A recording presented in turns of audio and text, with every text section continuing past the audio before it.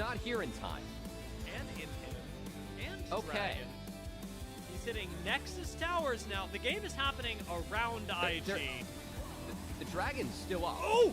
Flash forward from Kara does miss. Hoya is ending the game, by the way, but IG, they are fighting in the pit to try and deny this. Baron, Guwon does go in on the backside, almost taking out Mako. Schwo's going to finish him off. IG are still working on the fight, but again, the game is literally ending. Out goes the cancel from Schwo, and Hoya is just going to sit in base, slamming away on this. Way's here. Can they finish him? Can they stop Hoya? Flash from Hoya, and the last daughter to secure the game for NIP!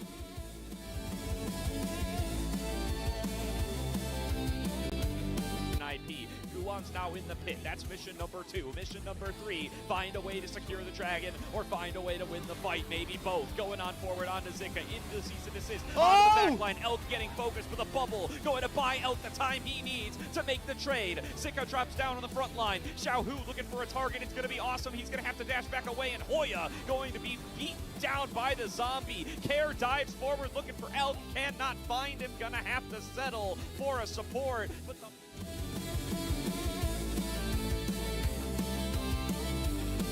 there's a control word right there, so they're going to spot him if he continues to go through mid. Is he just going to try and go around? Okay, it's special agent Xiaohao. Observers are like, I don't know what's going on. Why does Sheer have 10% HP? Well, what's going on over here?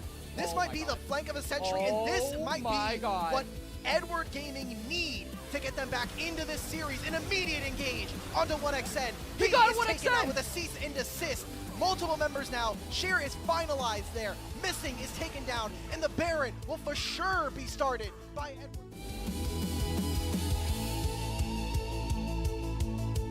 Shu has to either live or make a masterful play. Bottom dominance early, he flashes over the headbutt pulverized combo, Paranoia makes everything. Oh!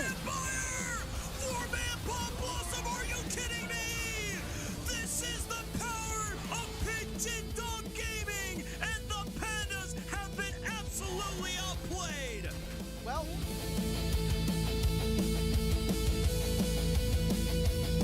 Jedge's way. Shouldn't want to risk it here as he gets back into the pit.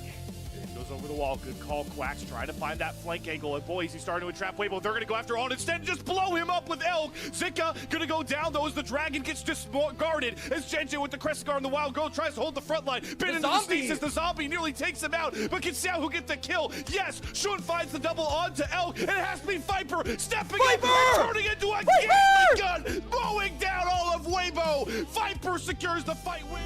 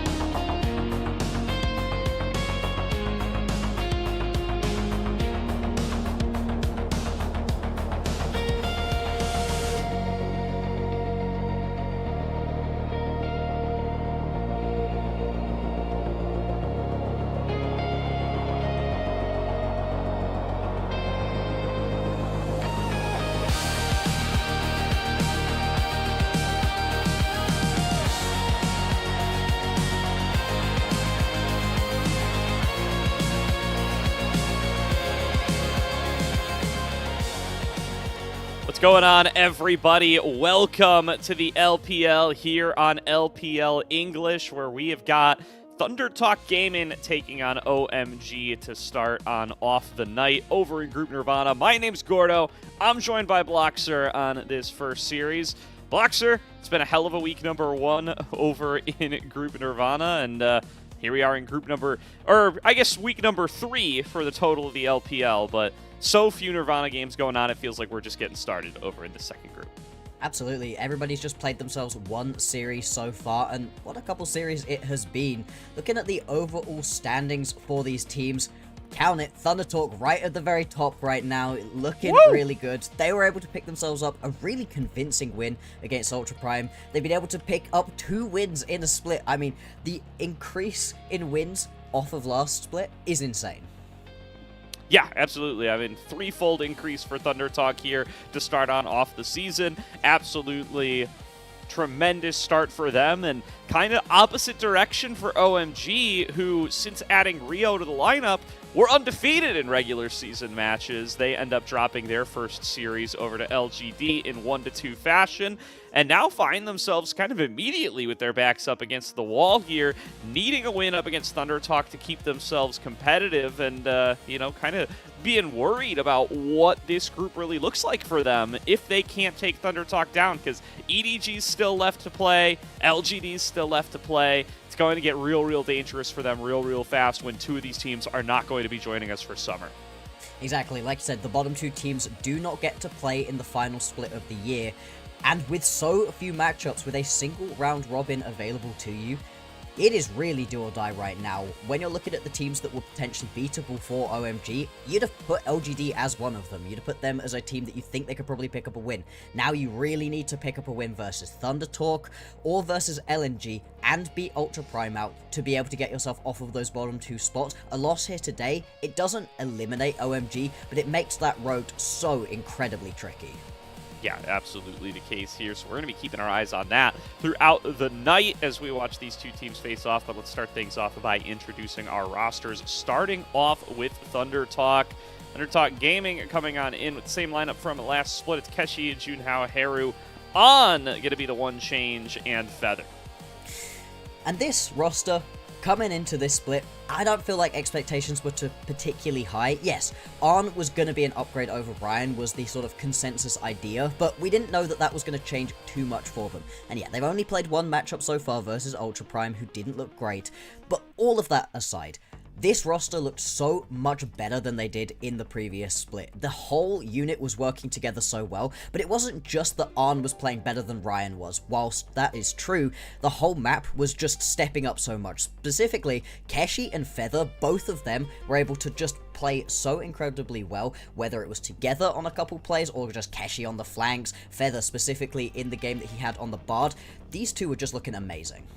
Yeah, and Keshi in particular, a player that has been kind of the best highlight you got from a really weak winter split for the likes of Thunder Talk. Now getting to show off a little bit more here as the team starts to look more competent, looking at this big highlight clip from him in the last series. He already was starting to put up really good numbers kind of in the gold generation damage dealt department for top laners. He, for periods of time, was up towards the top of the leaderboards for CSD for top laners and gold difference, was doing a really good job in the laning phase. Still has some of those rookie issues with getting ganked a little too easily and maybe not being able to be as responsible with those top lane leads as you might hope for, but still a rising star in his own right in his very first split. Now looking like this team might be better for split number 2. Things are looking up and up, and it might be the time to start investing in some Keshi stocks.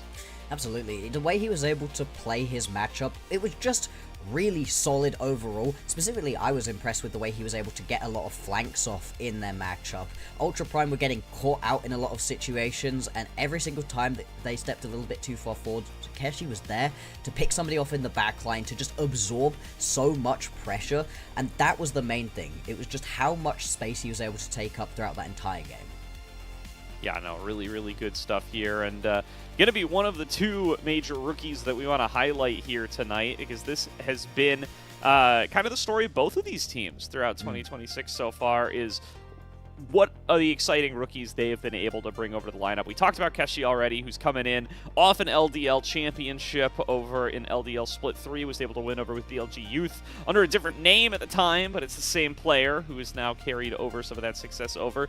True for Heru as well, who won alongside him, that 12-1 game record. And then Rio, on the other hand, over on OMG, who just got subbed in midway through the split, immediately took them on a huge win streak. They were 1-2 in series to start off the season, looking like they were likely going to miss those playoffs in split number 1. They rip off 3 wins in a row. They qualify for playoffs. They're able to even take down EDG in those playoffs. It was a hell of a run for them, and now Rio coming in as the full-time starter for split 2, so it would appear. And it was really impressive to see just the night and day difference between OMG when they had Juhan in the jungle and then when they upgraded to Rio. Again, it was the sort of switch up we were seeing with Thunder Talk where you were thinking, okay, it couldn't possibly get worse. You're moving something around, surely this will at least look better, but I don't think anybody expected a completely sputtering OMG to just suddenly turn back around, make their way into those play-ins and play as well as they did, and specifically, it was the way that Rio was so aggressive during early laning phases. His early ganking on champions like the Pantheon, the Vi, the Jarvan, the Xin Zhao, all of those early aggressive champions, that's his bread and butter. That was what he was playing so incredibly well for his team, and it felt like everybody else was unlocked. Haichao, somebody that had been doing very badly throughout the early stages of the split and honestly had a bad couple of years, all of a sudden alongside Rio felt like he was playing unlocked, so much freer, and was beginning to win lanes, was beginning to just get so much more done for his team than he'd been able to previously. Yeah, and you're referencing some OMG names already. Let's take a look at their starting lineup just to cover our bases here and make sure we know the names. It's Harry, Ryu, Haichao, Starry, and Moham.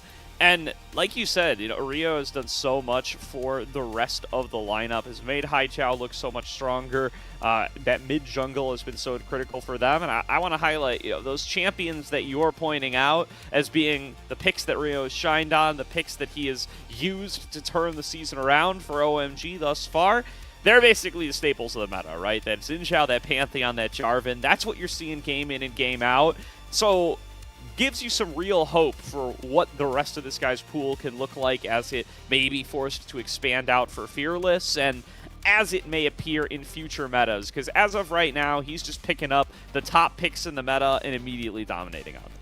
Yeah, if you can just play what is strong at the moment, you're going to be getting 90% of the way there, and I do like that for these kind of bottom tier group Nirvana teams. I don't need you to reinvent the wheel. I need you to play the standard meta champions that are good in the league at the moment and make them work really well. That was what really impressed me about what Thunder Talk were able to do, and I hope that OMG are able to replicate that sort of thing and get themselves into a bit of a stronger spot, because if they're able to do that, as much as we're talking about Thunder Talk as coming in with a lot of momentum off of their previous series, I don't think they're in any way unbeatable by OMG. I think OMG have a pretty good chance of at least being able to pick themselves up a game here, which in a head-to-head matchup where you are desperately trying to get out of those bottom 2 spots, where game differential is more important than head-to-head, that's critical.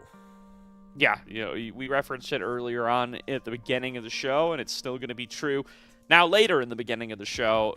It's so critical to be able to pick up these wins up against some of the quote-unquote weaker perceived teams. If you are OMG, if you do have your sights set on bigger and better things coming into the summer split, you definitely want to be competing in the summer split, and that very well may require you being able to take games from Thunder Talk earlier on here, because things are going to get so tough for them later on.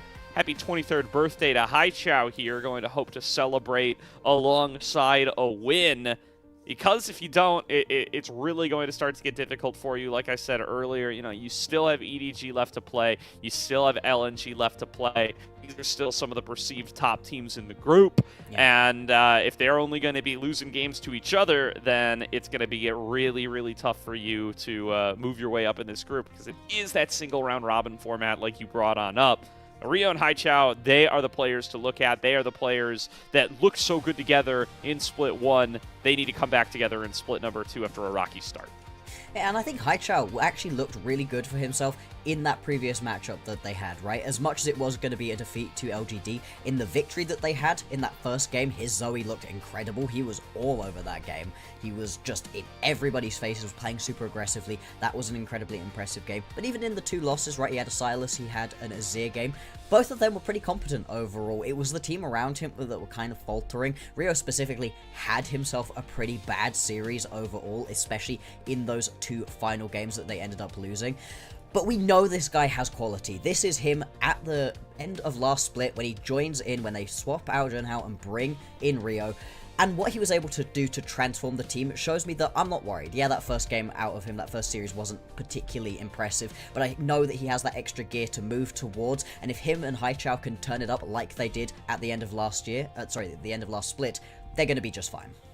Yeah, and you take a look up at the top, you can see the series score, you can see that ticking higher and higher for OMG as more and more games get played with Rio here. An incredible debut, one of the better ones that kind of stands out in my memory. And yes, you know, it was in one of the lower tiered groups. It's not like it was a Group Ascend debut or anything. It's up against some weaker levels of competition, but still, from where OMG started to where OMG ended up, it's all fallen on Rio's shoulders, and the fact that they were able to rip off so many wins in a row and take down EDG was massive for them.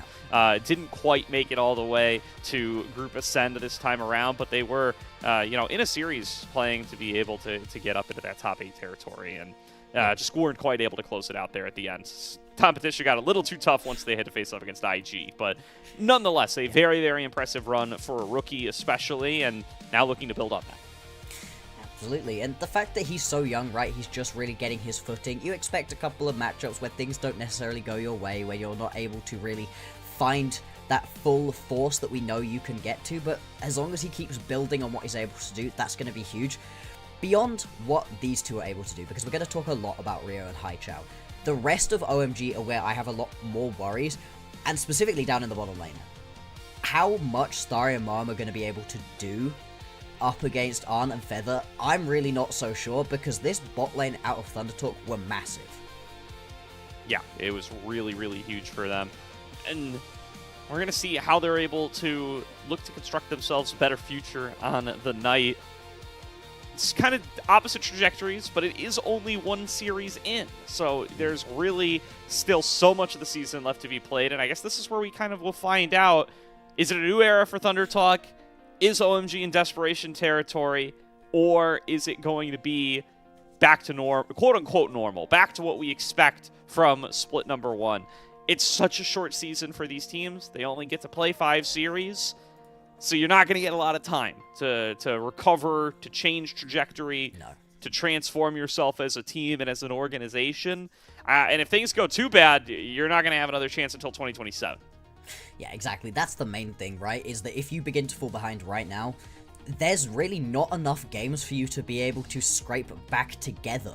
You don't have enough moments left to be able to play through. There's 6 teams in your groups, and you play a single round robin best of 3. Like we were saying earlier, it is individual game score that is more important than series score when it comes to tiebreakers. So even if you're losing, at least getting 2 1s is something for you right here. But for OMG, they were able to do that, so that's something. If they lose out 2-0 here versus Thunder Talk, you're putting yourself in such a rough spot. We were chatting about it behind the scenes, right? Who do they then look at as a potential win? It's not EDG, you'd have to imagine. You don't really think it's going to be LNG either. LNG have, as much as they lost to EDG, they still have looked very, very strong. I don't know where you're picking up that other win. Even if you just beat Ultra Prime, that will do well enough to get you 5th, but that's still in the bottom 2 spots, and that's saying goodbye for the rest of your split. Exactly. I mean, you can't, like, if that's your mindset, and I'm sure it's not the player's mindset, right? You got to believe you're going to be able to beat whatever opponent's out in front of you. But speaking realistically, if you're writing off EDG, if you're writing off LNG, you're cooked. That's going to be it, because you're not going to get any other. That's it. Those are all the opponents you're going to play against. You've already played against LGD. You lost that opportunity. If you lose here to Thunder Talk, those are your 3 remaining opponents. They're going to be EDG, LNG, and Ultra Prime. You're going to need to be able to beat at least 2, probably all 3, if you really want to feel safe and comfortable in that top 4 and in your ability to play out into the next split. So we watch the player walkouts right here. It's always nice getting to see all of the players walking out. Looking happy, looking relaxed so far. It is a big matchup. We're going to keep talking about how much this matchup really does impact. I feel like it is worth mentioning over on the other side of things though, right? If Thunder Talk are able to pick up this win, say they're able to pick up this win 2-0, all of a sudden they're beginning to compete into these higher tier opponents. You're not so much talking about are they going to be able to win 2 whole games as we were previously. That was the beginning conversation about this squad, and all of a sudden you're looking at them and going, okay, who else can you take? They've got LGD as their next matchup after OMG. In that OMG-LGD matchup, LGD looked eminently beatable. That was not a team that you're looking at and going, there's no way teams are going to be able to beat them like you are EDG at the moment. So Thunder Talk, if they can win right here, that momentum is going to be all in their favor. Yeah, it definitely is here, as both teams going to sit down here, get ready to kick on off draft number 1. We will see. I do not have the first selection in front of me, so we will have to see I do not know it either. Where that is going to fall. I do believe that it does sit in the hands of Thunder Talk, but going to have to see what exactly they go for here once we do get on to the map and get into the draft. I mean, so far, Thunder Talk, when they've been trying to draft for themselves, they've been very much looking at grabbing themselves some early jungle power, some pretty early top lane power, and then just give a little bit of late game counter over to your bot lane, allow Heru to think about what he wants to play a little bit later on into the game. The fact that they were able to grab themselves the Silas with the Alistar on the other side of things really did help them in that final game that they played up against Ultra Prime. I don't expect that sort of draft mistake to come through from OMG, but OMG's drafts, they have been a little bit odd. They've been a little bit split focus, not really finding that full potential that you want. You've got some comps that are very much front to back. You've got some where half the team wants to jump in. We were talking before as well about how we did not particularly enjoy the Yorick out of Harry, hoping to avoid that one in this game. Yeah, definitely not. And you know, you look over at in the winter split what some of the champions from Moham looked like as well. Like, was not a big Nami guy, was not a big Karma guy. These have started to kind of become a little bit more of staples in the meta as of late. Hai Chao has never been the biggest Orianna guy in the world, has certainly not played it yet this split. That's not going to stop him from picking up bans. And Luxer, it would appear that Juhan is in the lineup for OMG tonight. We did not know that. If that's true? Oh no. Okay, well. Well, the oh no will give you a little hint at our opinion on this one. This team, we may or may not have just spent like 10 minutes talking about how this team looked real bad with Juhan in the lineup, so maybe things have changed, you know? Starry as captain, maybe the change is within us and not actually externalized on towards Rio.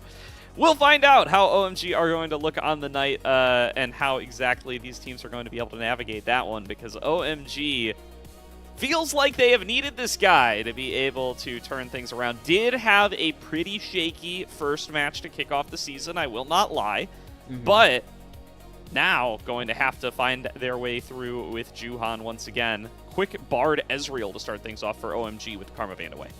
I really like just grabbing that Bard away from Feather, making sure you've got yourself a pretty sustainable and safe bot lane matchup. You really are expecting Thunderstalk's bot lane to try take it to you. Not necessarily in a fight you during the first couple of levels kind of way, as much as they keep hovering on towards the Draven. I really don't think that's the play that you want right here for Thunder Talk. They very much prefer sitting back a little bit more during the early laning phase, waiting for those item breakpoints to come through and then taking it to you.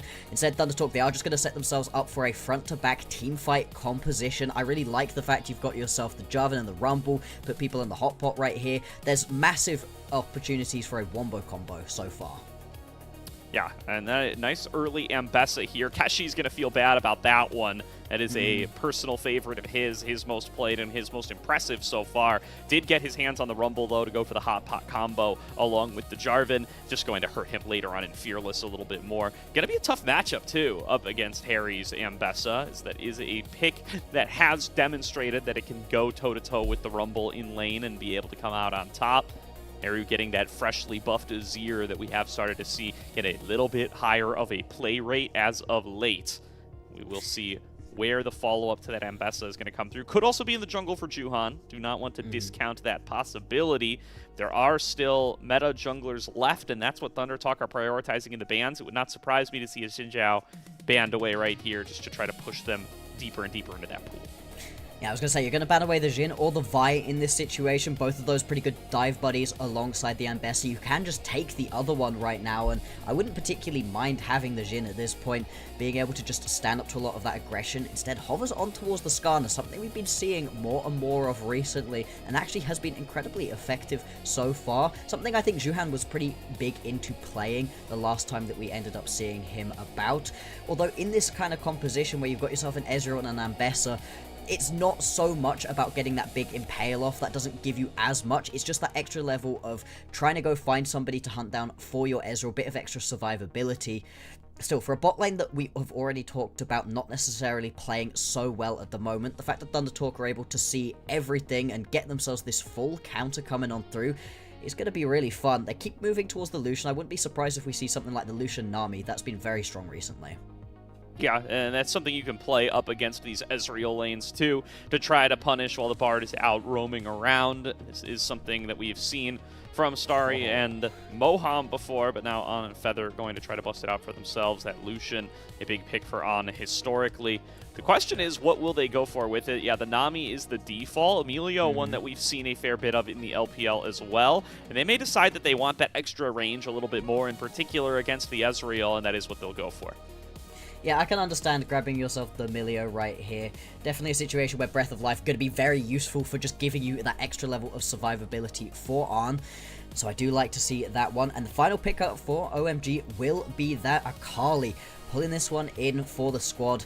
And that gives you that threat into the backline that you were really missing out of OMG, where this composition is going to be all about just diving on in. These are going to be messy team fights for OMG. They don't want to front to back. They don't want to allow Thunder Talk to play the game as they want to in a front to back situation. They want to break down those front lines, find those flanks, and see if they can't assassinate On before a team fight even starts.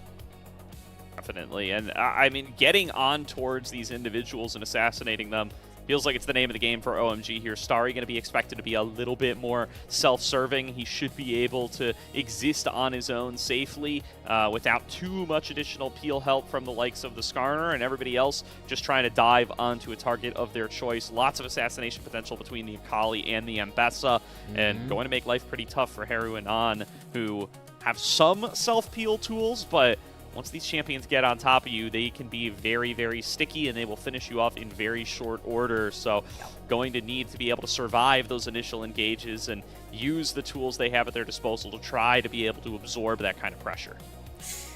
I really do like what Thunder Talk have drafted for themselves. As if they can avoid that level of backline dive access, if Haichao and and Harry aren't allowed to just fly into the backline and assassinate An or Heru, if they are able to just kind of front to back and get people caught up in that Cataclysm, you've got so much wombo combo damage that you can just rain on down. The big thing for me is then going to be, what can Moham do? With that Tempered Fate, if he can cut that in half, that's a good way to stop those plays.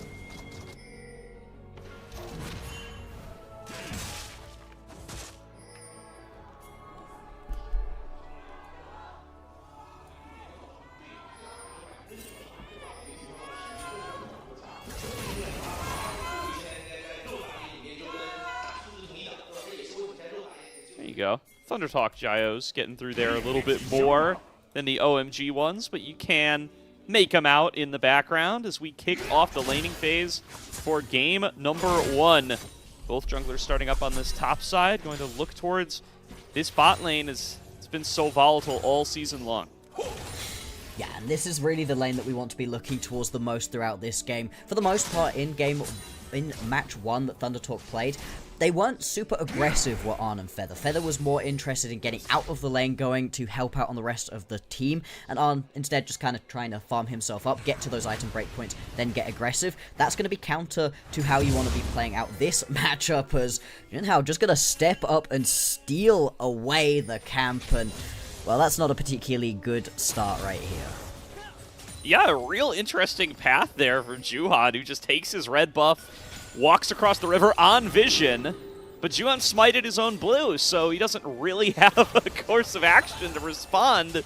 he's just got to watch it happen. The only other choice would have been to peel off your own Gromp, which might as well be counter-jungling yourself, although maybe would have been a slightly more positive outcome. Great start for Juhan here, though, or for Junhao, rather, as Juhan doesn't really have a response. No, there's really nothing you can do as the Skarner in this situation. The Jarvan's just going to be able to keep up with this pressure, and if you're able to keep walking into your opponent's jungle, stealing away camps, walking away, that's something you can do to try and build your advantages. And then what can Junhao do to turn those into lane ganks? Because he wasn't super duper proactive during the previous series. He was that more a little bit back. Again, the team was very happy just allowing things to happen early on, and then really finding those item breakpoints and turning it up. But we should be seeing a little bit more aggression out of this Thunder Talk squad, specifically through the bot lane as we were talking about, although I don't know that you're going to be able to find a gank this early on as Junhao. More just trying to get this early Scuttle Crab. I like the fact he just skipped out onto those Krugs to be able to make all of this happen. Yeah, good pace from Junhao here, and already is that one camp up from smiting away the Gromp. Can afford to take a break on that other camp. Juhan trying to rush his way back up towards the top side to get himself a scuttler, and it looks like he will be able to find it for himself. It was looking a little dicey there with both Keshi and Haru being able to push up their individual lanes, but Junhao wants to keep the pace up, takes the early recall, heading back over to his Krugs, and will give the opportunity for Juhan to claim a scuttler of his own. Yeah, not getting that double scuttle is not the end of the world. You are absolutely right with pace up. Being able to head back to base and get that reset off as quickly as possible means you're going to be here for these camp respawns, and again, start working your way back down towards the bottom side of the map, where we're expecting as much of that aggression to be coming through as possible. Early on, there's not really any lanes you're particularly expecting ganks to come through, although with Harry taking a decent chunk of damage, I do wonder if Junhao could go for something interesting. He might just do it again. Yeah. Returning to the scene of the crime, going to see if he can get a second crime committed. Does have to fear somewhat the collapses coming through from the side lanes, despite the push advantages. He is in the enemy jungle. There are some quick little paths that the likes of Harry could take to come over here and disrupt him. So we'll decide, okay, Juhan's here for the spawn. He can have it and return back over to his own camps, which are coming back up for now, so not too far behind pace. Not clearing that ward out, though. We'll see how much that's going to impact, but this is just giving so much free vision over to Thunder Talk, allowing them to know exactly where it is that Juhan's going to be, where he isn't, making these lanes so much safer to be able to play, which in these lane matchups where you're going to get some decent push now and again, you really do want to have that full information as much as possible. And this is another problem that OMG have had. They've had problems with vision control, whether that be through Moam or through Rio in the previous game. Juhan, we'll see if he's able to pick it up for the squad, because not having vision with this kind of composition where it's all about the flanks, that's going to be devastating to the game plan. TP's coming out across the board. All solo lanes have now used them and will now not have them for the next few minutes. First dragon has spawned, and both junglers towards the bottom side. We'll see if some action breaks out here as Han making a trade with the Cozy Campfire. Juhan going to be the first one to show his face in the bottom lane. Going to be able to get Feather up against the wall. Tons of damage comes through onto Feather. A blink forward from Starry nearly takes him down. Feather has to blow the heal to stay alive. Starry using his barrier as well. But all in all, that health bar advantage going the way of OMG. Junhao arrives, but fight's already done and dusted. Yeah, and I mean, at this point, you're just sort of sticking around to see if maybe there's an over-aggression from OMG. Now, just going to get a little bit of poke damage laid down. Junhao should be able to walk out from this one. You're not going to be able to land that wallbang. Instead, everybody just going to walk away from this one. Yeah, at least so we believe. Junhao stepping up to try to clear this control ward. Going to take a lot of damage for his efforts. And now the health bars are low enough across the board that this could be a dragon opportunity for OMG if they want to try to push for it. I don't think Starry quite has the push going through quickly enough to be able to get this one off, then head over to help out with this Drake. So instead, the Drake will survive for a little bit longer. Keshi, though, having to flash away from the public execution, does manage to do so, so will survive. But some good pressure, actually, on the roam right here from Haichao. Yeah, good job by Haichao, just cheating his way up as soon as he gets that wave up into Haru's face. And clearly Keshi not realizing that the Akali has vanished towards the top side in time and has to blow that flash. Good decision to do so, though, as he could have certainly exposed himself to a full combo from both solo laners and gotten bursted out for it. And you really do want to find that early kill here on Haichao. This Akali getting a couple extra kills early on, getting that snowballing of gold going is massive for the game plan when they are going to be looking for these flanks. I mean, this is a composition right here from OMG that spikes incredibly hard at that one item point. If you can get one item onto your Ambessa, your Akali, your Ezreal, now it is go time for you. So I like the fact they're hunting, not quite able to make it happen quite yet though. Oh, Moham taking a big chunk there as the W's procced by True Shot Barrage. Moham taking a magical journey to try to get closer, but not going to be able to finish the job still. That's going to be a recall forced out of On with both summoners down. No heal to be found, and a huge health bar advantage for Starry. And that True Shot Barrage did so much damage right there to Arn. He's not been able to tick that level 6 yet, though, as through all of that early pressure, we saw those early resets having to come through, giving that little bit of a level advantage. Now Arn does hit himself onto level 6, doesn't decide to immediately open up with the culling. Instead, he's just going to go slow once again. With more resets coming on through, nobody really looking towards the dragon quite yet. Junhao is in the area, though. Meanwhile, Juhan up towards the top side, taking a look at these grubs. Does look like he's going to try to start them up. They'll be good for Harry in the side lane coming into the later game. This is the team that perhaps likes the grubs a little bit more this game with their double side laners in Ambessa and Akali. So if they're able to secure these for themselves, especially if it's not in trade for the dragon, that's going to be a good game for OMG. If you can then turn back around and head down towards the bottom side of the map and still go and compete for this dragon, that's going to put you in a really good spot. And yeah, Mom's going to be able to spot out the fact that nobody is on this one. Juhan, I think he's correct right here, cancels the recall, heads down towards the bottom side of the map. Everybody's got their ultis available. Top laners don't have TPs quite yet, although Harris will be up in a couple of seconds. So if we do end up with a big explosive fight, there is a potential to end up with a little bit of a numbers advantage here for OMG. Yeah, it's a good position for OMG here. Good objective control. Juhan finds a moment where his lanes are going to be able to support him, gets the top side objective, and now is looking towards the bottom side. Big shuffle from Heru, though. Gets Haichao underneath the turret, going to force out that perfect execution defensively, and that's going to buy him a lot of breathing room on this Azir. Absolutely it is. The fact you're able to just get that shuffle back on through, yeah, you're unlikely to pick up the kill. Hang on, top laners. Harry and Keshi going at it. Keshi did overheat there for a moment, which means he's not in the danger zone yet. Will still push Harry back nonetheless. Equalizer comes on out for a little bit more poke, and now Junhao looking to finish the job. Has the Cataclysm, flashes for it. Harry flashes away. Flag and drag to chase him down. One more auto would probably do it. And looking for the Dragon Strike. Junhao finds it. Thunder Talk on the board first. There we go. I really like that set of plays from Thunder Talk. The fact that you know you've got your jungler heading up towards the top lane unlocks Keshi. He's able to get super duper aggressive, and you now get a good while alone with this tower. Big wave being missed out onto for Harry. Pretty devastating for the chances of OMG. You really needed this Ambessa in a strong spot because that's a lot of your engage. Definitely. Now down almost 1,000 gold. Keshi's been doing pretty solidly in the laning phase anyway. Harry will be able to scoop up a little bit of this farm on the way back, but Rumble was already starting to pull ahead, and now he's really feeling ahead as he goes back, gets all the components of his Leandries, gets boots too. That's going to be a sizable lead over the Ambessa, who also stopped off on a Hex Drinker to try to support her in this one-on-one. Looking to get as aggressive as possible in this situation is Keshi, and is really just forcing Harry to respond. He hasn't been able to make any of his own plays so far. Not particularly surprising in this matchup, right? The Rumble will always be a little bit stronger, but just how much stronger Keshi has been in laning phases. This is now 2 series in a row where he's been able to do incredibly well for himself. You can see he's very close as well to getting that Unleashed teleport available to him, completing that quest, and just being an absolute menace on the map. It's good to see from the early game of Thunder Talk, before we even get to any of these skirmishes and team fights, able to establish yourself a lead, not fall behind. It just buys you time for these other champions to really get online.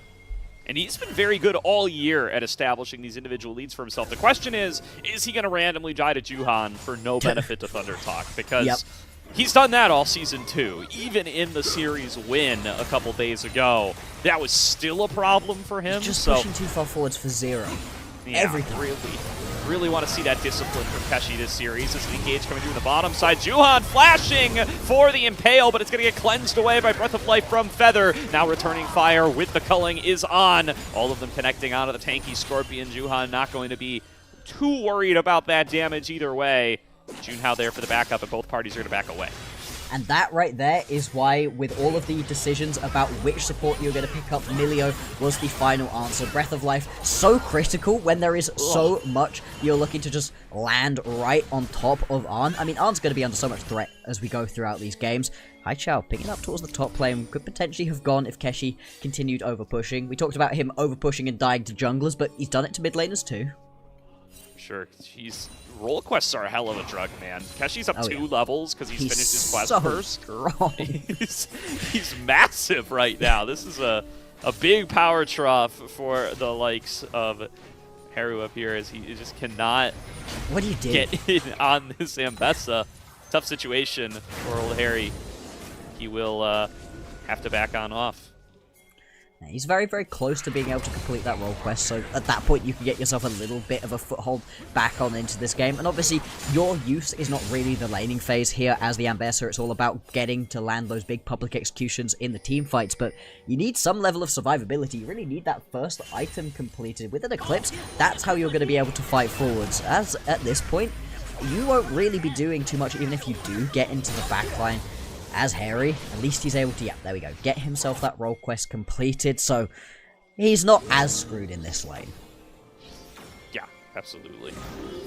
So, quests starting to complete across the board here. Oh, that discrepancy going to be quickly erased. Still, as she had in this one-on-one, he's making sure that Harry knows about it. Going to be that first dragon, of course, picked up by OMG 4 minutes ago. Now, the second one up and ripe for the taking in just about a moment. And the push still going to be in Haichao's favor. He's got that ultimate back and available after Haru broke it earlier on. He's got that completed Gunblade as well, so it's a big power spike for the Akali. Expect to see him arrive to this Chemtech Drake. But we're getting items completed pretty much across the board right now. You've got the Heartsteel to start stacking up right here for Juhan. Leandri's coming through for Keshi. That's the big one when it comes to these team fights, giving you so much extra. And with the Kraken also in inventory for Arn, all of a sudden the tankiness of this Skarner begins to go away. Same thing for this Ambessa. You're a lot less worried about either of these champions being able to just stand up to your damage. And so in a big skirmish, this is where you can begin to make things work for you. But OMG, with these first items completing, this is where I want to see them really start fighting. I think the later and later you let this game go, that's more opportunity for Haru to get into a good spot, for Junhao to get tankier, Keshi to just start burning straight through you. And they're going to get stuck underneath the turret here, as is the Azir. OMG sending their full forces to this dragon, and it looks like they are going to be able to pick this one up. I think perhaps wisely, Keshi not going to show up. He is the big team fighting power, like you said, but doesn't want to forfeit that one-on-one lead. Try to flip the game on Dragon number 2. So this one going to go over to OMG. That's 3 objectives in a row for them. Junhao going to try to break the streak as he starts on off the Rift Herald, but reinforcements arriving for OMG in very short order. And lots of people heading on up. I mean, Starry just reset, so you don't have your ADC available to you. Junhao looking to turn this one back around. Got the support of his squad now. Portal just going to go over the wall, and Thundertalk re-establish control over the pit. Now Keshi gets to be here and sacrifice nothing to do it, so Thundertalk feeling a little bit better about their odds and will be able to secure themselves the Rift Herald. It gets picked up by Junhao. He flags and drags his way out to safety.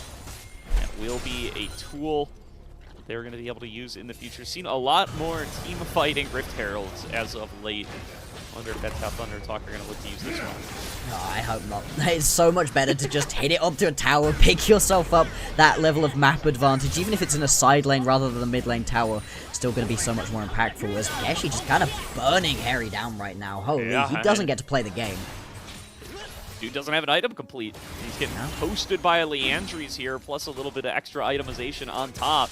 It is tough to be Harry in this particular moment, and we enter the Australia lanes with full top lanes moving down to the bottom side. Keshi gets to keep his one-on-one. There's no dragon down here. Nobody's interested in spending their time on this side of the map. He's going to get paid for it.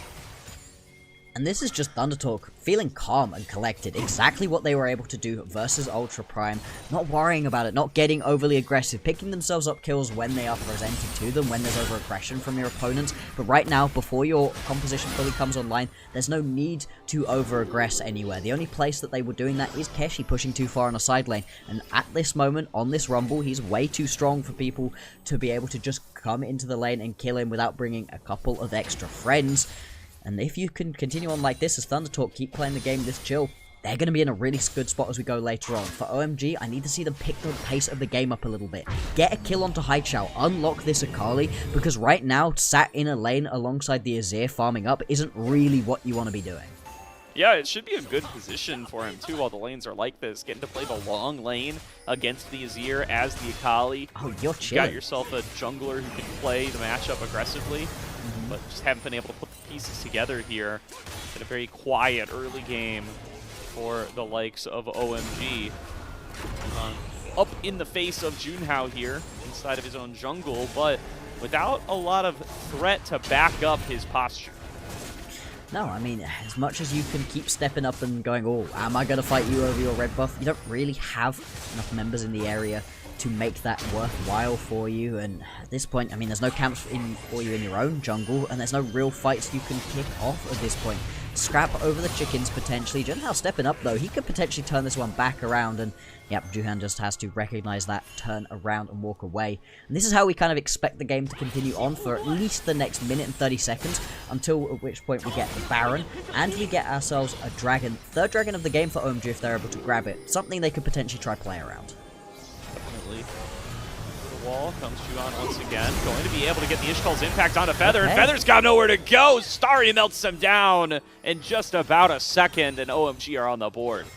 And this is what we were talking about, right? Use this Skarner aggressively. One of the better ganking champions available to you. And Feather just not recognizing that he was under any threat. And at the point at which you get caught into the wall, there's nothing you could do. Heru, same again here. Oh, nice shuffle onto the Ishkal's impacting Skarner. Gets him away before he can get snagged. But Haichao finds the perfect execution, finds the shuriken flip for the kill. And Heru drops despite the outplay.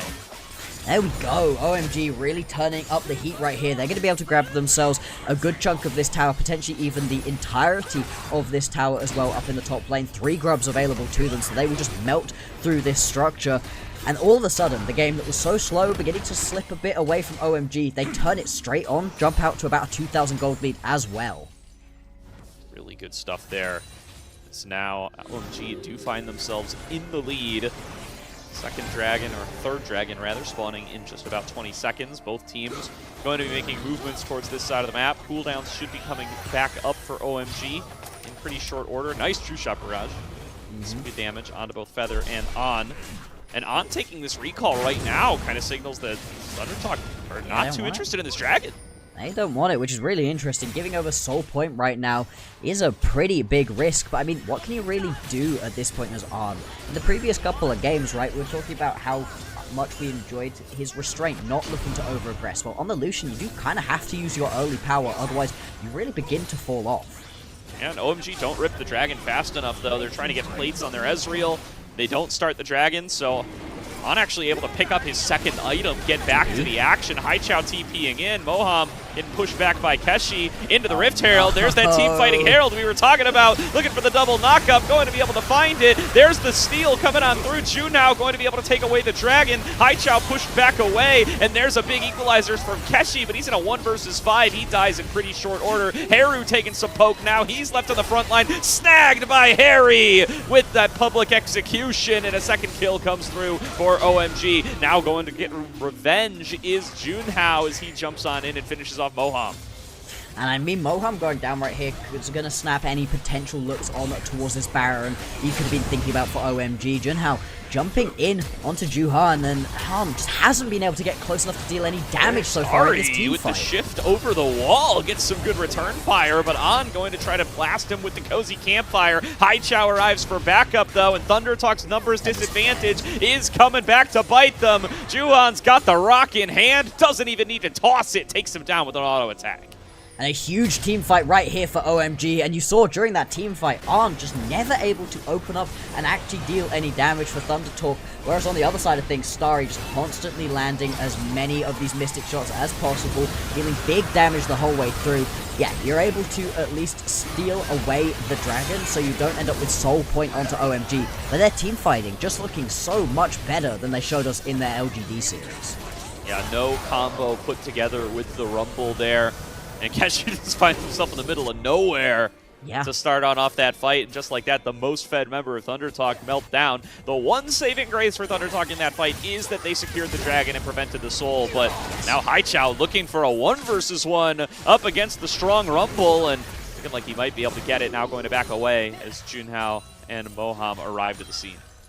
So, with Baron now up and available and a 3,000 gold lead for OMG, that's got to be the next big thing that they are looking to play towards. Right now, not really got any vision set up in the area. All of the vision for both teams really still around the bottom side of the map. But with the push being established on the bottom side for OMG, they can start to move up towards mid lane, establish push there. And then it's just all about threatening into the darkness.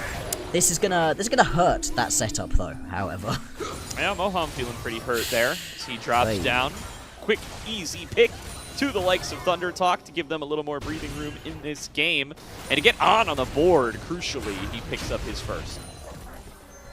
Just getting a little bit of gold into Arn's back pocket, right? He's got 2 items completed, but you just do not really hit anywhere near as hard as you are seeing the Ezreal hit from Starry, but also he can't get close enough in a lot of these situations. The culling is landing, but in order to actually be able to get all of those auto attacks off, the double taps through, he needs to sit so close to his opponents, and OMG are doing a really good job of anytime he steps up, just turning and burning. Definitely. So, get a little bit of a period of calm, but these turrets all getting taken by OMG, giving them so much space to play on the map. They're pushing up a pretty deep vision line up on this top side to make sure that they're going to be the ones with control over this top river for the next couple of moments. And ThunderTalk, they can't really step up to pick up these waves. They have to stay back behind the river, back behind their own, whatever measly vision they can put together for themselves here. But territory is dangerous, and Keshi, doing Keshi things, has to get himself back. Yeah, turn around, run away. At least he's not going to go down. We've seen that plenty of times, and I imagine we're going to see people keep hunting on towards him.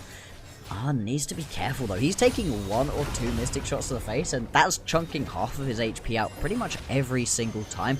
He doesn't really have himself any healing to come back through, so you're very much reliant on having Feather around to just not die to the poke damage right here. Yeah, tough position for ThunderTalk. They've got none of these outer turrets. They've getting pushed back. There's a nice vision line established for OMG.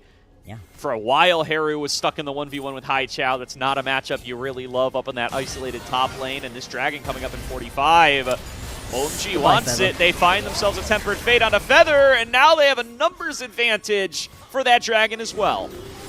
Yeah, I mean, you've got the Baron up and available as well, but it really looks like OMG, they're all about establishing control around this bottom side of the map. And this is now a couple of times that Feather has been caught out, and we gave so much praise to Feather. He ended up getting a player of the game in the second game versus Ultra Prime, and the overall player of the match. For good reason. He looked incredibly good, specifically on his Bard, but here today, on this Milio, just keeps getting caught out of position, and it's costing ThunderTalk so much. That vision line you were talking about, well, Feather can't step up to go and push any vision of their own. Haru going for a shuffle, doesn't find it. Starry gets jumped on by Junhao, still held on to the shift to be able to get away, and Haru gonna be the one who faces punishment. He's the first to drop in the fight. Now Keshi up in the front line, gets bailed on by the rest of his team, flashes back to try to rejoin them, but they're falling around him. Haichao gets the perfect execution onto On. Keshi going to join his marksman in the grave, and an easy Baron start for OMG as they take the fight 3-0. There we go, OMG fighting back right now, and we've been talking about how important this series is. Picking up this first win, getting that momentum going, would put them in such a good spot going on forwards, and with the Baron in inventory, nearly 7,000 gold, the advantage right here for OMG is going to be all about cracking open the base at this point. I mean, I get the idea out of Haru, but, I mean, it's the Bard as well. Like, even if you get that kill, you're going for that play onto OMG's Bard. You blow so much for it, and it just baits Thundertalk way too far forwards. I mean, Feather's only just sprinting back from base at this point in the game, and Junhao's lucky to be able to flag and drag for his life. You got to feel for Junhao there a little bit when you go in for the flag and drag onto the Ezreal, and he shifts away from it, and you're just like, wait a second. How did that shuffle not get anybody if this Ezreal's still in shift? I don't understand. Exactly. You're expecting OMG. at least they've blown flashes and shifts in that situation. Not this time. Sorry. Nope. Playing very solidly in this game. Now up to 4-0-3. Team is now on Soul Point as they pick themselves up Dragon number 3. 7K gold lead, OMG. Really starting to run away with it here. A big part of the problem was just that Arn never got anything going down in this bottom lane. The Lucian wasn't able to step up. Tempered Fate gonna land, and this could be a disaster. Yeah, that's gonna be a double sting, but a quick cleanse comes through from Feather. Loving that Melio into the Skarner. Breath of Life pulling in overtime this game, making sure that these impales are not too impactful, but not going to win you the fight, just going to prevent what would have been a messy, messy team fight. Now that one is down for a decent little while. OMG, they have at least had a little bit of problem cracking a couple of the towers, but no problems with getting through the health bar of this Jarvan right here. Starry just landing a couple shots, and that one is just going to fall straight on down. Only a single outer tower still remaining at this point before the base really in the sights of OMG, and they've still got a minute left on this Baron. Definitely. And they're going to use it. They get themselves this top lane inner turret. Mid lane inner turret already fallen, ballooning that gold lead even more, and they're going to start knocking on inhibitor turrets here, because why not? Junhao still dead for 15 seconds. Health bars looking good. Now going to be able to just force Thundertalk back into their base, and first inhibitor goes to OMG here at 28 minutes. Second one probably soon to fall as well. I don't know how Thundertalk can step up. They certainly can't clear these minions either. I like this from OMG though. Don't push too far forwards. No reason to over-aggress and lose out onto all of this gold. Plenty of big shutdowns on the OMG members' heads, so they need to be careful to not lose a team fight, or that could really put Thundertalk back into this one. Because right now, I mean, Junhao, do not step up. That will be your second death of the game.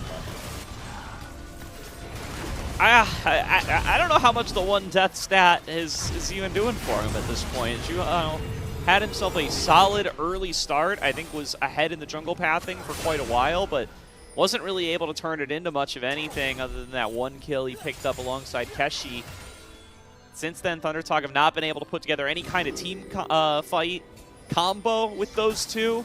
And like you said, An and Heru never really arriving to this game. Kind of started off behind and stayed behind and fell further behind, and now are not able to get done what they need to get done in these team fights, and they're just getting strangled out by OMG. This calm, quiet style of play works really well when you're playing a Sivir or a Yanara, who can just sit and scale, and then at the point at which you hit your 3-4 items, now it's go time, we go play video game. On the Lucian, no, you have to get aggressive early on, otherwise this champion just doesn't give you anything. But obviously, into the Ezreal, which you knew was there, the Ezreal Bard you knew was going to be your lane matchup, that was picked very early. You can't just sit back, and it's exactly what they have done. Thundertalk cowering underneath their tier 3 tower here in the bot lane, desperately trying to defend that final inhibitor.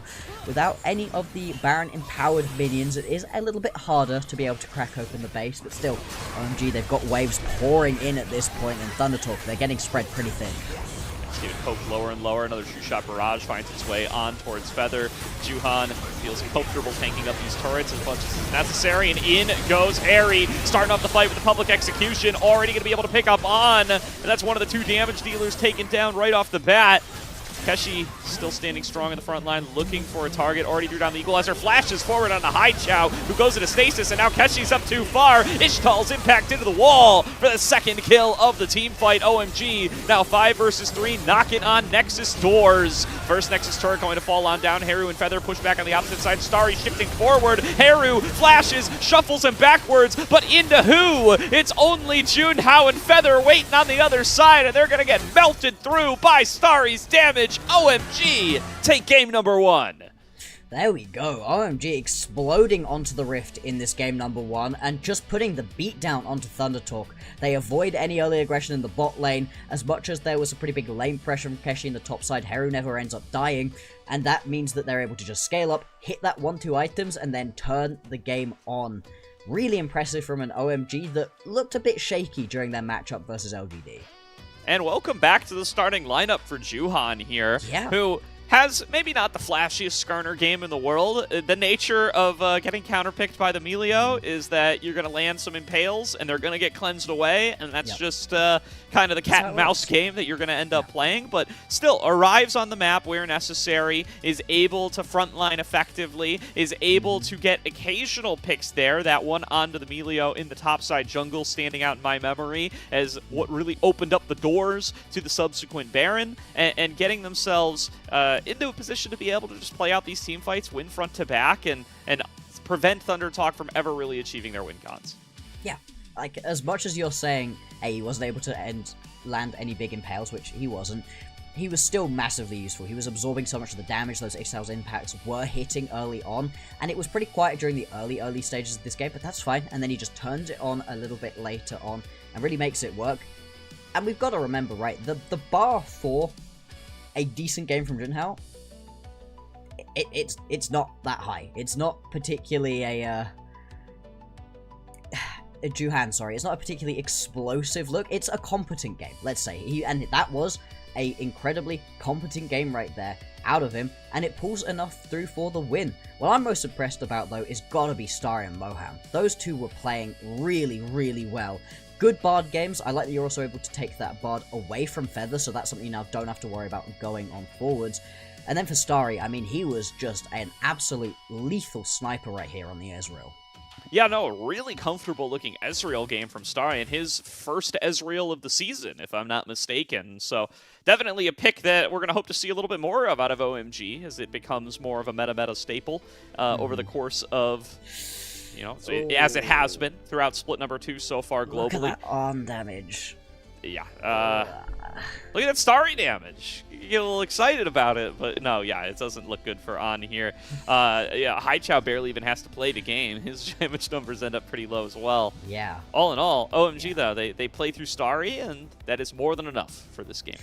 Yeah, and I also really like how much they played around these objectives, right? They're able to grab themselves the majority of the Drakes in the game, they grab Barons, they grab themselves the Grubs as well. And early on, right, when Junhao is able to grab those Grubs without it being traded back by Junhao onto the Drake, that's awesome for you. You then get to go and compete, pick that one up for yourself, and just keep the tempo of the game really high for OMG. I love the way they're able to play out this game so far, and if they're able to continue this into game number 2, that's going to be pretty big. I don't feel like they've lost out onto anything massive right here through Fearless. This isn't the only champions they're able to win on.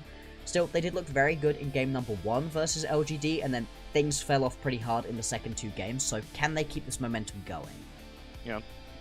There's that play we were talking about earlier. Really good to be able to pick off the Melio there. That's kind of the one target where this works out for you as the Skarner, because you can't Breath of Life yourself. Good play by Heru here, immediately undone as he steps up a little bit too far, and Haichao gets the execution. Oh, I love these really cinematic looks through. Boom. That's so pretty. So well played. And just overall in this game, what I was most impressed with is watch Starry's positioning throughout these team fights. You saw the amount of damage he was able to do. 40k throughout this game, and watch him. He is hitting pretty much the entire time. He's arcade shifting in the right directions quite aggressively most of the time forwards, but also knowing when there's no point and when he needs to turn back around and move backwards. Harry, really nice to land that public execution right there as well. But again, just through these team fights, watch Starry's positioning, watch what he's doing, because he is constantly hitting. As you highlighted, Haichao didn't actually end up doing that much damage overall. Nobody else really did, but Starry easily able to carry. And you know, I don't think we talked about it enough at that Dragon fight. That was the 1.5k gold lead Rumble jumping into Rift Herald and putting himself in a 1 versus 5. And just dying, yeah. And just dying. I think, yeah, listen, Keshi, you're laning. We love it, brother. We're all excited about it. We made you a whole graphic about it. Criticism where it's due. We can't be doing that. Yeah. I mean, what did we say early on, right? We said hot pot combo. We didn't see that combo a single time Not once. Not a single time. I mean, also, like when you've got yourself the Jarvan and the Lucian, you're shooting fish in a barrel. We didn't see that one once either. There was no combo coming on through. If you'd have turned nameplates on and told me, hey, one of these squads has brought back the jungler that they didn't have a particularly good time on last time, I'd have thought that OMG were on the losing side of this, where you didn't have that level of coordination between your jungle and everybody else. Not the other way around, where you're expecting so much more to be able to come through here from ThunderTalk, and they just didn't get anything going. And that was what really stood out to us about ThunderTalk's first series this split, is they played two different styles of team composition and executed both of them at a pretty high level, and that is not what we saw in this game number 1. So really going to look to see them, maybe bust out something more similar to what we saw. We had the kind of kite back Lulu Yunara composition before. We had this kind of team fight Divey set up with the Sivir, the Vi, the Sylas, the Gnar. Yeah. I liked those compositions for them. I liked how they played them.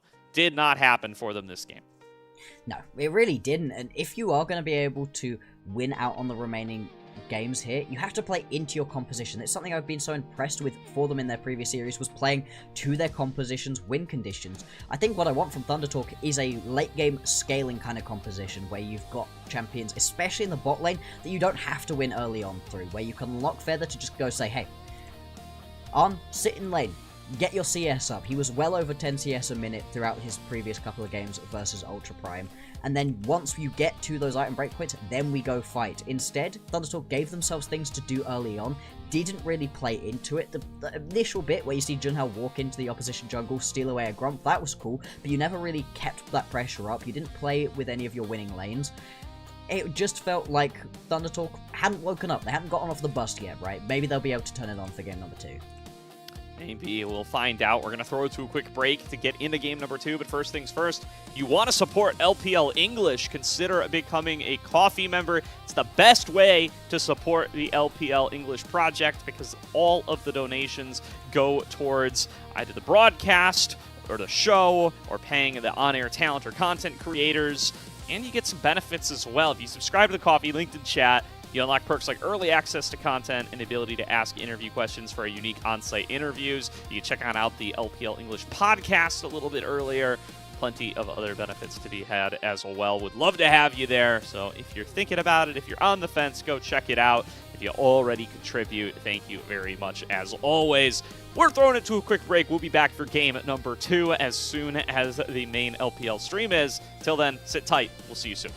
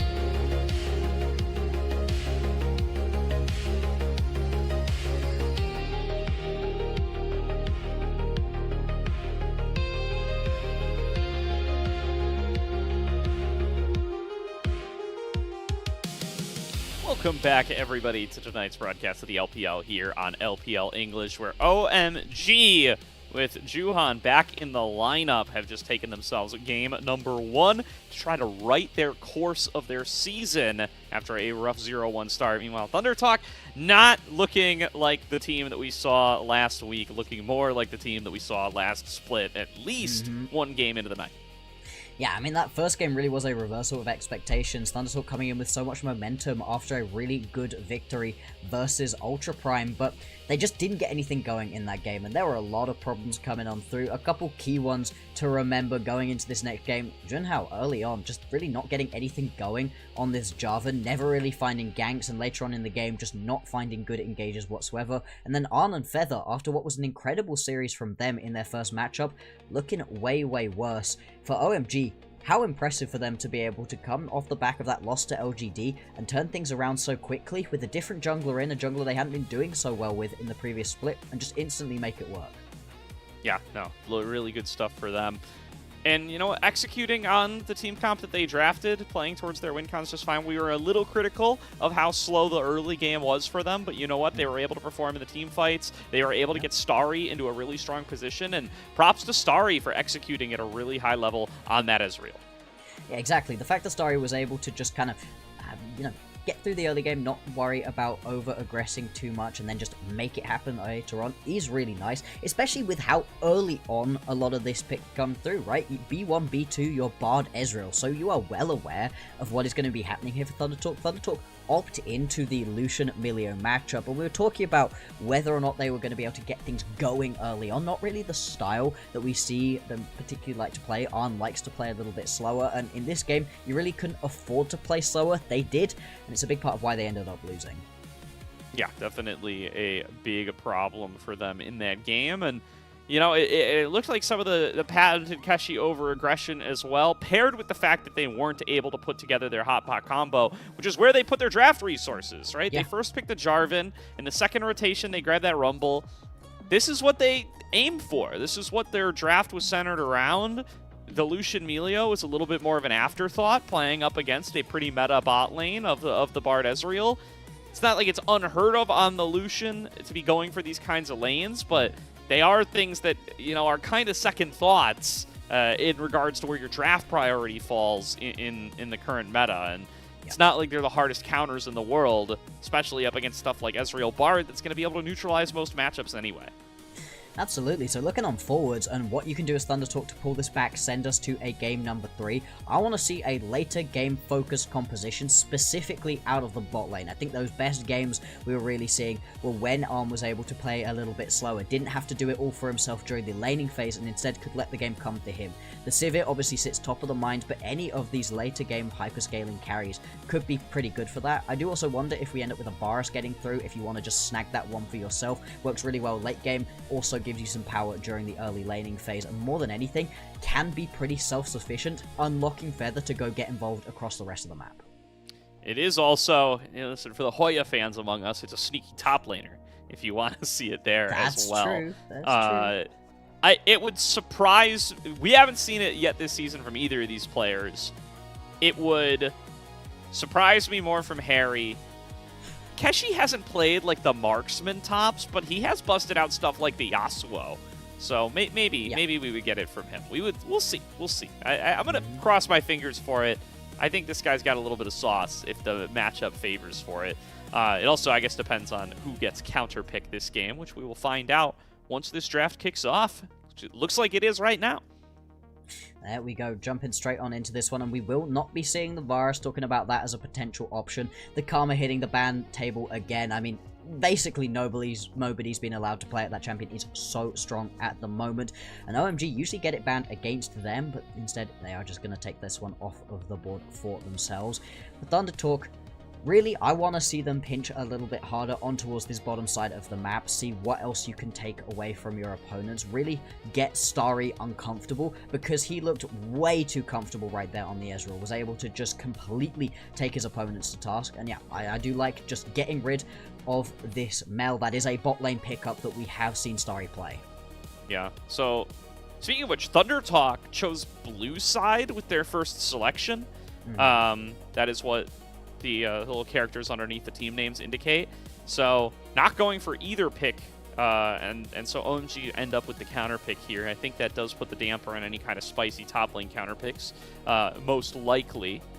Ashe Seraphine up and available by my eyes, so I wonder if we're just going to see a quick snap up of the Seraphine here for Feather, and there it goes. Yeah, I like grabbing the Seraphine, especially rather than the Ashe, because that's the better bit of this combo. As much as the Ashe is pretty strong, it can give you a really good combo when you're looking to go for those pick potential compositions as well. The Seraphine is just so strong. It's such a good neutralizer into aggressive compositions, which is something we've seen OMG play a lot of for themselves. So the response out of OMG, I'm expecting them to want to grab themselves their jungler as early on as possible. Really, you do like to just grab something for Junhan as quickly as possible. They are going to grab the Corki, though. Very interesting. So the Corki maybe means you don't so much want to play that Ashe combo. You know, you can get taken through in a little bit of these quick trades, but at the same time, in slightly more extended trades, you're chilling. You can still play that combo if this is what you want to do for Thunderdog. Yeah, well, the Ashe is going to come on through. They don't take the effort to try to split up this duo. Stuff like Corki Nami is still going to be available if that's what they want to play into it. Junhao is surely messing with this here. This is an Ashe 100% of the time. So instead, let's talk about the jungle. Xin Zhao going to be the obvious selection here, and that is what Junhao is going to take for himself. Here comes the Ashe. Pretty stock standard draft so far. The question is this going to be the Nami for Moham, or are they going to look for something a little bit different? When Moham has not been a Nami player very much so far this season, it was something that we saw a lot more in split number 1, but still never out of Moham. Does look like, this is going to be the exception, though. This is the duo you would take with the Corki.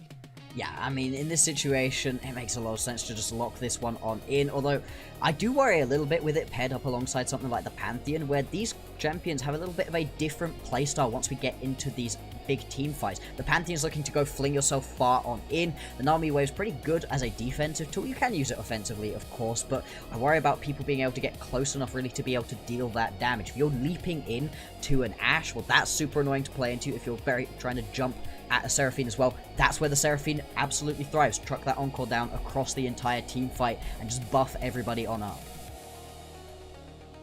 Yeah, definitely. And so there's the Moham Nami evidence there. If you don't pick the Nami here, odds are that you don't play it. They do play it, and we now know that without a doubt. Yorick going to get banned up against Keshi here, so OMG perhaps trying to play a little defensively towards what may be a blind top laner on 4. Curious what they may be looking at if the Yorick is on the list of things that they are trying to deny. Annie going to be taken away as well, so it looks like the Yorick the only one they're especially concerned about. Yeah, I mean, I wouldn't have loved to see the Yorick here, so I'm glad to see it just banned away from our screens. I don't think either of these top laners have shown us any particularly massive plays on those champions. What I'm really interested to see is what it is that Harry wants to play right now, because in this composition right now, the pick potential is massive. You can snipe somebody out with that Enchanted Crystal Arrow. Obviously, the Xin Zhao has a very easy time being able to follow that up, but you need something else to play alongside it. The Ambessa could have been that option, but that's obviously taken away because of Fearless. They are just going to ban out the Scion as their final pickup, and OMG, are you going for a full poke-based composition? Okay, fair enough, fair enough. The Jace going to come on through. That is going to be a flex pick if they want it to be, but most likely going to Harry. That would also explain the Yorick ban, as that could be very good up against the Jace. Now, what did Keshi show here? He has shown us like some stuff like the Jax in a recent series that has been successful. There's going to be a lock-in of the Aurora. I would be more likely to expect that this is going to be a blind mid laner.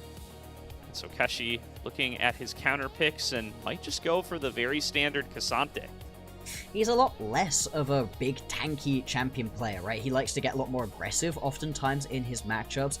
Things like the Jax, the Gwen, those have all been really in his wheelhouse so far, so I'm a little bit surprised to see them just back off, but you did really need something tanky. That's another dive buddy to go in alongside that Xin Zhao, as we've been talking about, and the Aurora just gives you that extra level of backline access. The slows of this composition too are miserable. I mean, trying to weave your way through a team fight here as OMG is going to be incredibly tricky. That's why they're going to want some extra range. I was going to say, if you can pick up as much range as possible in this composition, that's going to help you, and the Zoe certainly is that. It's also the best champion that Haichao plays played in their previous matchup versus LGD. The poke is massive from this composition from OMG.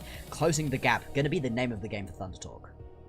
Yeah, so Haichao on the Zoe, going to really move the identity of this OMG team comp into the direction of a little bit more poke. And this was a pick that they look very, very good on in game number one of series number one, where they were able to take their one win up against the LGD. It was this Zoe Pantheon setup. It was a different jungler in the lineup, but it was this same kind of composition. They had themselves a pretty aggressive bot lane as well. They took the Varus in that game to be able to play out the laning phase. It was an Ambessa top, which is a little bit of a change of pace, but still, you know, that same kind of aggression in the laning phase. I think this is very similar to a team comp we saw OMG have a lot of success on. So very curious to see if Haichao can repeat the Zoe magic that he did show us up against LGD. And if you can, right, if you are on with this Zoe, it is such a strong champion at the moment. The amount of burst damage you can lay down is massive, and look at the champions that you're playing into, right? The Seraphine, the Ashe, these are squishy, immobile champions that can take a lot of damage right here, and alongside a Jace with a Corki available to you, I mean, even the Pantheon could be chucking the spears through. The poke damage is going to be massive, and I really do like that they've lent into a poke-based composition when you see that Seraphine locked in as the first pickup, because the Seraphine, as we've been talking about, that and the Renata, those are the nope champions. They're trying to run at you, absolutely not. Well, you've just countered that fully.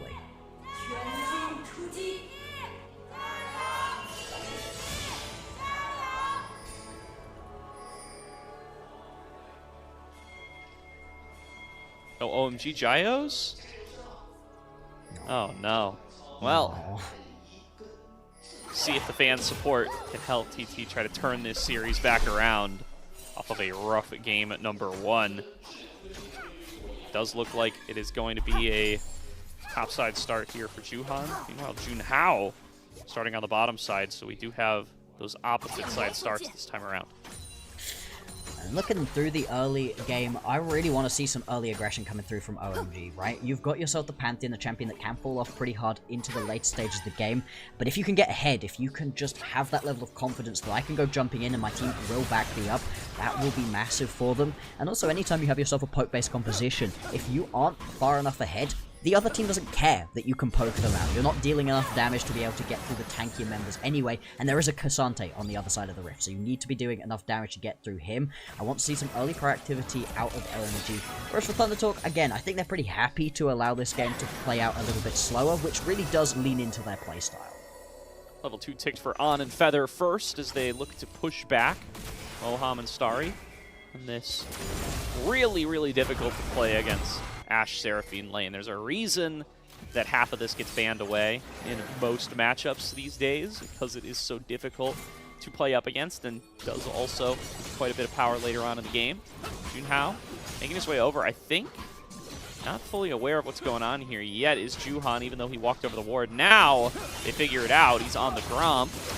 Trading going to kick on off here. Junhao feels good at the one-on-one, though, so it's going to be a flash forced out of Juhan, and Thunder Talk will take over this quadrant.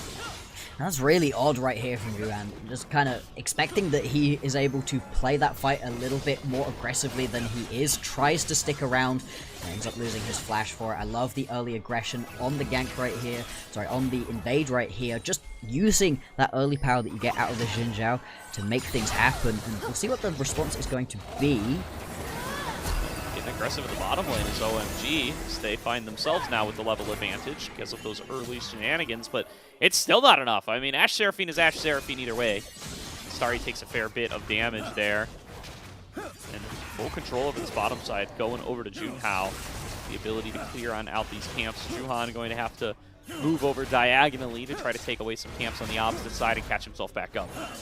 And this is huge, right? This is exactly what you want to have happen right here for Thunder Talk, because you don't care about the extra pressure happening in the top side of the map.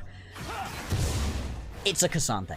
Oh well. Even if you end up with the Cassante getting dove a couple of times and ends up dying, really not the end of the world. The Cassante will be pretty useful once you get later on anyway. And the sort of champion that can just absorb this pressure, he'll get low, it will hurt, right? I mean, he'll have to take resets right here, but all of this is absolutely fine. Whereas having established control around the bot side of the map for Thunder Talk, way more impactful. This is a lane you're really looking to play around. You do not want to allow this Corki to get ahead, because it will rip through you. So I like the early laning pressure coming through from Thunder Talk. Yeah. Pushed in still.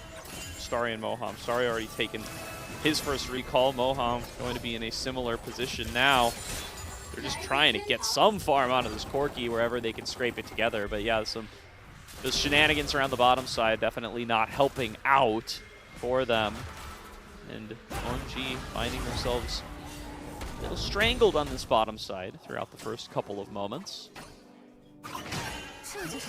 Flash was used out of Heru at some point. I don't quite remember when exactly that was, but the Aurora is still a pretty safe champion overall, and without a flash onto Juhan, it's a lot less of a threat for ganks coming through. Still, he's going to have a look into the mid lane. Heru is without that flash, does jump on into the stealth, will get stunned regardless, into the sleepy trouble bubble. Good dash back, but it's not going to keep you away from the Q. In fact, it just bumps up the damage. First blood goes the way of Juhan. Really unfortunate right there. Without the flash available to him, it was always going to be a bit tricky to get away, but I wasn't expecting him to step quite that far forwards. Haichao now going to tick over to that level 6. The response is going to be an attempted gank down in the bottom lane. Yeah, Starry flashes away nice and early, but Junhao's on top of him. Might still be too little too late. The heal will not get him away, and Feather on the board. Yeah, not quite ideal that Feather ends up picking up the kill, but still really nice to grab that early kill. Look at this wave that Starry's now going to miss out on. I mean, he's not got a teleport to get back into lane at all. That's a full cannon minion wave of XP and gold just taken away. Plus, with that flash now down, that is a very repeat gankable lane. Tough for Starry after such a good game number 1 to be set so far behind to kick off game number 2. But the rest of his map doing just fine. Harry keeping this top wave shoved on in, stacking up that tier nice and early, just fine. And that early kill to Juhan going to help him out as well as he looks to play around Haichao in the mid lane. Even with the different jungler, OMG looking to have a strong mid-jungle performance. That was the key to their success last split, and they turned their season around. They're going to look to keep that same philosophy even as the roster changes up. Absolutely, and you can see right now, Juhan make his way up towards the mid lane, hunting constantly, seeing if he can find himself a couple of early kills. We've got Hextech Drake available down on the bottom side of the map. Grub's still not spawning for a little while, but nobody really looking to get overly aggressive on the bottom side. Instead, both junglers gonna be making their way towards the top side of the map. A potential little bit of an invade coming here from Junhao. Yep. Worked the first time, try it out again on the opposite side. Now going to aggro over onto the red buff, and Juhan trying to clear all the way through top to bottom. Not even checking over here, so doesn't even seem aware that it's going down, and this is going to get smited away before Juhan even sees the camp. So, nicely done by Junhao. And he is not slowing down. He's moving over to the birds. This time, Juhan's going to find him. Not quite going to work out. I was wondering if he was going to go for a little bit of a gank onto the mid lane, but I mean, versus a Zoe with a flash available, quite unlikely to be able to hit that when it becomes lightning. And even if you do, connecting it in a place that doesn't just pull you under the tower is also going to be pretty dang tricky. So instead, just going to continue clearing on towards his bottom side camps. Haichao is going to spot him out at least, so you've got some good vision happening from OMG. And as everybody begins moving their way down towards the bottom side of the map, it's going to be important to establish some lane control if either of these teams want to start up this Drake. Definitely. That's a channeled Grand Starfall coming on through. A little bit far away from the Thunder Talk bot lane, though. Juhan doesn't get much done at all and has to just back on away. That's a bit of a waste of a first Pantheon ult, if you ask me, Bloxer. Yeah, it is. I mean, it's not quite as devastating as missing an early Paranoia on a Nocturne, but still, you really don't want to be doing that. And now, Junhao can just step right up here, and this is the problem with these champions with global ultis. If you don't hit it, if you don't use it proactively and use it well, you are far less useful than a champion with a standard ulti. And I mean, the Crescent Guard, probably one of the better team fighting ultis that we have in this game. He's just going to miss out onto even more camps right here. He's fallen behind a little bit. Playing this one-on-one very nicely as well, able to dodge out on an aggressive Pathmaker attempt from Keshi, and will successfully get him low on HP indeed. Wow, Junhao, after that failed ultimate from Juhan, feels like he can get onto this dragon and should be able to clear it out without too much of an issue. Juhan going to go for the cross map, get onto these grubs. I expect it's going to be 3 grubs for the first dragon. Yeah, I mean, with all of the pressure happening in the top lane for Harry, there's no way that you're going to be able to go and compete for those grubs right here as Thundertalk, so it makes a lot of sense to just head down towards the bottom side of the map, keep playing around the place where you are strongest. We've had a pretty slow early game, couple of kills going on through, no real gold advantage being established at all at this point, which makes a lot of sense, right? You've got a little bit more of a slow-paced composition coming through from Thundertalk, but for OMG, they do kind of want to still keep the pressure high. They were attempting it with that Grand Starfall, but missing out onto that really does delay you. There's a couple minutes until that's going to be back up and available. So we'll track if OMG are able to get anything else done in the meantime, because Pantheon can still pretty effectively lane gang. Definitely going to have that Grand Starfall back up in just about 30 seconds or so, it would appear, and we'll continue to try to exert some pressure in the kills department as he falls behind in his own jungle camps. Junhan done a good job of continuing to invade and steal away some of those little micro objectives. It would be still a really strong laning phase continuing for On and Feather as that gold lead, CS lead for On has ballooned up to about 30 CS. Going to get himself onto that first item much, much sooner than this Corki, and that's going to make these future Dragon fights all the easier for Thundertalk. Absolutely. And if you are able to just get yourself through this early laning phase without falling too far behind, it's going to be a really nice spot here for Thundertalk to then make these team fights work, as you're talking now about, but also to just keep the pace of the game slow, keep themselves in it, because it felt like in the last game, they were keeping the pace of the game slow, and then realized, actually, we can't play that with this composition, and started just scrambling, just looking for random fights. There were a couple more different moments where Junhan goes flying in, flag and drags in, and just, it was not the moment for that to happen. I want to see him just keep his head a little bit more level throughout this game and only go for those engages that are presenting themselves to you. Because, I mean, you're playing OMG. As much as they had a pretty good game previously, they were still making mistakes. Thundertalk just weren't in a position to be able to punish them.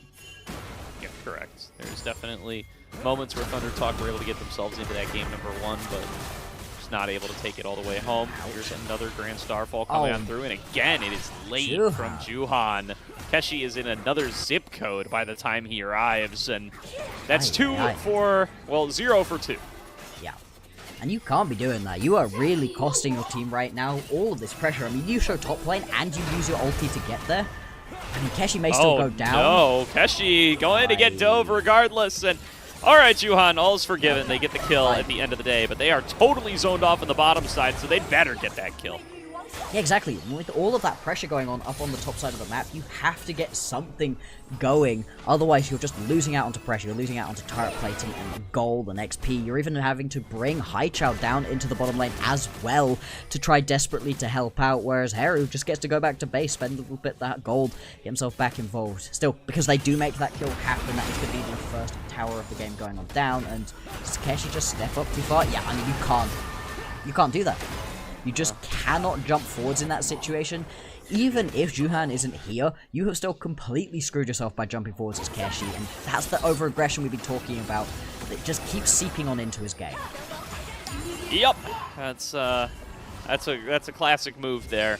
And even on the weak-sided tanks like the Cassante, just gets a little too aggro with it. Same thing that lets him build up these leads in the pure one-on-ones, but in the wrong matchup and in the wrong situations, it will cost you. And it does definitely cost Thundertalk there as Keshi finds himself now down almost 1.5k against a Jace that is stacking up power. Despite that, the gold lead overall for OMG is only about 500, so you haven't been able to put yourself entirely behind in this game. But still, you're in such a good spot for Thundertalk, absorbing the pressure. Cassandre, it doesn't matter really how low you end up getting, you just have to keep yourself alive as much as possible. But at least complete that Iceborne Gauntlet, so it is going to be a pretty big annoyance once we do get into these team fights. And the team fights are going to be the next big thing, right? We've seen a couple ganks, some small skirmishes are going to start popping up, but 30 seconds until the next Drake is going to spawn. And these team fights are going to be critical right here, because OMG's composition with all of this poke, this is their moment to be able to just poke out their opponents, make the game unplayable for Thundertalk before these team fights even really start. Absolutely. OMG really want to be able to not have to give up these dragons for free as this next one is spawning on up. They're trying to get Haichao and Juhan in a position to be able to help out on this contest as the wave crashes in on the bottom side. Both top laners going for recalls as well. In case one wants to teleport to the fray, it is Harry making his way on over here. He's so strong on the Jace, wants to be able to contribute his poke to this fight, but the Dragon's already been started on up. Thundertalk trying to melt this one down. The smite comes through early. Finally, Junhao going to be able to finish it on off, and now Juhan going to be the first target up in the front line all on his own, going to fall early and often as Keshi gets into the back line with the all-out, flashing forward, looking for Starry, but taking too much damage from Harry. The turret shot's chasing him, and he will stay alive. Meanwhile, Haichao on the flank, going to be the next one who has to get out of there. Flashes out to safety. All the summoners down for OMG, and they don't get to show too much for him. Now they get themselves a kill onto Feather, but that's going to be about it right here. Thundertalk showing off the way that their team fights work. This composition all about getting really aggressive. I like how much Haru was available to just go leaping on into the backline. We'll take a look back at this one, because this is just bad for you now.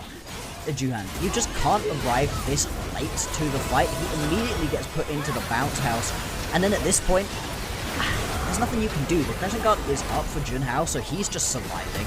There was really a little bit of over-aggression coming on through. All of the heals available because of Moham were keeping Starry alive for a ridiculously long amount of time, but Arn just about sniping over the wall. It's one auto-attack over the wall. But Gordo, this is what we were talking about for the way that these teams want to fight. OMG need to get there early. They need to be the first one to objectives so that they can sit and poke out their opponents and use this team fight this composition effectively. If they're arriving second and their opponents have already started up the Drake, that speeds up the timer. You then don't have time to get your poke down, and it's happening again. Yeah, and Juhan getting rooted on up here, getting chased down. Dives into the back line, though, is able to isolate down a target and does get the kill onto Junhao. It's a jungler for jungler trade. You still lose out onto the objective that you were looking for in this situation. Now you've got that Herald available right here. Don't think Thundertalk are going to pop it right now. Instead, they're just going to use those crystals. Oh, now another all-out coming through from Keshi. This time onto his lane opponent. Harry going to have to smack him away to try to build a little bit of space. Haichao there for the support.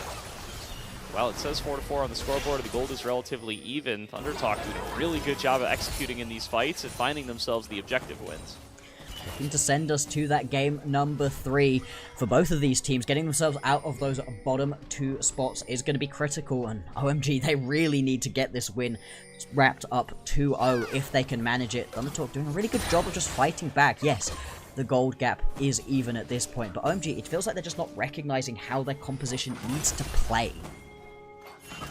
Definitely been a little bit of over-aggression here. Haichao does have this lead, though, and he was a big hero the last time he played this Zoe. If he can make some picks, he can pair up with Harry, the other Fed member of OMG, the other one with a lead.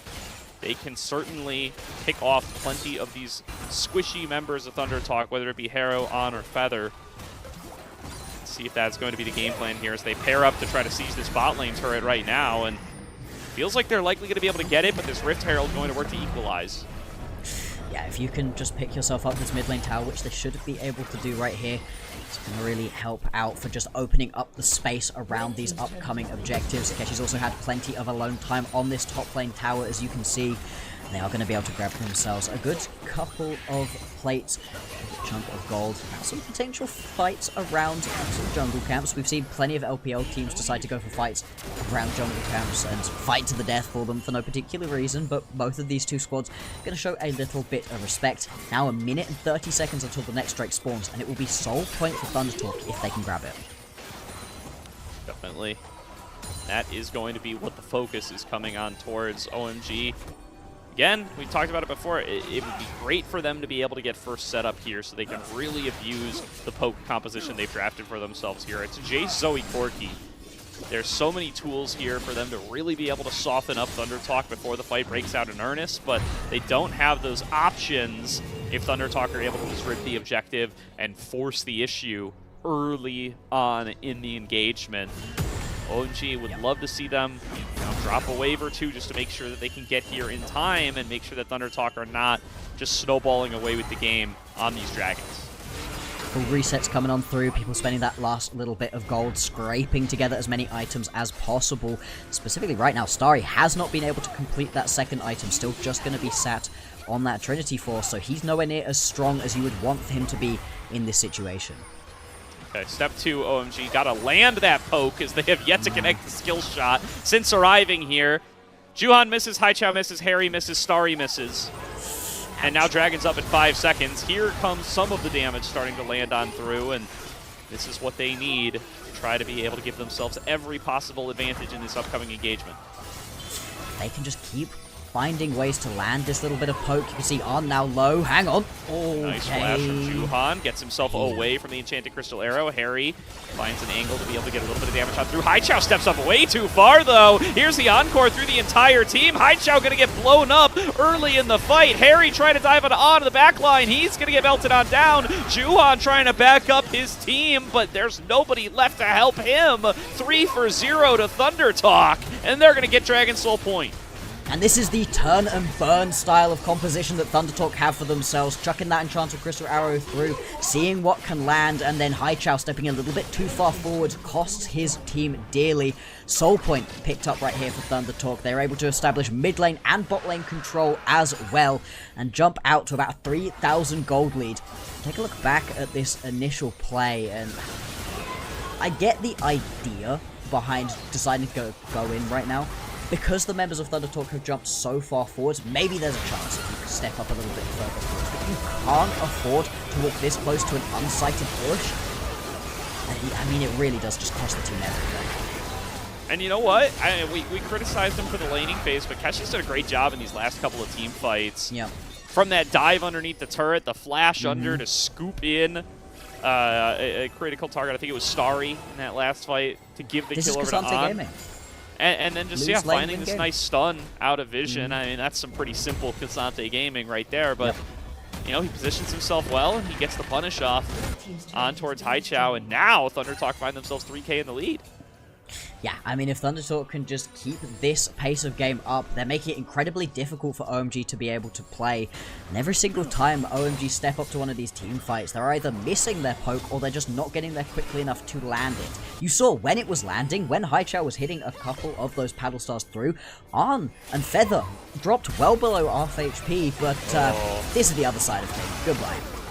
Yeah, Haichao up too far looking for things. On snags him with the Enchanted Crystal Arrow, and Thunder Talk get themselves another numbers advantage, starting off onto the Baron now, knowing that Zoe is off the table. Here comes the rest of the OMG to see if they're going to be able to contest. It does look like they've been able to isolate Haru off on the other side. He's going to have to flash away, gets most of Boham's health bar, but not enough to finish him off. But that's kind of cooked the Baron for the likes of OMG. They have no way of getting in. Keshi zoning off Juhan. He can't step up. He can't even find the threat to flip the Baron. Now he's forced on out. Haru jumps forward. Will not be able to get any more kills, but Thunder Talk with a nice free Baron off that pick onto Zoe.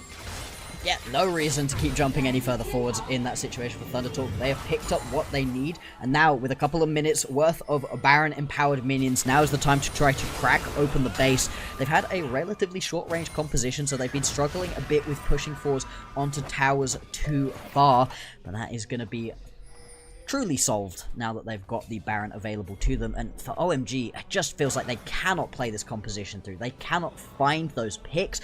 Juhan isn't hitting with any of these big ultis. I mean, it just is not working. Yeah, there's big shutdown on. That would do a lot to try to pull them back in, but finding that pick is much easier said than done, especially when he's been playing solidly between Keshi and Feather to be able to keep himself safe. OMG, limited options to be able to get on in here, although that might be Keshi up too far. Juhan coming on in with the Grand Starfall. Sleep comes on through, all out. That's going to be a pick onto Keshi. Now Junhao falling low on the opposite side, but they don't have the ability to follow back onto him. Here's a jump in from Haru. He's just going to get one shot. Now Feather getting run down by Starry, and we may have spoken too soon, Bloxer. Thunder Talk overplay their hand and lose 3 members for just Juhan. It might become 4 as well. On trying to kite this one out, but the rest of OMG are chasing him down. Haichao gets that big shutdown, and just like that, the gold lead's only 1.5K. And that's 4 of your Baron buffs taken straight away from you right here. Thunder Talk, way too aggressive. They don't split up. Instead, they send everybody down towards this bottom side of the map. Oh. You cannot do that. What is that? Keshi He give it and he take it away. Yeah, I mean, he had played a couple good team fights there, but I don't know what he was thinking in that situation, right? These team fights have been won for you by having some pretty big snap engages when your opponents are running towards you, not by you sprinting at them, and he just draws everybody in way too far. Yeah, I mean, I think he's just, you buy your own hype a little too much, right? He's trying to grab another big stun into shuffle back combo, or actually the other way around, the third and Tofo strike to pull them out of position and then stun them back away. He just whiffs everything, though, and he gets blown up for it. And now OMG in a much better position to be able to play out these fights. They do still need to play the team composition correctly, but if they're able to do that, they've at least been granted the opportunity to try again. Okay, flash away, coming through. Oh, Keshi, what are you doing? Keshi's down below half HP once again, kind of before the fight even starts up. Usually him soaking up the poke would be a good thing, but they haven't gained anything for it. Feather's asleep. Feather's blown up first in the team fight. Junao's lost so much of his HP. He's going to have to flash back away, but they did finish off Starry Haru with a really nice between worlds to spread damage across the team. But still, they find On pinned up against the wall, stunned by Juhan and taken out. Keshi now in a 1 versus 4, trying to find an outplay, cannot do so. Juhan finishes off that kill, and there's another fight win for OMG. They're about to pull themselves into the gold lead. We were talking about things missing earlier on, but this has been horrific out of Thunder Talk. The encore hits nobody. Not a teammate, not an opponent, and then some misplays in terms of Arn stepping up, getting himself stunned up. I mean, this is just horrible. Watch this one back. Specifically, watch what happens to Feather throughout this fight, right? He walks around here. He takes a shot to the face, and then whoop, just misses. That tags onto a couple of members. If that goes through some teammates and tags onto the team fight, this is probably actually a team fight win right here for Thunder Talk, but without, there's really no way. And again, these Sleepy Trouble bubbles keep coming through. Moham as well, hitting some really good bubbles throughout these fights, and the healing that Moham is able to lay on through is just keeping members alive. Juhan is so low right here that he just cannot quite be taken out. OMG with the bubble comp. Moham landing good bubbles, Haichao landing good bubbles, and they end up winning out the fights for him. And now, I mean, this is back to where we were a few minutes ago. It's a big lead for Harry and Haichao, offset by leads for An and Junhao. But the momentum feels like it's all OMG now. After 2 fight wins in a row, they now have 4 minutes where they don't have to worry about that Mountain Soul coming through. That's a soul that would really hose this team composition. So they're not out of the woods yet. They need to keep on denying the soul over and over again, but looking good off the back of these last couple of team fights, and with good vision control around the map set up as a result of those wins. Look at the items coming through, right? Starry's finally being able to scrape together a couple of components. They're still behind in a couple of these key places, but Harry is beginning to deal some pretty good damage. Haichao as well, we're talking about how good he was on this champion previously. He's been looking nice. Ooh, Haichao will be able to get himself away in time here. And these are the kinds of poke battles that you don't want to get into up against OMG. Keshi does a good job of intercepting a paddle star for his teammate there, but still, dicey situations. And you're just seeing these Sleepy Trouble bubbles coming through every single time. Haichao is just constantly threatening, and it means you can't play around any of these pockets of darkness like you want to usually for Thunder Talk. Instead, they're having to turn tail and run. This is opening up OMG to have a little bit of time around this Baron, set themselves up a little bit of vision, and vision lines, as we've been talking about with this poke composition, so critical, and stepping into darkness for Thunder Talk, pretty terrifying at the moment. Paddle star, but not the bubble. The bubbles that we need. Starry there. Harry, meanwhile, picked up that bot lane inner turret. That erased the rest of the gold lead. OMG pulled themselves back into things, but so much of the gold on this poke. They need to connect it. They need to make it worth it. Starry might be up too far. Has to Valk back away. And will be able to keep himself safe up against the likes of Junhao. Look at the poke coming on through. Junhao, again, taking so much damage. Every single time, OMG, whenever they can just play around these walls in these choke points, having themselves a much better time. The gold gap pretty much erased at this point. All of the positioning around the Baron, though, has been set up for Thunder Talk. They will be first to it if they want to turn around and start it. Battle over the wave once again. OMG trying to catch these high, but the threats of Keshi and Junhao continue to make it difficult for them. They are tanky enough to be able to absorb some of this damage. Big between worlds, found by Haru, but he gets turned around on, has to flash back away, does manage to stay alive. Moham gonna fall down to a big encore going through the rest of the team, and Starry trying to disengage. Underneath the turret once again is Keshi trying to pull them back away. Harry blown up early in the team fight. Haichao doing his best to rain through the damage, but without this Jace, I just don't think the DPS is going to be there. Haichao is found. Junhao gets that kill. Thunder Talk pick off 3. There we go, Feather really is able to come back after a badly missed encore in the previous team fight. This one lands across everyone. They're going to be able to crack open the base, potentially even grab themselves this inhibitor too, and turn back around towards the Baron, or do they think they could just end? They might try for the end here. Starry needs to be able to find a way to clear out this wave. Juhan's going to be able to help him out. And they did get onto it, so waiting on the next one. Moham now here for backup. Still 15 seconds to go on Harry. It's a 5 versus 3. Underneath the turret onto Moham. He flashes back away. Juhan finding some damage on the side, but Moham going to be the first one down. Starry has to fall back into the fountain. Nexus turret's falling. Junhao blown up. It's a flash forward from On to be able to chase back Starry. Harry respawns, but the Nexus is already too low. Thunder Talk tie the series 1-1. Boy. That one was way closer than we thought it was going to be, right, Gordo? It looked like that one was going to go over to OMG after a couple of lost fights from Thunder Talk where they don't hit their skill shots. The encore going wide from Feather doesn't help out. They're not able to find those engages. But Thunder Talk, they stick with it. They keep throwing out all of that damage that they have available to them. And finally, you get that one moment where a couple members of OMG step a little bit too far forwards, and they're just done for. Yeah, and that is what costs them. Once again, it is these really good between worlds found in these team fights from Thunder Talk. Do want to give the credit where it's due over to the likes of Haru. Even in the lost team fights, he found some really good ones to keep things close, and that find at the very end there ended up huge for them to be able to initiate a team fight, force the issue against this poke composition from an even gold state across the board, and get these critical targets down, blowing up the Jace so early in that team fight, getting Harry off the board when he was the biggest gold recipient on the side of OMG, lets them close out the game. The fact that we now get to have a game number 3 here is massive. We've been talking about it, right? How both of these teams winning right here is huge for them. For Thunder Talk, if you're able to pick up 2 series wins, it doesn't guarantee that you're not going to be on the bottom, but it puts you in a good spot to be able to compete through. But losing out even just one game, it can screw you over when it comes to the individual game score being more important than the head-to-heads, and these two teams may well be fighting out for some of the bottom spots right now. For OMG, so close to being able to actually pick that one up. Early on, it felt like they didn't really understand how their composition worked, and I've still got some real criticism for the way that Juhan played, but they were able to pull it back. Haichao was able to start finding a lot of those sleepy trouble bubbles. There's good things to look at from this OMG squad, and I've got to be honest, I really don't know who I think is going to come out on top in the next game.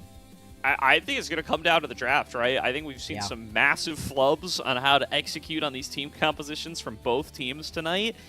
And it's going to come down to who can draft themselves something that they can execute on. Note that I'm not saying something that is simple and easy to execute, because that doesn't seem like it's actually been the answer. That's how I would describe Thunder Talk's Hot Pot comp in game number 1, and they just could not put that one together one bit. So it's going to be based on their scrim results, I'm sure. It's going to be based on what their individual confident and comfortable picks are, I'm sure.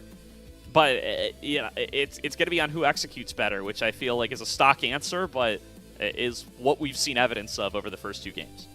It doesn't feel like either of these teams have just 1 or 2 players head and shoulders above better than their opponents, so it's not about just beating people in lanes.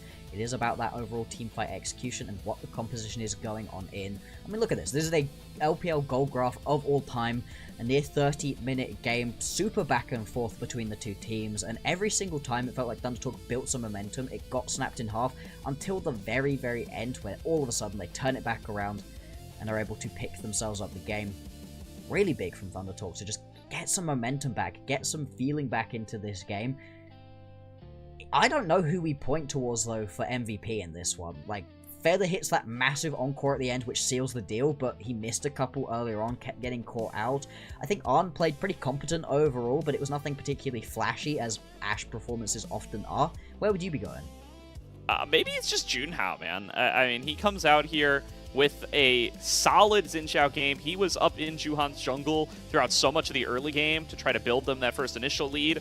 I don't think the throws are really his fault. And then he comes in and is able to execute to close things out. He was able to play a decent kind of pseudo front line, especially in some of these team fights where Keshi maybe wasn't playing a decent front line. I'd be willing to give it to him. Okay, I think that's fair enough. I wonder if it may go towards Arn again, just because, you know, ADC is a little bit biased on towards them if they are able to have a pretty good game overall. I don't know where I would have gone for it, either if it had been an OMG win in this situation, because Harry had some It would have been Haichao, right? It would have been Haichao just still performing, I think. Okay. Even though Harry was the one with the bigger lead because he was picking up the side lane turrets, but when they were winning, it was because Haichao was connecting those bubbles. Yeah, that's the thing, right? He played kind of during the early stages of the game. Couple mistakes, wasn't really able to get things going, but as soon as he got a couple items under his belt and started landing those CP trouble bubbles, I really thought he was going to be able to win them the game. So yeah, I think you're probably right with Haichao on the other side of things. It's much harder for Thunder Talk, where it felt like everybody kind of did well and had some questionable mistakes. Yeah, definitely. Do think, yeah, you know what? There's a case to be made for old Haru there as well. I do think some of those between worlds engages were good. Some of them were not good. Yeah, but the ones that were my good. problem. yeah. No, it's when it was good, it was great. When it was bad, it was baiting the whole team into just getting themselves taken out. I mean, think about this game in the opposite universe, right? In a different universe where Juhan's able to hit some of those early ultis. I'm not even going to say all of the early Grand Starfalls. I mean, just a couple of them. Lead. Yeah. And this game would be so much more playable for them because then they're not arriving to these team fights late. They're able to set up a little bit earlier. They've got more lane pressure and control. So much of this game ended up going wrong for OMG because Juhan just wasn't able to do his thing. Yeah, I mean, you just imagine a world where, you know, that first bot lane ult works out, Corki's in the game a little bit earlier, and then if you still get these kinds of good team fights that they had, where Haichao finds the picks, where the bubbles are connecting from Nami and Zoe, then you find yourself in a truly dominant position when those things happen, when you are able to, you know, follow up a pick with really powerful team fighting from the Corki. Not the game that was played, though. Not the game that we watched. You can find other examples of that game being played, maybe elsewhere in the LPL, elsewhere in the world as well. But Thunder Talk OMG, not going to be the place for those sorts of executions, I suppose. We will find out that towards Group Nirvana for that. No, Group Nirvana is where we get to see the ping pong back and forth of the lead, and where we do get to see a Game 3 be played between Thunder Talk and OMG. I do still think, listen, we're criticizing Thunder Talk a lot here. They just won a 4th game this split. They're really stacking on what they were able to do in split number 1. And On does walk away with that MVP 80 carry privilege strikes again. Yes, very much so, very much so. He played pretty well. I mean, there are a lot of situations in which, as an Ashe, there's only so much carrying your team you can do. Right, you're not on the Kai'Sa, you're not on a Vayne, you're not on a Draven who can weave through a team fight and make it happen for yourself. The Ashe needs the support around him, and when the support was there, he was doing a lot of good stuff, and he was blowing a lot of flashes as well with those enchanted crystal arrows. I think that's deserved enough in what was a very messy game out of Thunder Talk, but yes, you're right. We cannot look beyond the fact that this is now them winning another game this split. They have just exploded out from where they were previously. Yeah, I mean, people were having the conversation about, like, are they going to win games? Are there going to be, you know, are any games going to be won this split? Or was the one win in split number 1 a fluke? And looking like maybe the one win was a fluke in the other direction, or that Thunder Talk perhaps more likely have improved significantly from their split number 1 performance. Let's see if it's enough to get them up to 2-0 in the sets as we go to game number 3 after a short break. We will see you guys as soon as we're ready with the draft.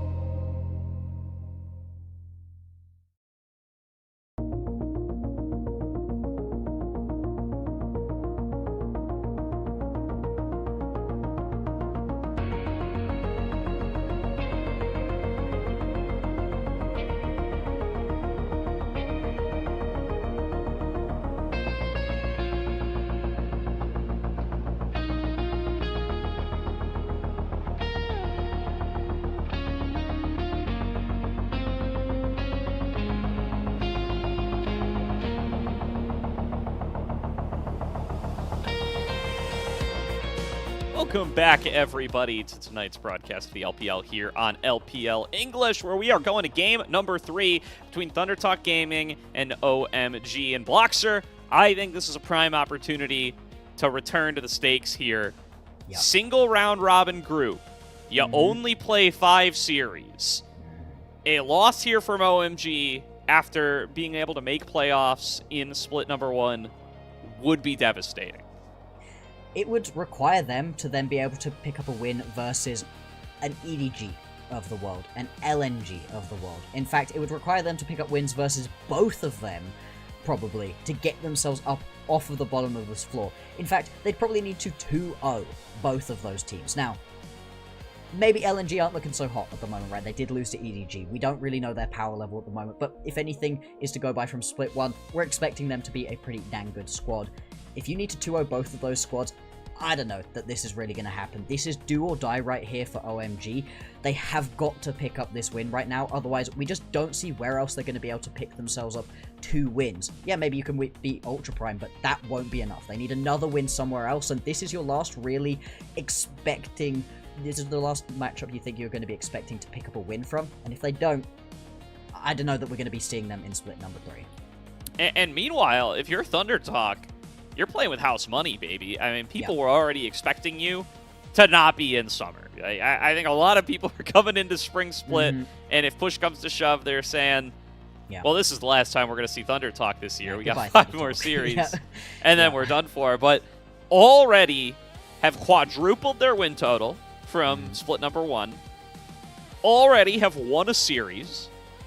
If they win a second series here, I mean, in much the same way that going 0-2 makes things incredibly dire for your opportunity to make it out of the group or into summer split, perhaps more appropriately. Starting 2-0, that makes it pretty hard to fall down into bottom 2 if some of these bottom of the table teams are going to maintain their poor form. Starting 2-0 is a hell of a recipe for success here. You've already taken down Ultra Prime, OMG already in these dire straits.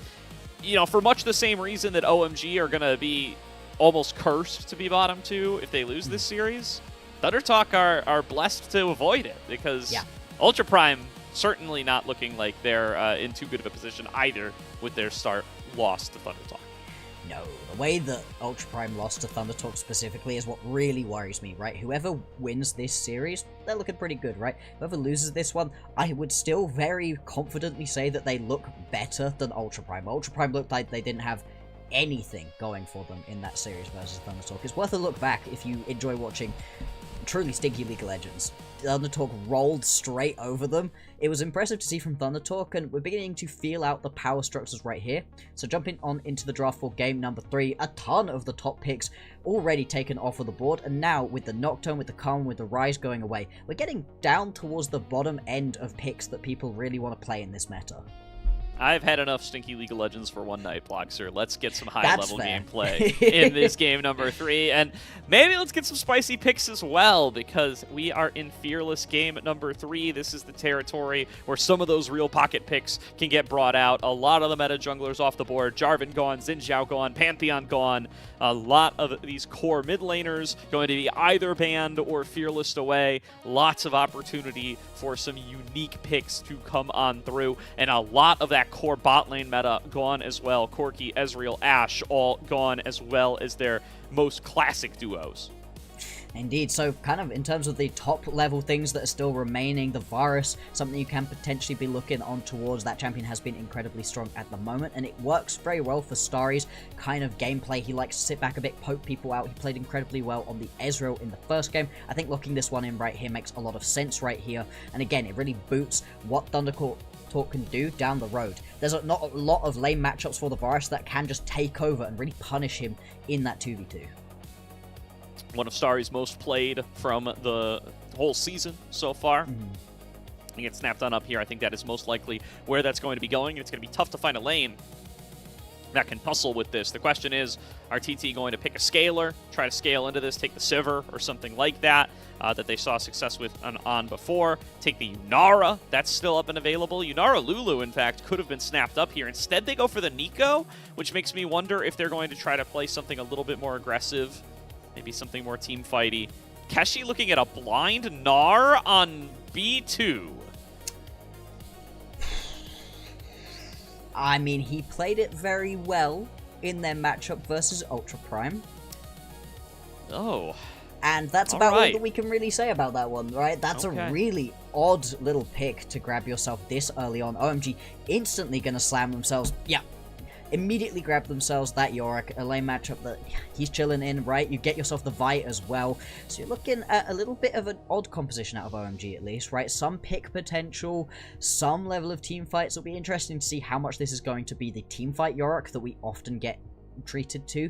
For Thunder Talk, as much as I think that the Gnar early is a bit weird, I like the Nico and I really like the Civ. It's something Arn has played incredibly well so far this split, but also just in his career, his kind of champion. Sit back, let the game happen to you for the first 20 minutes, get your items completed, and then we can play the game. It means that Thunder Talk, they do just need some lanes to try to play through early on, otherwise you're just going to get pushed in all your lanes and allow OMG to take over the game. Yeah, so my best guess here is that Thunder Talk just want to play a simple execution team fight draft. And this is signaled by the Sivir Nico, right? They could have gone Yunara Lulu. They chose to go for the Sivir Nico instead, prioritizing those selections into the Varus. And then the Gnar represents a stronger laning champion that Keshi is good on, that isn't forced to play side lane 24/7 and can play a more team fighty style. That's got to be the idea here.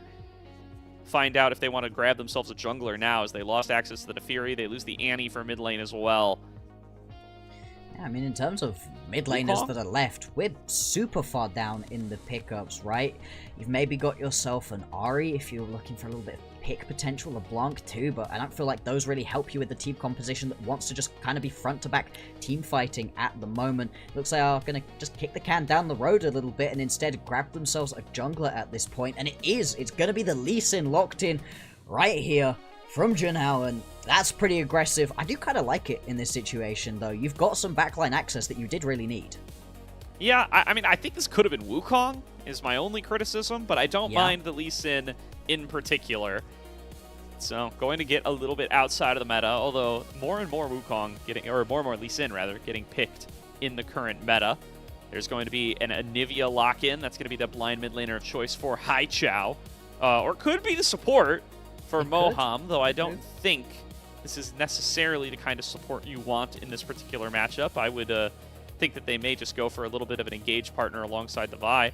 Or no, maybe it is. Maybe it is support Anivia, as they are hovering this Victor, and this would take a lot of team fighting options away from Heru. Like, what do you even go as Heru at this point? You can go for the Hui, perhaps? Yeah, I mean, you kind of need something a little bit longer range. The Zoe would have been that fun answer, but obviously that one has been taken off of the board at this point. Syndra, maybe?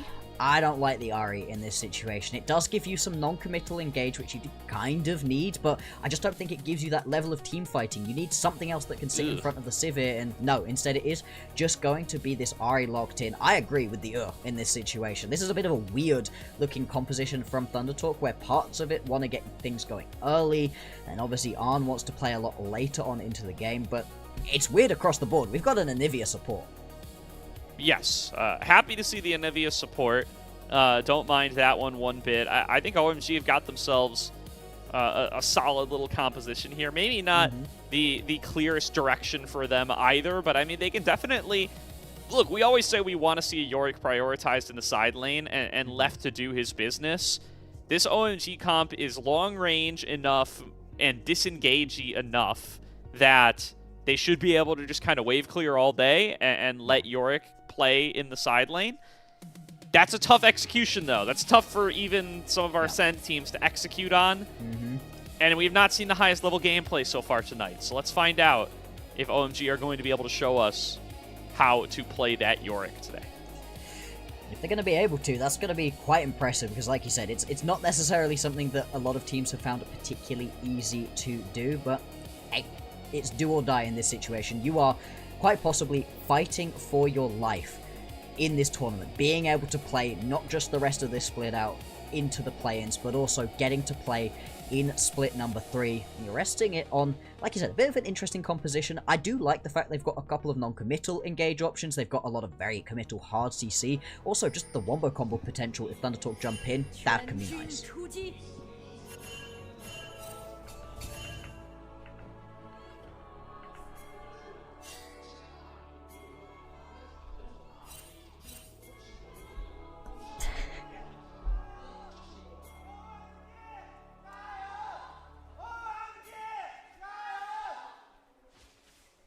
There we go. There we go. The OMG supporters came back. They arrived. All 3 of them have arrived to give us the jives. And you know what? For how few voices that sounded like, that was pretty loud. I respect the caller especially. Yeah, you know, it's not about the size of the crowd. It's about the size of the heart in the crowd. Yeah. If you get yourself a little bit of support, it goes a long way on the stage. Junhao stealing away a camp at level 1 here. Started off enemy Raptors and did manage to secure them. And Junhao's been playing some aggressive jungling over the course of tonight's series. From that level 1 steal in game number 1 to all the invades in game number 2. He has really been pushing Juhan around. Absolutely he has, and I really like this very aggressive style because it just puts Juhan on a little bit of a off-kilter. He's not able to just keep power clearing like he often wants to on these previous matchups. Obviously with the Vi right here, you're far more about getting to that level 6 and just getting your ganks off as quickly as possible. But when I look at the lanes and where you particularly want to be ganking, it's going to have to be top or bot lane. Bot lane specifically could be potentially quite juicy. If you can get Starry ahead with this Varus, one of the best-in-class champions, kind of the only best-in-class champion we kind of have left at this point in the game. Right now, early on, Arn and Feather will just establish control, as you always do in a Nico lane. Very strong at the early stages. Over on the other side, yeah, we were a little bit worried when we saw the Gnar locked in so early on, because there's a lot of pickups that can kind of punish it. The Yorick was the one we both didn't particularly want to see, but you can understand why you're picking it into this lane matchup. For the first couple of levels, it is miserable to play into. It's tough for the squishy mini Gnar, for sure. I mean, the other thing is that I think the best argument for why they went for the blind Gnar was that it would give them this team fighting power, but then they round out their draft with Lee Sin Ahri. That is going to give them a powerful early game, but yeah, it feels like the identity kind of ended up drifted away from, and that's kind of what we're concerned about for Thunder Talk here. You can overcome almost any draft criticism by just finding yourself a nice early lead, though, and just playing traditional League of Legends with your lead. So let's see what Junhao and Harry are going to be able to get done in the mid-jungle this game. It makes it harder though, right? So we really do need to see this mid-jungle duo out of Thunder Talk be proactive, use these champions as much as possible, because the early power between these two is massive, and having the charm later on could be that non-committal engage to start out a team fight that you really need. Otherwise, looking at this composition, you're very telegraphed on when you're looking to go in. You kind of know when the Lee Sin's jumping at you. Obviously, whenever you've got a Gnar, the Gnar bar tells you what is about to happen. So other than getting to land a nice charm, it's all on Feather to just flash forwards, get that Pop Blossom off. Now looking to go mid. Oh, there's going to be a flash punch from Juhan. Gets the Vault Breaker, but doesn't accomplish much for it. A trade of flashes with full Haru. See if he's going to be able to return to the scene of the crime once that level 6 is ticked to make a play onto the Ahri. Yeah, so you really need to gank pre-level 6, but that's not long. You've got a minute or two, really, before that level 6 comes on through, so you need to just accelerate your repeat gank. Otherwise, the second that you do have yourself that Spirit Rush, there's not a lot you can really do to repeat gank here onto an Ahri. Very, very slippery of a champion. I mean, a lot of slippery champions in this game out of Thunder Talk, to be honest. There's not really some good targets that you want to be jumping on top of. The majority of the champions for Juhan, who potentially going on to, they can jump away very easily. They can pull you back into a position far further forwards than you really want to be in. Definitely. Harry continuing to find some nice trades here. He's got a little bit of a CS lead, but Keshi's navigating the early phases not too bad, especially when we talked about how rough the matchup can be. As I say that, Harry is chasing him all the way back down to turret. Flashes traded with Keshi. Yep.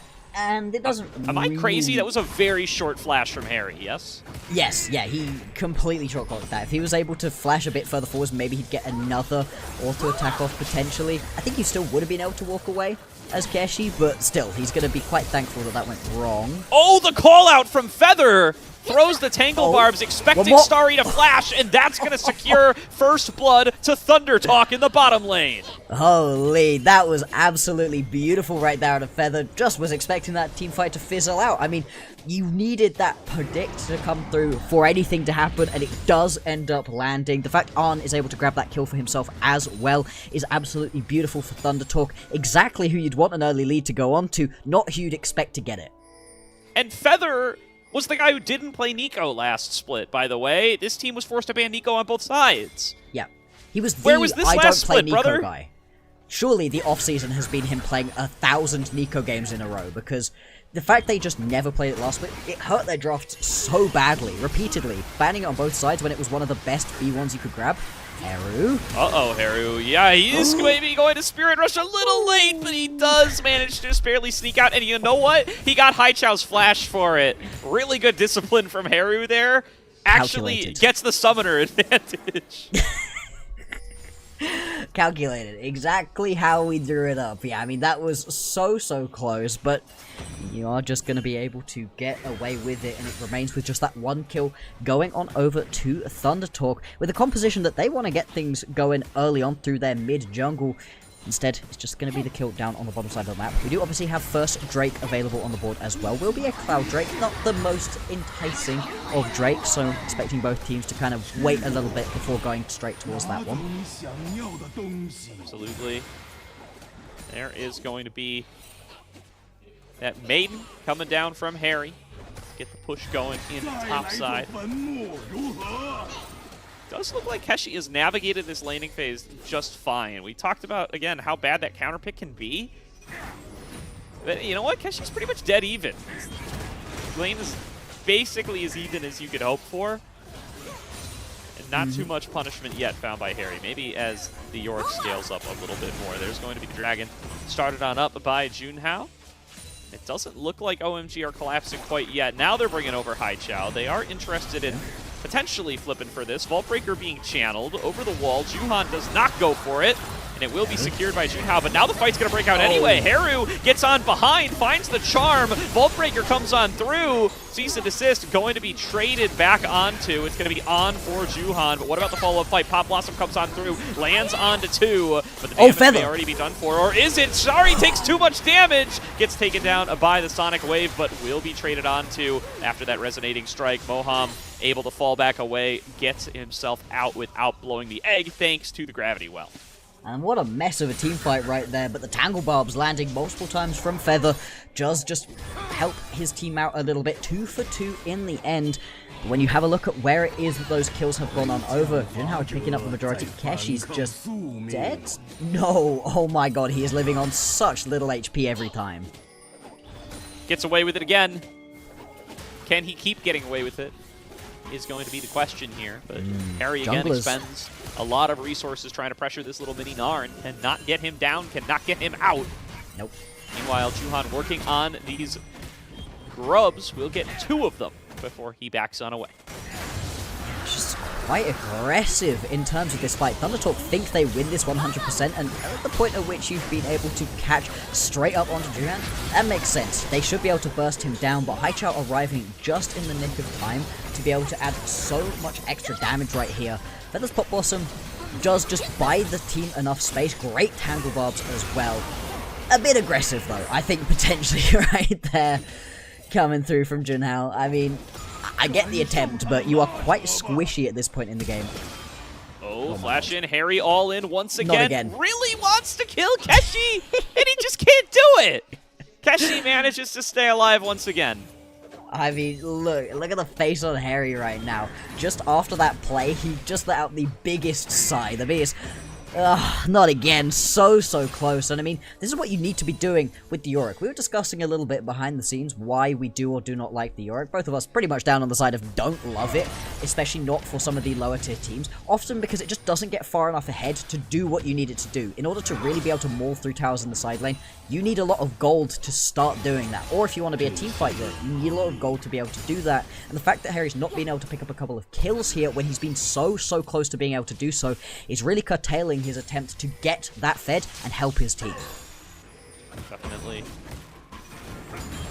Now, substantial gold lead for Haichao for OMG, but other than that, falling behind across the board. Keshi, I mean, the fact that Keshi is now ahead in gold.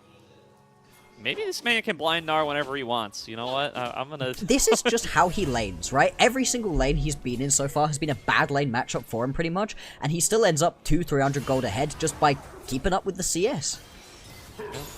Haichao, meanwhile, flexing his lead a little bit onto Haru, has been doing very well in this lane and is going to continue to do very well in this lane as he forces Haru off the play. Haru does have the TP to return here, but yeah, that's another dub in the Haichao bucket for his birthday. Absolutely. I mean, yeah, he's still got himself the Spirit Rush does Haru, so he decided, you know, I can just walk this one out, could potentially be a bit of an advantage. We're now going to be spotted out right here. Haichao with no remaining mana will just have to turn tail and run, and now we've got both junglers coalescing around the top side of the map. Definitely. Now, behind enemy lines is Feather, looking for the Pop Blossom, flashes for it, and is going to get the lockdown onto Starry. Flash forward from On to finish off the kill, and now Moham has to flash to try to keep his distance away. Does have the egg and does get under the turret, so I think he's out of here. But a quick and easy pickup for Feather and On. And this is what we needed to see from Feather last split, alongside Brian, where he just wasn't able to get anything going, especially not on this champion. Keshi baiting right here is going to catch out. Cannot stun him up against his own wall, but doesn't need to, as he's just keeping him in range for Junhao to finish off. Gotta have a little bit of fear of the Maiden, but Keshi able to survive through it. Junhao picks up his third kill of the game, and Thunder Talk up to a 2,000 gold lead. This is the other thing, right? With Harry having such a strong laning phase where he's been trying to get kills constantly, you know at some point he's going to step a little bit too far forwards whilst Junhao is in the area. That was exactly this moment. The response out of Juhan is to try and get involved on the bottom side of the map, go for a little bit of an invade. Will be able to steal away some chickens, but not as much impact as picking up a kill onto Junhao is going to be. He's 3-1-0 at this point, already got himself that Sundered completed, so he's in a very strong spot. Is going for the more bruisery build with the Sundered Sky. Do sometimes see sort of lethality-focused Lee Sins. Not in this game. Not into in this a game, Victor well, listen, and a Varus? No. Listen, there's a lot of things I don't want in this game that are in this game anyway. So that's true. You That's gotta true. address You make it. a great point. You make a great point. It was worth highlighting when the players do something we do like to see, and yeah, you definitely need to be a bit more bruisery here. You're not going to be one-tapping your opponents, most likely. That's not really your job in this game. You want these team fights to last a little bit longer. That's where a Sivir and an Ahri really can pump their damage over a little bit more time. Definitely. And now he will have that little bit of extra tankiness alongside Keshi to serve as the front line, and will be in a good position to let this Sivir scale into the later game. Like, the fact that On is 2-1 with a 2,000 gold lead up against the Varus, who still has not completed an item on Lethality Varus, that's absolutely massive for Thunder Talk. Yeah, I mean, at this point, Thunder Talk, they really are in some pretty good control over this game. They're going to lose out onto this Infernal Drake. Now heading up towards the top side of the map, spotted out as well, so they know he's going to be going for a bit of an invade, but should be able to do so without too much worry. Steal away some of these Krugs. With the Drake going over to OMG, it stops any particular stacking from coming on through, and it is going to be a Mountain Soul, so actually a pretty big soul for whoever grabs it, right? There's a lot of squishy champions here who wouldn't mind an extra bit of survivability. Not at all. Oh. There's going to be a root connected by Feather once again. Gets the Pop Blossom. It's on to just Juhan. And now he's going to dive deep behind enemy lines with the cease and desist. Punished immediately. An attempted stun on Asari, not going to connect, but it doesn't matter. Junhao's got the damage to get the job done. 2-0 Thunder Talk. Man, what was that? I don't know why the decision was made there to go flying on into the backline. Yeah, you do a decent amount of damage, but you were never going to be able to pick up that kill. And Thundertalk, they punish back pretty much instantaneously. They're now up by 3,500 gold. We'll watch this one back. It starts out pretty well, where he's able to steal, well, secure his own red buff. But you're going on to Feather, A.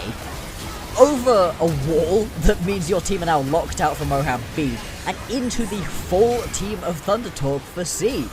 Just not going to work out for a play. It's going to cost them quite dearly. They're also going to lose out onto this Rift Herald, and all these outer towers still remaining. This is going to be big to just crack open the game and really accelerate this. Oh, over the wall, another attempt from Juhan. Nice charm from Haru. Interrupts the Vault Breaker. I don't think it makes too big of a difference either way, but still, you like to see it. Haru going to be able to clear out this wave without too much trouble. Has Feather in his back pocket. And yet again, OMG just cannot get anything going for themselves on the map. They overload with 3 members on the bottom side, and it's just Haru clearing out waves, absorbing the pressure, and more opportunities to collect gold elsewhere. For Thundertalk, this pace of game is perfect for them. They're finding the fights when OMG are making mistakes, stepping up. This is what they weren't able to do in the first game, right? OMG made a couple mistakes, but Thundertalk were just never really able to punish them. They started punishing in game number 2 and are really accelerating that here in this third game. Critical game. Winning right here for Thundertalk basically guarantees them getting to play in split number 3. Yeah, you know, you never want to say never. The chances for things to turn around are still present, especially if some of the top teams slip up in Group Nirvana. And you got to remember, these teams are all in Group Nirvana. It's Group Nirvana, yep. Even the top teams are liable to slip up. You know, LGD, EDG, they could slip up here and there, and that would definitely turn things. But yeah, I mean, based on, you know, on paper projections, adjusting for the games that we've seen so far, things are looking real good for Thundertalk. If they're able to close out this series, they're looking real bad for OMG. Making a bold maneuver to swap back junglers for this series, and thus far, it is not paying off for them. Game 1 looked pretty okay out of Juan, which, if you watched him in the previous split, pretty okay would have been above and beyond what you were expecting from him. But yeah, really hasn't been able to replicate that level of performance in these remaining games.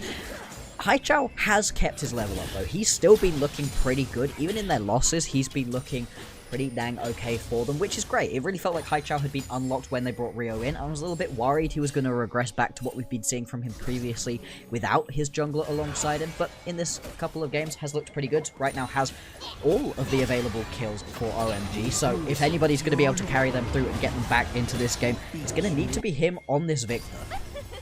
It's the birthday boy. That's what they need. They need that little bit of extra magic, that little bit of extra support from the world, but so far it's not been enough, and it just lost a lot of his lead as Haru got the solo first turret gold in the bottom lane. And now there's another turret falling on down. That one also going over to Haru. Pop Blossom connecting. This one's on to Harry. 4 members take care of the Yorick in no time at all. And another kill goes the way of Thundertalk. Look what you're getting across the rest of the map, right? You've got a little bit of a push going on down on the bottom side of the map from Haichao, but he's not going to be able to get anything from that. Instead, it's just going to be this Rift Herald going into the top lane.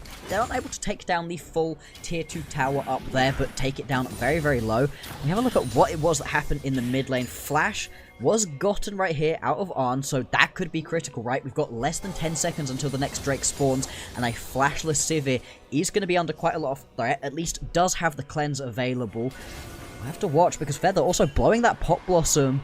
Junhao popping the ulti as well. This is a lot blown just before the team fight happens. Yeah, definitely. Harry is already back and alive, and he is making a beeline towards the bottom side. OMG get given a little bit of an inch, and they are going to hope to take maybe not a mile, but maybe like a couple of yards with it, if they can figure it out. Because they have a shot to be able to get in onto this dragon while those cooldowns are up, and Juhan knows this, going to start up onto the dragon here. Just going to start wailing away as the rest of the team is here. This is also a full 5-on-5. Thundertalk still finding the whole team here to be able to get on over and try to contest despite the lack of abilities, but they're just going to have to try to take an inner track onto mid. The smite going to come through. OMG secure themselves dragon number 2. And now the wave gets cleared out. Thundertalk just don't get much of anything. No, I mean, that's exactly right. When you lose all of those key ultis up on the top side of the map, blow so much to be able to get a kill onto the enemy Yorick, and then you're late to the objective, yeah, there was no way they were going to be able to play that one out. And we're talking about OMG getting themselves a couple yards. I think that's 10. I think that's a first. Resets them in this situation, puts them into a much better spot to be able to just fight back a bit. You've now got 2 Drakes in your back pocket. This is Drake stacking potential, and again, with it being this Mountain Soul, that is actually pretty big. You are going to be surviving these team fights if you do by slivers of HP, and a small amount of extra shielding coming through would be massive. Yeah, I mean, in the extended trade, they basically sacrificed Harry and 4 plates on the top inner to get that drag. Not the best trade in the world, but better than nothing. And they do indeed find themselves with that potential win con if they are able to find 2 more dragons before that Nexus goes on down. Yeah, it's something, right? We've got to keep giving you something to root for here as OMG, because Thundertalk, they really are in control of this game. We cannot pretend that this is not a Thundertalk that are looking really good. I mean, specifically, look at where the gold gap is. It's 2.5k the advantage for Arn right now on one of those champions that he's so good on. He can weave his way through a team fight on the Sivir better than almost any of the other players we've got down in this group Nirvana. I don't know how that logic, the AI predictor or whatever that they just popped up there works, but 55% win chance to Thundertalk feels so disrespectful. Yeah. I would agree. This is such a big lead. Definitely, surely we're winning more than like 1 extra game out of 20, yes? They got 2 Grubs and 2 Drakes, you know? So like... 36k in the bank.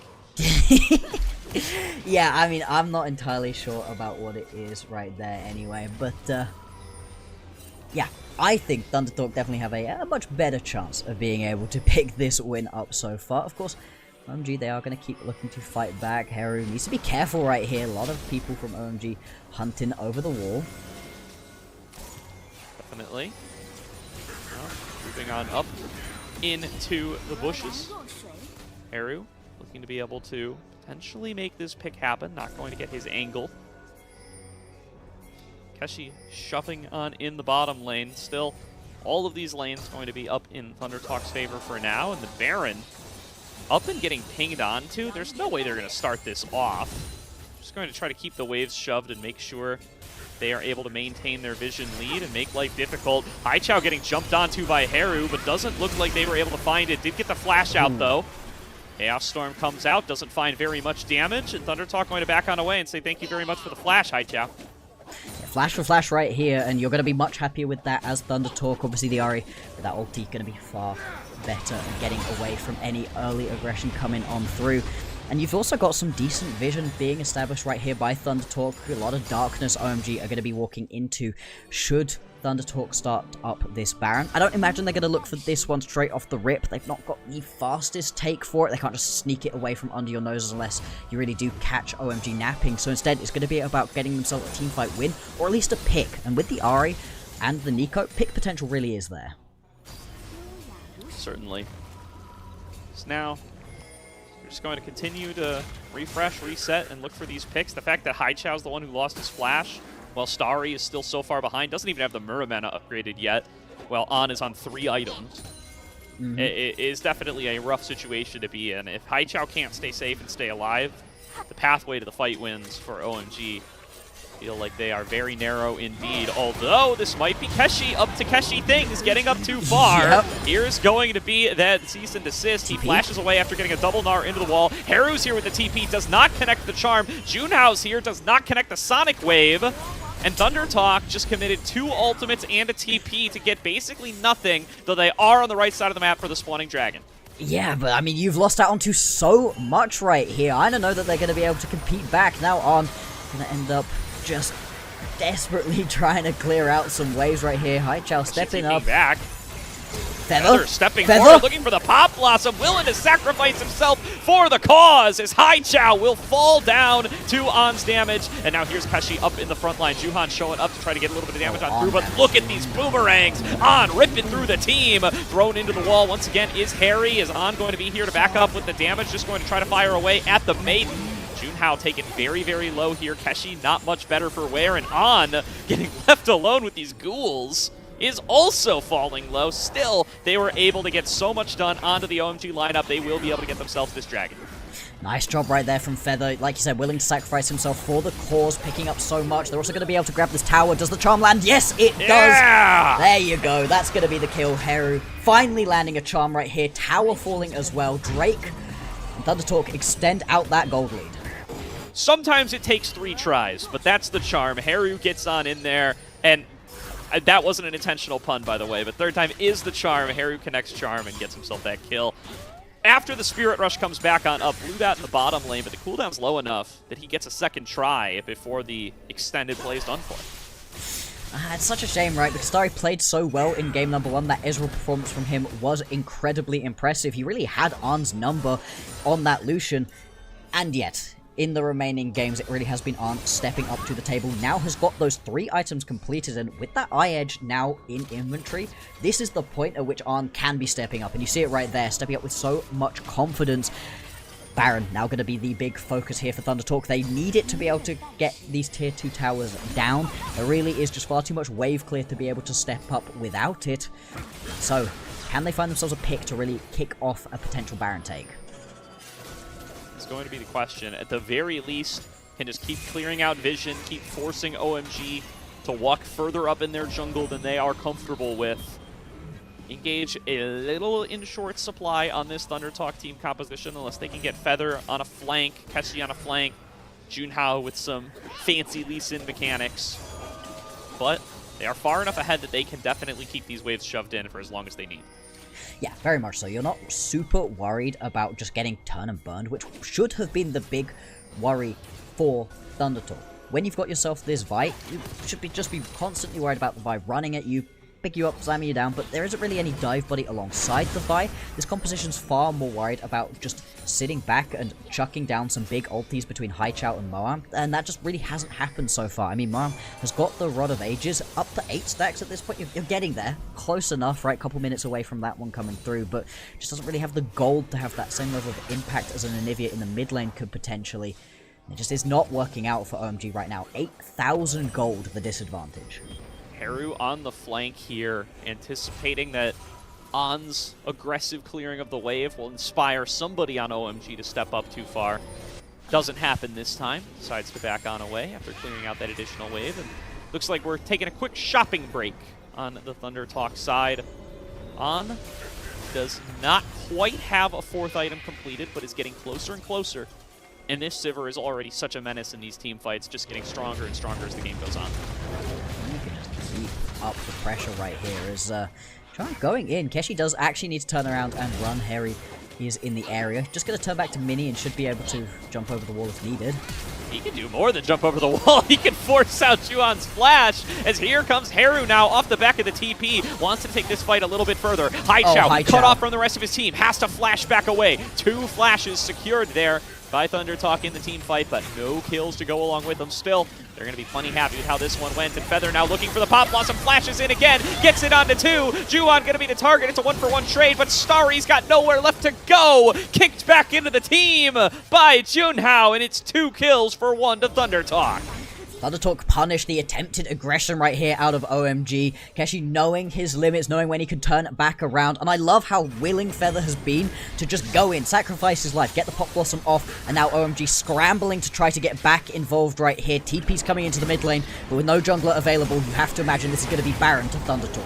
Yeah, I don't even know how they forced their way in here. Heru going to be trying to fend them on off. Does get walled away. Haichao getting a little bit of damage. Heru going to have to be somewhat respectful and dive himself away. But here's the Baron, smited down by Junhao. And now Keshi with a double Gnar into the wall. Instantly puts the Anivia in the egg, and that egg gets scrambled. Chasing down the Yorick over the wall. Haichao going to be the last one standing, and he won't last long either. Thundertalk bring themselves to 15-4 and get the Baron to boot. It's going to be a delayed ace coming through right there. Luckily, Starry and Joanne have just respawned, potentially looking to go over the wall. I mean, that would have been way too aggressive. What can Starry do here to just try to keep these waves away from his base? You can have Baron-empowered cannon minions pouring in at this point. And alongside Arn, I mean, these towers are just melting. So much damage coming through from this Sivir. Nice easy takedown of another inner turret. Thunder Talk can reset, can spend their winnings. They've got Baron in their pockets now. Look at the winnings. Dragon. That's LDR coming through. Ooh, boy. That's more than LDR. That's an extra BF sword on top of that, too. On got paid in that last fight, and he's been getting paid all game long, a 5K individual gold lead. And now the Dragon up and available to get them onto Soul Point. Yup, at this point, things are going incredibly well for Thunder Talk. 13,000 gold advantage. I mean, yeah, maybe the composition out of OMG could have had something going, but they just didn't play it particularly well, and I think more than anything, Harry not finding those early kills, not able to get himself that kind of gold lead. What has this Yorick really given you in this game at this point? Trinity Force Shojin in inventory has been way less effective than Keshi has been in these team fights. Now for Thunder Talk, it's just about crossing those T's, dotting those I's, and picking yourself up your second series win of the split.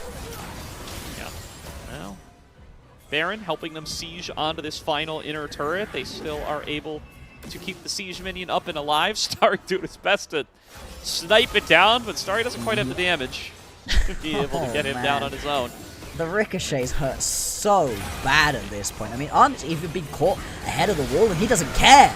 Oh, wow. They're just going to full send it on to Moham, and they get him down in short order. Oh. Pop Blossom coming on through. Doesn't even get time to connect on to Juwan. He just melts too fast. And this is looking like it's going to be a clean wipe for the side of Thunder Talk. And do I hear 5, Bloxer? Thunder Talk move up to 2-0, are going to top off the Nirvana group so far, and have pentupled their win total from the split #1 record. We're talking about it, right? Hey, Thunder Talk, will you be able to win more than one singular game in this split? Well, they did that in their first series, and now 2 series wins. Not just 2 wins, not 2 game wins, 2 series wins, and this is critical right here for Thunder Talk. This is massive. I personally think that the LPL is more fun when Thunder Talk are in the league, and it did really look like, coming into this split, we may well be saying goodbye to them for the remainder of 2026. We said book it at the start of the day when Thunder Talk was sat on top of the standings. You can keep booking it at this point. They have done so well for themselves here. And what a dominating victory that was. 17,000 gold was the end total there.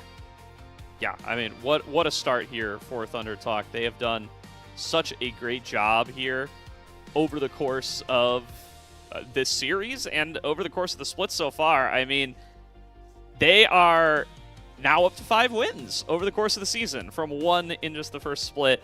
They are now up to 2-0 in series compared to 0 series wins from the first split. Yeah, It's been so good for them over the course of these last couple of series. And I mean, they're not only securing their spot for summer, but you know, you got to start to talk about how well are these guys going to be able to do against the remaining opponents that they face. They've only got 3 more. Can they even potentially get themselves in the top 2 to make those playoffs? Yeah, I mean, it's so far been really, really impressive looking, right? Obviously, the way that this all works out is you play your single round robin through in here, and then you go on to just go play up against some of the bottom group Ascent teams and see if you can maybe book your way through. And obviously, things are still working out at the moment, but WE look beatable. WE look massively beatable at the moment. Weibo have also looked pretty bad, but WE have just had a truly horrible time for them so far. They haven't won any games so far in this split #2, so, you know, there's a chance for you right here. I mean, looking as well at what you've got coming up for Thunder Talk, they 2-0 versus Ultra Prime, and now they 2-1 versus OMG. The next matchup for them is LGD. This, I think, is the real stratification match, right? If they beat LGD, awesome. You are very solidly a top 3 team. You'll end top 3 in the standings anyway, but you're very solidly, you deserve to be that top 3 squad. If you lose to LGD, there's still a chance that it was a bad series. We'll see how close it's going to be. Then they move on, and it really does feel like they're kind of ramping up our Thunder Talk, moving from Ultra Prime to OMG to LGD to LNG, and they round things out with EDG. Yeah, it's the best schedule of any of the teams here. They really do get to warm their way up into it. Do I think that Thunder Talk could beat EDG? No, not even slightly. But like you said, Group Nirvana teams, they make mistakes. Well, and the other thing is, like, they're 0-1. It's a little early to crown LNG a top 2 team in the group, right? Like, yes, it was to EDG, and yes, they had a very, very good split one. So they're going to be favorites on paper for right now, but look at the records you're looking at down at the bottom of your screen. Things change split to split. Teams can move up, and they can move down as well. Yes. So it's early enough, and there's little enough footage that it's hard to be guaranteeing that it is an LNG EDG top of the group, even though that is the pre-tournament expectations. And very if you look at the standings right now, it's Thunder Talk on top, baby. And the scoreboard doesn't lie. No, it does not. The only results that matter are the ones that we see on our screens at the end of the day. And for me, the reason I'm so up on LNG is because I'm a massive 1xM fan. I really like the way that he plays, but Arn in these back 2 games, Arn when he's not on an aggressive laning champion, when he's instead playing a champion that he's able to just play a little bit slower and then take to the later game team fighting, his positioning was so good right here on this Sivir. But it wasn't just the Arn show right now. My personal MVP for this game would go to Feather. I think Feather was awesome in this one. He was the reason all of those team fights started and ended well for Thunder Talk. Yeah, and I mean, I think your theory that he really put in the Nico reps in this little off-season that he had for himself, evidently, right? Or, I don't know, or he was playing with training weights for Split 1 or something, because... Potentially, Yeah, it's it night was... and day. I mean, not only did they not get these good Nico performances out of Feather, but it was like an active hindrance for them in the draft that they had to ban it on both sides up against the really good Nico players and the really good Nico teams. And by the way, a lot of people are really good Nico players. It's not the hardest thing in the world. It's a great champion if you can play it, and he couldn't play it. Yeah, it was a big problem for them. And closing that gap, definitely a big help for them here. Keshi starting to get a little bit more comfortable. I mean, we were so doubtful of that blind pick Gnar, and he made it work. He made it successful. I think Junhao really bullying Juhan over the course of this series. And, yeah, making that jungle swap feel a little regrettable for OMG, for sure. Oh, yeah. I mean, we don't know exactly why it was that Rio wasn't playing. It might be that something was up, you know, or if they just decided to make that swap. I'm surprised. As much as OMG had lost to LGD, that I wouldn't have moved back over the other way, and who knows, if you'd have had Rio in this game, would you have been able to win this series out? Potentially, right? I feel like there's a chance that Rio would have done a lot better in that game number 2 than we ended up seeing at Junhao, so who knows? Obviously, I mean, I might say it about I might say it about all 3 games. I mean, I feel like he got pushed around every series to some degree or another. We saw a lot of jungle invades coming in from Junhao. Almost all of them successful. Almost none of them able to be responded to by any kind of creative cross-mapping or any kind of counter invades. And, you know, you can blame some of that on the lanes, but, you know, sometimes you got to be able to get creative and find yourself ways to not fall behind, and that just did not happen in this series for OMG. No, absolutely not. Now, I said who I want to have picked up themselves the game MVP right here. I think Feather deserves it for this final game. Agreed. Overall series MVP is a lot harder. I feel like there are a lot of people that were really stepping up in this game. Where would you be looking? Agree. I think I might go Junhao just for consistency across the series. It's hard to give him any... I wanted him to get the game... Was it the game 1? I think I wanted... Yes, yeah. Yeah, I wanted him to get the game 1-1 on the Xinjiao game. Didn't happen. But, so he doesn't win any individual awards there, but I don't care. I'm going to give him the series award anyway. I know that's a little... There's some controversy about that I don't really understand. I think you can be a series MVP without being an individual game MVP. Yeah, I think that's fair enough, right? In Game 2 with that Xinjiao, he was pretty good. My worry is that Game 1 on the Jarvan, he kind of just didn't get anything going, right? The hotbot combo never came on alongside Keshi, but that also kind of excludes Keshi for me right here as well. I mean, Arn picked it up in game number 2, so maybe following the logic you're talking about here, that some people like to follow, maybe you think that it is going to end up being Arn going over. as much as these were some pretty nice wins, especially game number 3 was a really nice win right here for Thunder Talk, it didn't feel like it was any one person constantly stepping up and doing their thing. I think the only person who probably can't take it right here is going to have to be Heru. He never really got an advantage versus Haichao. Haichao was the only person really still involved in this most recent game. Everybody else, though, really was pulling their weight. Yeah, absolutely. So let's take one more look at what these updated standings now look like and what it looks like to have Thunder Talk at the top in a while since we've seen anything that looks like this. Thunder Talk move up, or I guess stay up in first place with that 2-0, 4-1 record. And OMG, despite winning individual games in both their series, dropped down to 0-2, which does put them down at the bottom here. And dangerous territory staring down potential relegation for summer.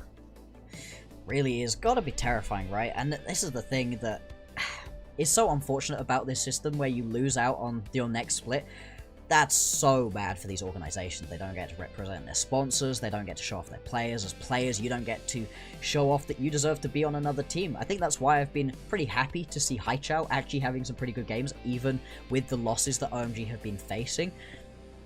He's been showing up pretty well. Maybe a team that needs a bit of a change in the mid lane, one of these other Group Nirvana teams will make a change, pull him in, he'd still get to get some reps, because otherwise, it's a long, long off-season. I mean, esports winter is always tough, but having that winter start for you in the beginning of summer, not fun. Not fun at all. So, gonna see if OMG are gonna be able to fight their way back. It is still only, 2/5 of the way through the season, so there's still more games to be played and more opportunities to try to salvage yourself here. But that is going to do it for our section of the broadcast. We got K-Man and Slayer coming in for the second series of the night, so stay tuned. Get excited for that one, but we're going to throw it to a quick break first.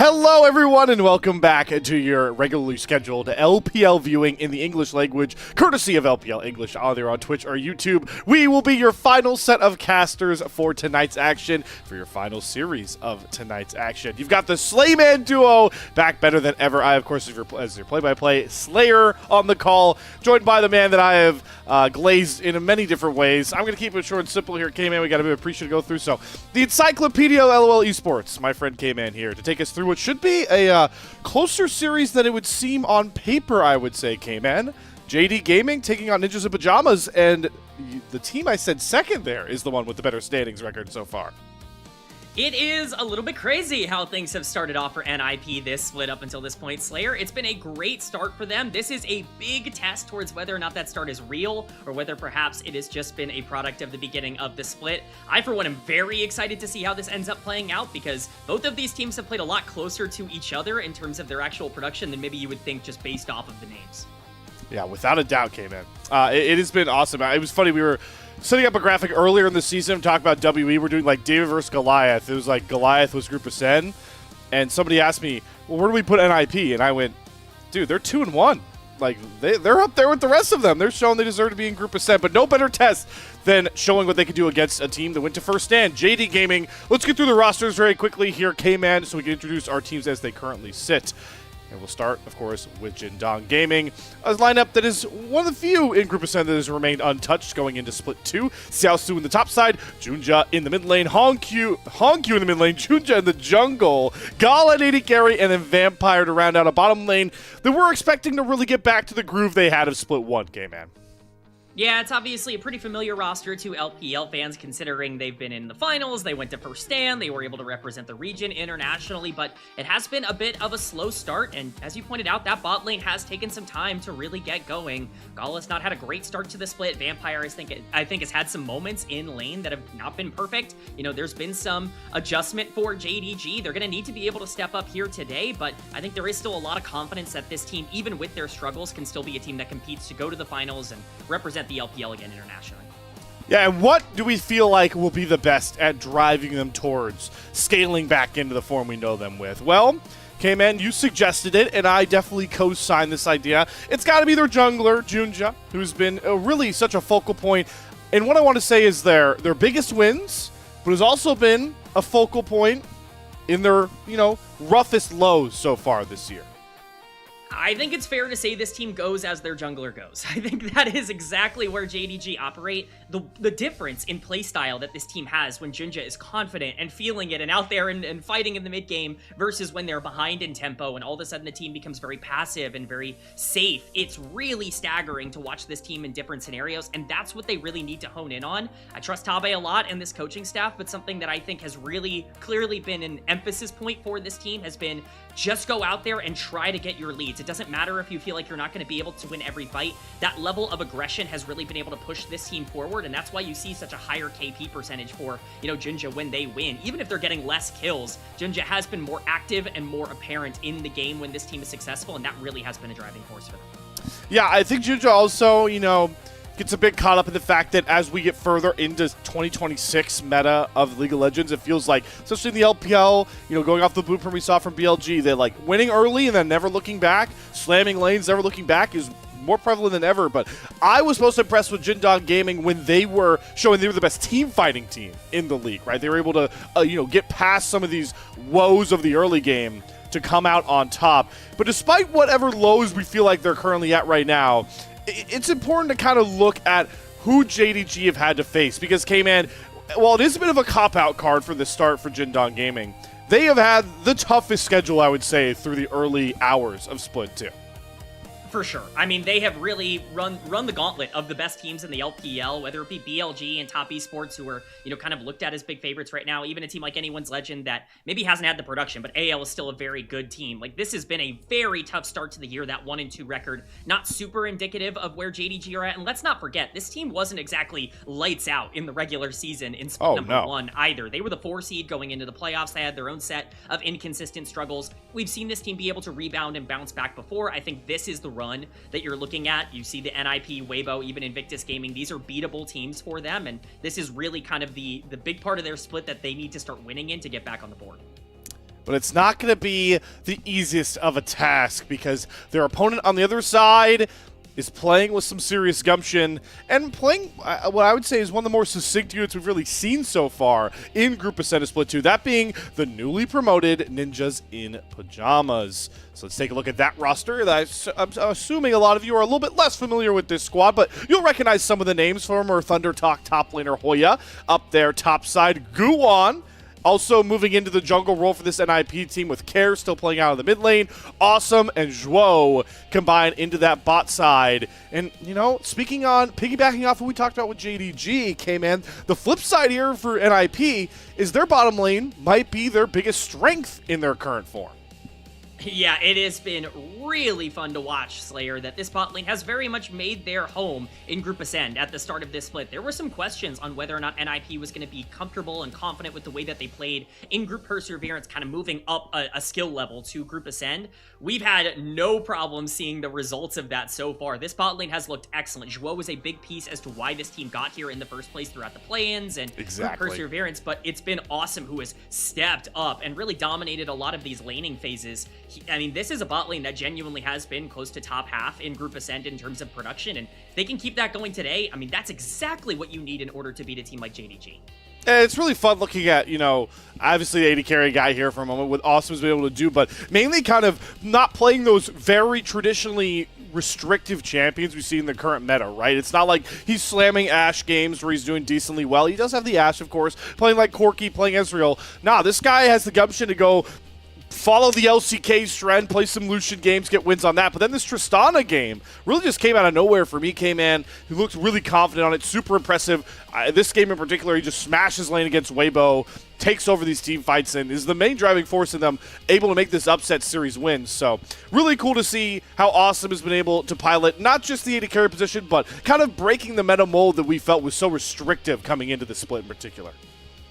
Confident is the word that I really want to lock in on there, because that's what is happening right now. NIP are not scared. They're not overwhelmed by the level of competition that they're facing here. This was a team that was expected to be one of the weakest in the LPL at the beginning of the year. Now they're not just sitting in Group Ascend. They're genuinely outplaying a lot of these lanes. Weibo Gaming was a tough matchup. They were better than Weibo in the bot lane. Elk is somebody we universally praised. If you can beat Elk in the bot lane, then JDG's got to be a little bit scared as well.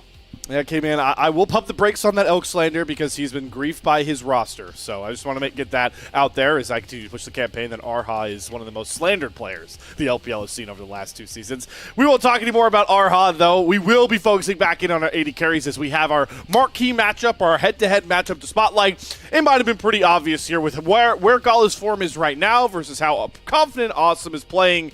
AD carry, got to be the spotlight matchup for this one. I'll be entirely honest with you, Slayer. I think Awesome has been better than Gala to start off this split. I think he has performed better in lane. Yeah, the stats show it. I think the gameplay shows it. Obviously, different strength of schedule, but in isolated lane matchups, Awesome has been able to get bigger leads and has been able to do more with the gold he's been able to generate. This is a massive moment for either Awesome to step up and really give NIP a chance to cause a big upset here today, or Gala to get back on board, back into form when this team really needs him most. If one of these AD carries is just better than the other and can get bigger leads here today, that will likely determine the whole series. There's the K-Man spotlight to look out for as we do get set to work our way into this series, K-Man, and we get the walkouts coming out first. I'm going to keep repeating this early on in this season. Love what the LPL's doing with these style walkouts. I'm a big fan of like the, come out from backstage, down the middle, center stage of the, the elevated platform. But I like that K-Man for, your big internationals or your big like playoff matchups, your grand finals where it's like a lot more cinematic. For regular season, you can make a fan's week by, their favorite player high-fiving them. If I high-five Viper, I might never watch whatever hand touch the good god of the marksman role. So it got to be making plays when, hey, look at this. You got to give Gala some good luck as JD Gaming also take the stage. Yes, you're hopeful to get that fan support kind of flowing through the veins of the players. Maybe have some sort of power swap with somebody in the audience. JDG obviously need a little bit of boost, so we'll see if they can get that from the fan base here today. You talk about Viper. If I got to high-five Xiao Hao, I think everything would be fine. The whole world would be all right.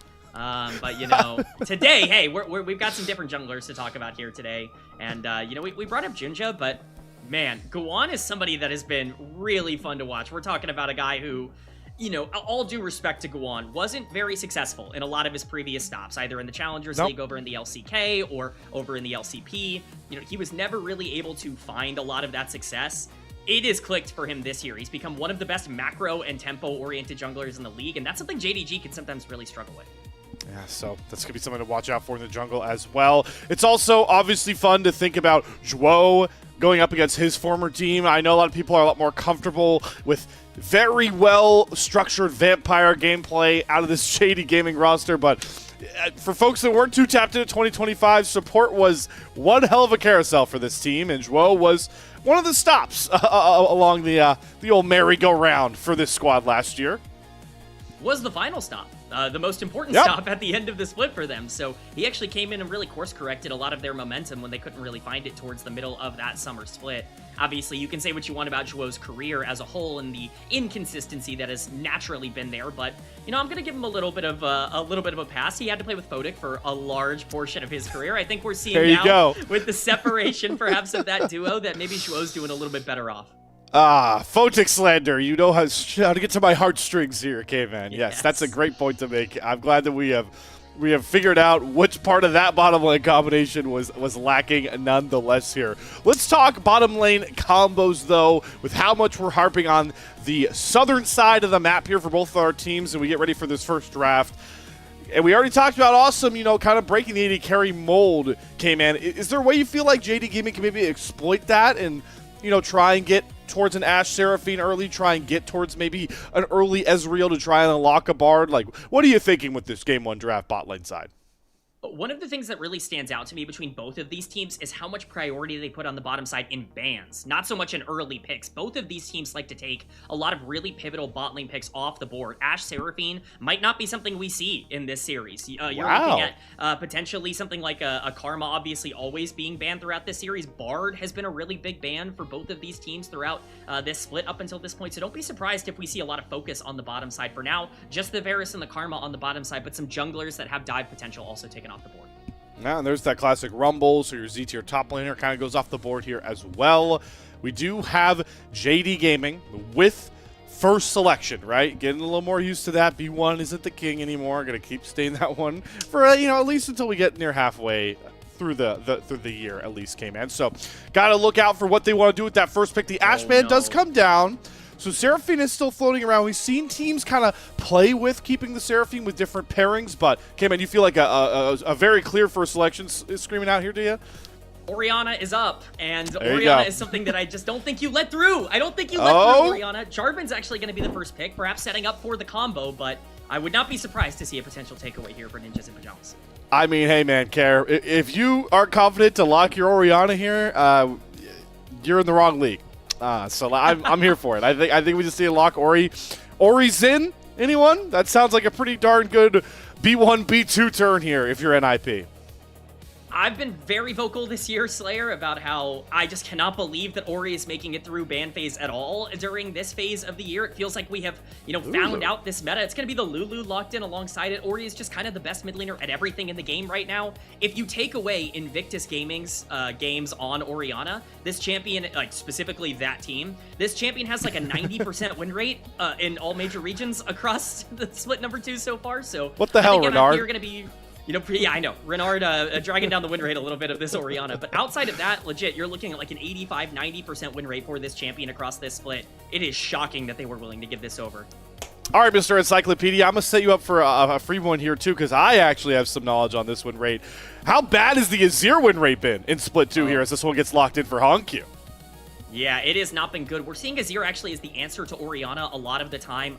This is not a fair trade, in my opinion. I really think that this is difficult for the Azir to play out. Now, it does combo well off of the Jarvan. Obviously, a lot of the dive coming in can set up for some either aggressive follow-up dive with the Azir shuffle if you want to go for that, or, of course, the damage. This is a very classic combo.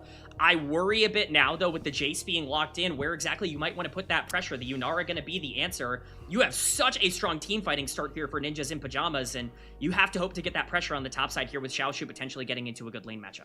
Again, I'm still a little Split 1 coded with my thoughts on these teams. It just feels weird to me to see JDG kind of leaning away from wanted to play like a very strong 5v5 team fight, and now are drafting fully topside the first rotation to try and, you know, play, like you mentioned, for this Jace lane. And I assume they're going to start, you know, the Zid's outband is good. Maybe try to take away one more matchup they don't want Hoya to bring into this Jace to try and play for early power. But like you talked about, I think the biggest winner here for NIP is the fact that they can just cut down on more bottom lane pairings that Yunar or Lulu don't like dealing with. So they get rid of Bard and Nami. That kind of makes Ezreal a bit weaker. That makes Corki kind of off the table. And Yunar or Lulu's one, you know, weak side is that they can get smashed 2v2 right now in the meta, and the fact that NIP get extra bans to protect it is really valuable to me. I completely agree. I mean, this is taking away so much of what we focused on in the pregame here, where we're talking about this bot lane needing to be in a spot where they can fight 2v2. Yunar is going to scale really efficiently. It gives Awesome the chance to be able to take over the game. You've got these aggressive supports out of the way with the Bard and the Nami. A lot of these ADCs already taken off the board. Again, Karma's gone, Ashe is gone, Varus is gone. So bot lane pressure is really limited here. We'll have to see what they want to go for. Maybe it'll be something like a Caitlyn for now. We'll see what the answer on top side is likely going to be. Still jungle and top needing to be locked in here, but Vi making her way through the second phase of bans is not something you often see and would be something that would be a perfect ball delivery system for Care.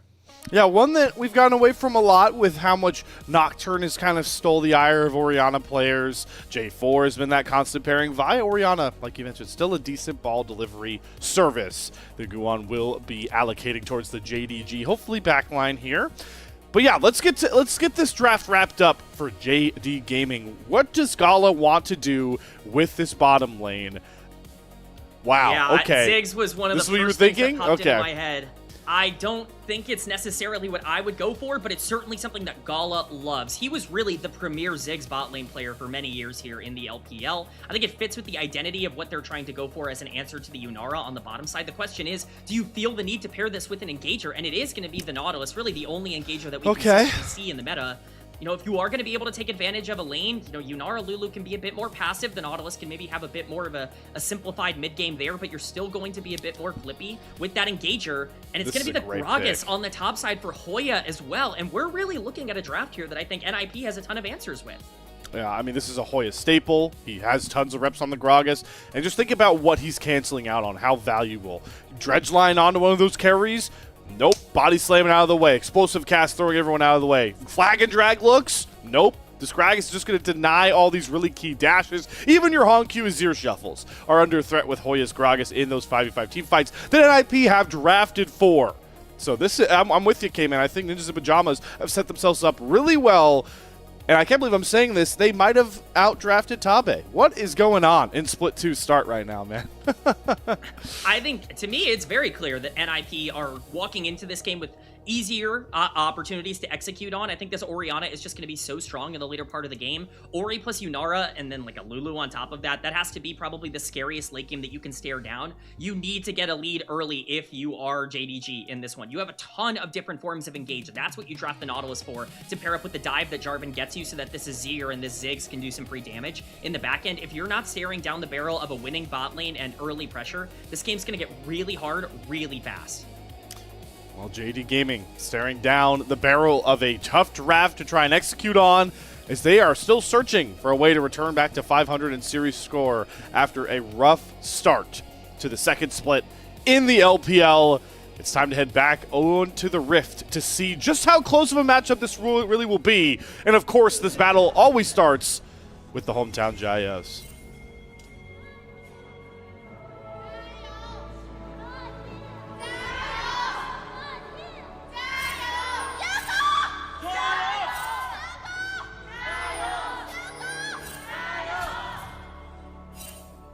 Wow, we got some early decibel level peaks on the start of these Jayos, but always love the energy, K-Man, no matter how much someone's voice might have betrayed them on those Jayos. We've all been there. We have all been there. I've definitely been there. We bring the passion, and sometimes the passion doesn't come with us when we bring it to the function. So glad to see that the support is at the very least there. But how can you not be excited for this? I mean, NIP, a team that is sitting at 2-1, actually has a chance to potentially break through into that upper echelon of Group Ascend after being counted out so much at the beginning of the year. And it's going to be interesting to see how they play out this early game. If this bot lane can get some tempo, that's going to be big. Both junglers starting on the top side, so that bot lane pressure could be there pretty early. I have to keep track on those jungle paths. I'm going to steal your thunder once more a bit here, K-Man. This is the first time Split 2 that Vampire's playing a melee champion. That is the reality of the meta, as this Nautilus pick does come out. And it is so weird, right? Because normally when you pick this Nautilus, especially in Yunara Lulu, you would think, all right, you know, it's double range, so early levels are going to suck. But you always have the all-in threat of, boom, that dredge line. But next to the Ziggs, it usually doesn't feel like there's that much kill threat. Despite Zhuo getting Ignite thrown on top of his head with that Vampire engage, he feels fine to just, you know, pop some pots, pop the heal, and get this shove going right back the way Awesome wants it.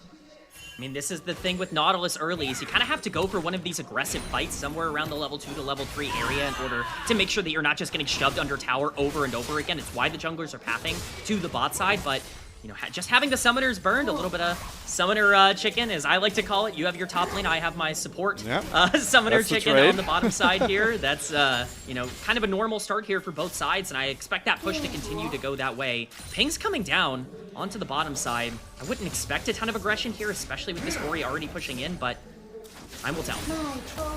Time indeed. We will see if anything else will really manifest here. Junja at least going to get that ward. Yeah, he's going to give it a look. This is, you know, something I like with the power of J4 early, but all right, he just finds Guwon, and they decide to slug it out a bit here. Flag and drag out. Junja just going to let Guwon know that he has his path marked a bit, and they'll both happily trade their scuttles and maybe steal some XP away from their mid laner. So that will kind of slow down any early gank potential here. Expect both those junglers to maybe look for a reset off the map. As Hoya gets flashed on, but the accelerated shock blast actually whiffs from Xiaozu, so doesn't have that kill. And meanwhile, bot lane, Gala's just getting run down by Awesome. He already pops the flash. He's just dead. First blood over to the ninjas. That is worst case scenario for JDG. That's the one lane that you're looking at to be the most positive in the early game. Of course, great job by Xiaoshu. If he lands the shock blast, he's actually able to pick up first blood, but unfortunately not able to land it. So it ends up being a very gold positive play for an NIP bot lane that you really cannot let get out of control. Again, a really good start for a comp that scales well, and I think NIP are going to be feeling pretty darn good about the trades in the side lane. I mean, Hoya also holds his flash like a Chad, so he doesn't even trade the summoner. He holds that advantage towards the top side. He's also got his jungler pathing towards it, but okay, we got to look and see exactly what went down in Gala's head here. I mean, he just gets walked down. Oh, that was a great flash from Awesome, though. Yeah, I mean, Awesome just plays this beautifully, ends up perfectly timing when that blast is going to come through. Gala tries to fake him out with the flash over the wall, but I mean, at that point, you're dead. You're too far forward if you're not able to use that W to escape. The Ziggs has no combat power in the early game. It's a massive mistake from Gala that really is completely unforced, and we talked about this. Gala has not been in form at the start of this split, or really at the start of this year, and that's yet another example of Awesome really has a chance to potentially break through in this series, especially on something like Yunara. It feels so weird, K-Man, to think back to the start of the year where in his debut for JD Gaming, Gala has a pentakill, and they rolled through their first series, and like you're talking about, I don't think it's a bad argument to say that was the peak of Gala so far in 2026. May have been that first opening series. Still a lot of time to make up for things, but the scaling Yunara that needs to be punished early off to a good start here as both our junglers do pay attention towards the bot side. No dredge line out here from Vampire. Doesn't really want to look for any smoke. Guwon with Zhuo will re-enter towards this river and try and set up some more vision here. Dragon is up and waiting, but neither one of these junglers really want to take a crack at it, especially Junja with where the wave states are, especially towards the bot side. I mean, this is such a scary Dragon setup for both of these teams because one fatal error can really turn the game on its head. I expect them both to just kind of trade it out and, you know, be a little bit more passive until that 2-minute mark ends up hitting and those grubs end up spawning. Junja making his way to the top side here is going to ping for the invade, but there's nothing to take. As Jarvan is going to be a little bit behind in terms of tempo, it's actually going to let Guwon start up on the Dragon here with that push on the bot side. This is so aggressive with the bot lane already roaming, though. Yeah, he definitely guesses right that Junja was going towards his top side, and wow, he actually calls the bluff by Vampire and company as he does dredge line himself back out to safety. Stalling this long, though, makes Guwon think twice about that Drake start, and he spots Junja on the mid wave as the shockwave is going to actually come out here from Care just to try and get some more HP advantage trading into Honku, but he knows Junja is nearby. We talked about it already in the pre-show. You can already tell the confidence, not just the bottom lane, but NIP are playing with as a whole so far through this early game. It's really been their defining trait for me, Slayer, at the beginning of this split, is just how greedy and aggressive they've been willing to play that first dragon going to the side of NIP. This is already a comp that scales incredibly well going into the late game. Getting this Hex and Ocean Dragon potentially early on into the game could really end up helping them just with the free stats, but also towards an even easier win condition. Topside could potentially be a dive threat, but Guwan is making his way up here to try and dissuade any sort of aggressive play. Yeah, diving a Gragas? I mean, hey, Hoya's going to just look for the aggressive play himself. Explosive cast Xiaozu back under the turret. The minion wave is still there. Hoya's stalling, though, and Guwan flash ults right on top of the flashless Jace, and Hoya scoops up the kill. What a clean start to this series for NIP. It's just another aggressive play from NIP on the top side, taking advantage of the only lane that's consistently been able to push in. What's going to land? Well, good flash to get out of the Mega Inferno Bomb, but Awesome just walks right by Vampire, leaves his support, says, I want Gala, and Gala's exactly who he's going to get as Awesome rips him a new one again. Bot diff. There's nothing else to say. Junja's making his way down. Zhuo is very, very low, but he just hit level 6. Yeah, Awesome. Now he can look to transcend. Zhuo doesn't have the mana, though, for that wild growth. No mana on either one of these NIP bot laners, so they're trying to scatter different ways, and unfortunately Awesome is going to have to pay the Pied Piper. Gets trapped in the Cataclysm, and JDG looks like they want to deliver this kill over to Hongq, get the gold in the right place, get the shutdown in the right place. So JDG, a lifeline there off of that one kill. I mean, it's at least something. Getting gold back into the pocket of your Azir is very important in this game. Orianna's had the shove basically the entire time in the mid lane because that champion is just very good in the lane. Hongq is starting to get into a better spot with the Azir. If you can really get some gold lead into the middle of the map here, that's going to be a massive injection. But because that play was so aggressive onto the bot side, that's free grubs for NIP. With no ultimate on the Jarvan, it's going to be nearly impossible to contest this efficiently, even with Vampire here. See if they want to go for it. This would be very risky from their side, though. Vampire already getting pushed off, polymorphed over as well. Shockwave gonna claim his flash. So a play that really felt like JDG had no business looking towards the top side with does come at a price. And you hyped him up, Guwan, for his macro decision making. Well, with that early lead, he does a rare feat here that we see in, well, just tier 1 pro play in general came in. A team securing the first 3 grubs and the first Drake. Yeah, I mean, it's really a great start for NIP, and I want to continue to push the point. It's not just, oh, we have this good start and we need to make sure that we keep our foot on the gas. I think it's JDG who have to be worried about the scaling in this game. You're staring down the barrel of Orianna, Yunara, even a Lulu in the back end that are going to be very difficult to deal with, especially with this Yunara being accelerated in terms of kills. This is a scary situation. JDG definitely still have options, but you can't be making those macro mistakes. Vampire making his way to the top side is completely unnecessary when you're already giving that objective over. And he had to burn his flash for it, even if he does have that Hex flash available. So just small little optimizations like that are probably going to be key for JDG to clean up. Gold lead is still basically dead even, and I do want to give, you know, a little bit of praise to Gala. His ability to farm well has really helped him not fall down a huge crevice of a gold lead like you may have seen happen to Starry against On in the last series if you caught the group Nirvana action. That gold gap got pretty vast pretty quickly. So Gala still sticking around, hanging around, but like you mentioned, the gold lead even being in NIP's favor at this point in the game is already a problem that JDG need to find a way to address. And Juja not going to find that way anytime soon. He makes a look towards bot side. They've got nice vision set up, but still, no kills they can really garner at this current moment. Yeah, I mean, Xiaoshu getting pushed in onto the top side. Hoya is able to pick up some plate gold here. That's a pretty big problem for the Jace. You really need to be at a gold advantage for that champion to find the maximum amount of value in this mid game. About a minute away from that second dragon spawning. Talked about it before. It is Ocean, so no Ocean Soul this game. Probably good news for NIP. There's a couple that they could really want. Something like a Mountain Soul would be very, very scary to have to play into in this game. Hex, unfortunately, also not available because it was the first dragon of the game as well. Infernal, though, on the table, and that certainly would be something that I think they would love to have. So about 30 seconds on that dragon. The setup around there is going to be really important. We see the TP coming down from Gala. I imagine both of these teams are going to feel pretty hard-pressed to try and make a play with all of these ultimates available. Thank you for being as kind as possible, pointing out my very obvious blunder. You know, first game of the night, morning. You guys gotta give even those icons are small. casters I understand. time. They are small icons. I'm more, used to watching all these circles. There's a lot of circles to watch. Like, hey, explosive cast range. Hey, we might see Care use a shockwave circle like that to get a two-piece on Hongq and Vampire with Transcendent Awesome. They both through Vampire's health bar. Cataclysm comes back down onto Guwon, but he's bought up time for Awesome to get a lot more autos through. He'll finally drop to Hongq, but Care's out of cooldowns. He can't find this trade back. Gala looking for the chase down. Jewel very low. Gonna flash after and trade his life for Hongq's. Hongq picks up the triple kill. Gala flashing after Care should be able to clean up this team fight. Despite the good start for NIP, it's JDG that come out on top of that scrap.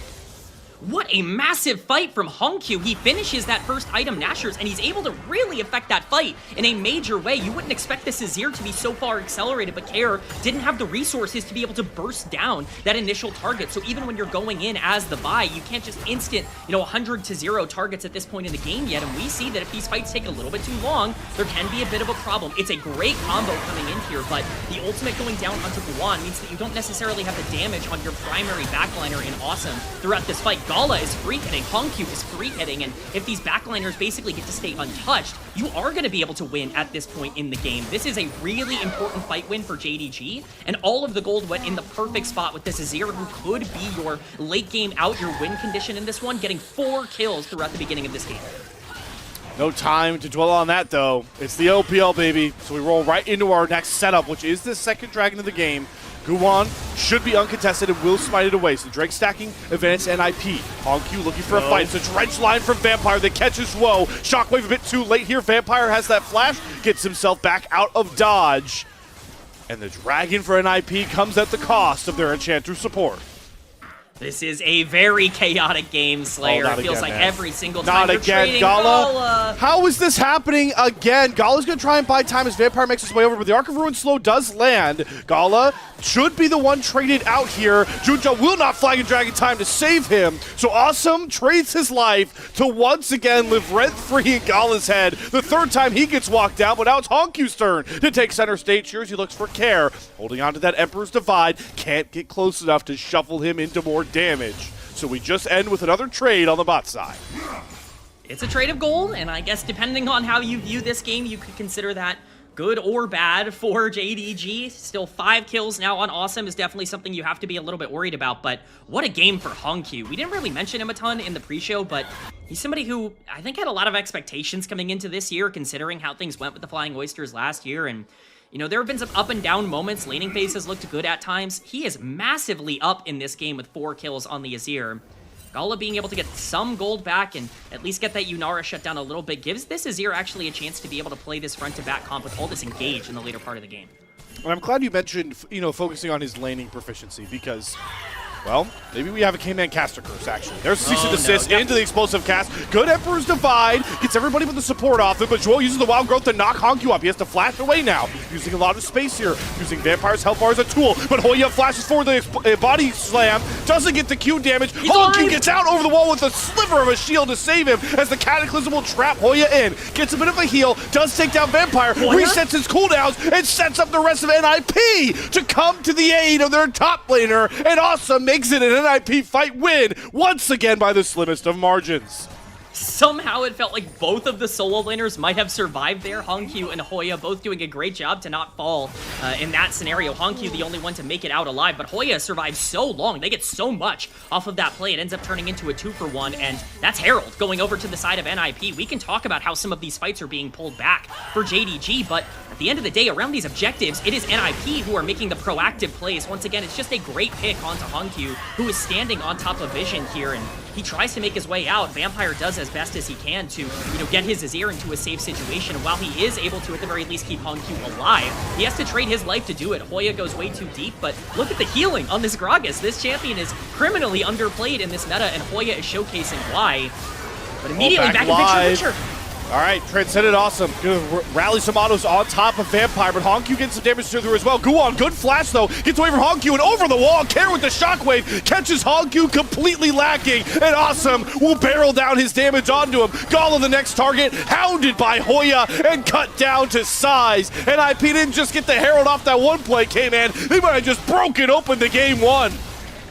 That is the mistake that you cannot make against this comp. You can't overstep. You can't find yourself in a position where you are separated by the enemy team. Care somehow, with a flank over the wall, is in a great spot to be able to push Awesome and Hoya into very aggressive positions, and NIP are not going to throw away that level of fighting. It's a big mistake for JDG. We were looking at this Azir being in such a dominant spot. That gold lead that he had generated in the mid lane is gone at this point. Orianna is online. His Yunara has very much been online. Now we have a 3-kill Gragas to worry about with Seraphs on the top side as well. I mean, I see Fiend Hunter bolts and a BF sword at 17 minutes. Yeah. This Yunara is in prime good eats position. And I'm glad, you know, the point that we kind of got cut off from some of the fighting we had, K-Man, in this game, is Honkyu has had, all right, you know what? Maybe every time I bring this up, it's like a curse. We're going to look for fights here. I'm going to try to get out quickly. Honkyu made highlights solo killing Knight, solo killing people at first stand in lane. That was great, but where his shortcomings were converting those leads into wins in later game scenarios. So Honkyu, you already talked about it, lost that lead in some of these recent fights, and he still has to be the main driving force for JD Gaming in the mid to late game. So a perfect test for one of the youngest players with such a high ceiling at the Tier 1 level of League of Legends. Yeah, I mean, the big concern for me is not that Honkyu is bad in the late game, but this team has been very bad at playing around Honkyu in the late game. You would think that for two players who played together last year, Junja and Honkyu would have the ability to play, you know, well off of each other in the later part of the game. Honkyu feels very isolated in a lot of these instances. That's been something I've been really looking at this team getting better at. It's a big game for them to do it. Care's caught. Over the wall of Drake and Baron Pit is just the doom and demise of these mid laners. Care burns everything to still drop, and NIP are looking for a flank here. Guwon putting down the Herald. I wonder if he was trying to get a ward down. Nonetheless, we got Shelly popping up here near the Drake pit. NIP fighting at a man disadvantage. Care will have TP up in about 20 seconds. And it looks like they're going to have to give up soul point aspirations. Instead, Guwon will drive for some just raw gold spiking. Shelly crashes into that mid-tier 1 turret. And all of NIP should be able to knock this down. The Dragon claim from JDG, so they are making their way over. And there's no wave left thanks to the Inferno Bomb from Gala. They're really selling out for this Tier 1, but NIP, they don't end up picking it up.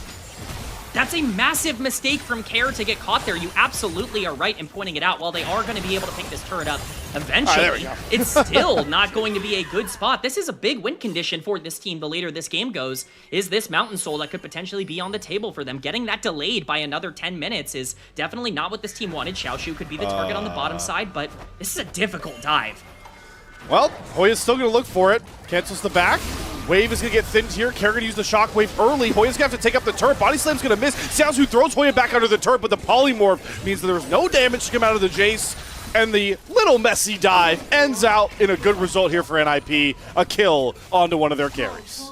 My apologies, I forgot that Orianna does not have a cooldown on her ultimate, so even though she used it in the exchange before, when she died, she still had it more than ready for that dive onto the bottom side of the map. At this point, that does make things a lot more simple. Still a 2.5k gold lead here for Ninjas in Pajamas, but almost all of that is going to be on their ADC. There are plenty of tools to get onto the backline here for JDG. In fact, I would say that that is the strength of their comp, is that they have so much engage. They can find a really good ultimate or a really good engage onto the Yunara. Things get a lot trickier for NIP moving forward. This game is far from over at this point with 15 seconds on the Baron.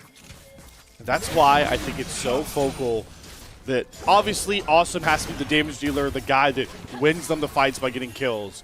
But keep your eye, not just on Zhuo, on that Lulu kitten duty to try and protect divers, but this Hoya Gragas pick. We pointed it out in draft how annoying it can be into this dive comp. You already said 4 kills, has the Seraph Shield, has himself the Zanyas. Now he's looking to make plays onto Honkyu, who has to use his Emperor's Divide to throw the fat man off of his grubby hands. It's Hoya that can play a pivotal role here to allow NIP to win through their AD carry.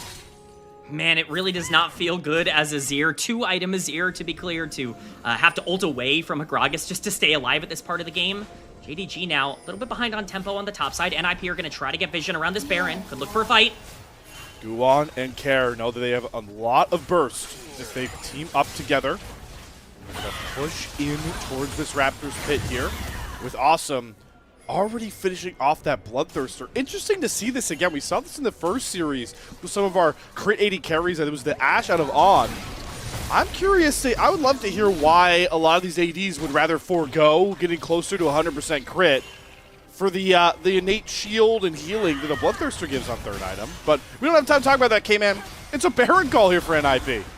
Love this call. Azir's on the bottom side, and he does not have teleport. He has to walk up here. This could be a big, quick turn if NIP can find a threat on JDG early. Ward over the wall, about 10k HP. Junja has no need to really panic here. Hoya with that big shield is going to actually push Gala all the way off the pit here, but NIP, they come off the Baron looking like they want to fight, and they won't find any sort of skirmish here. So bluff called there by Jindong Gaming.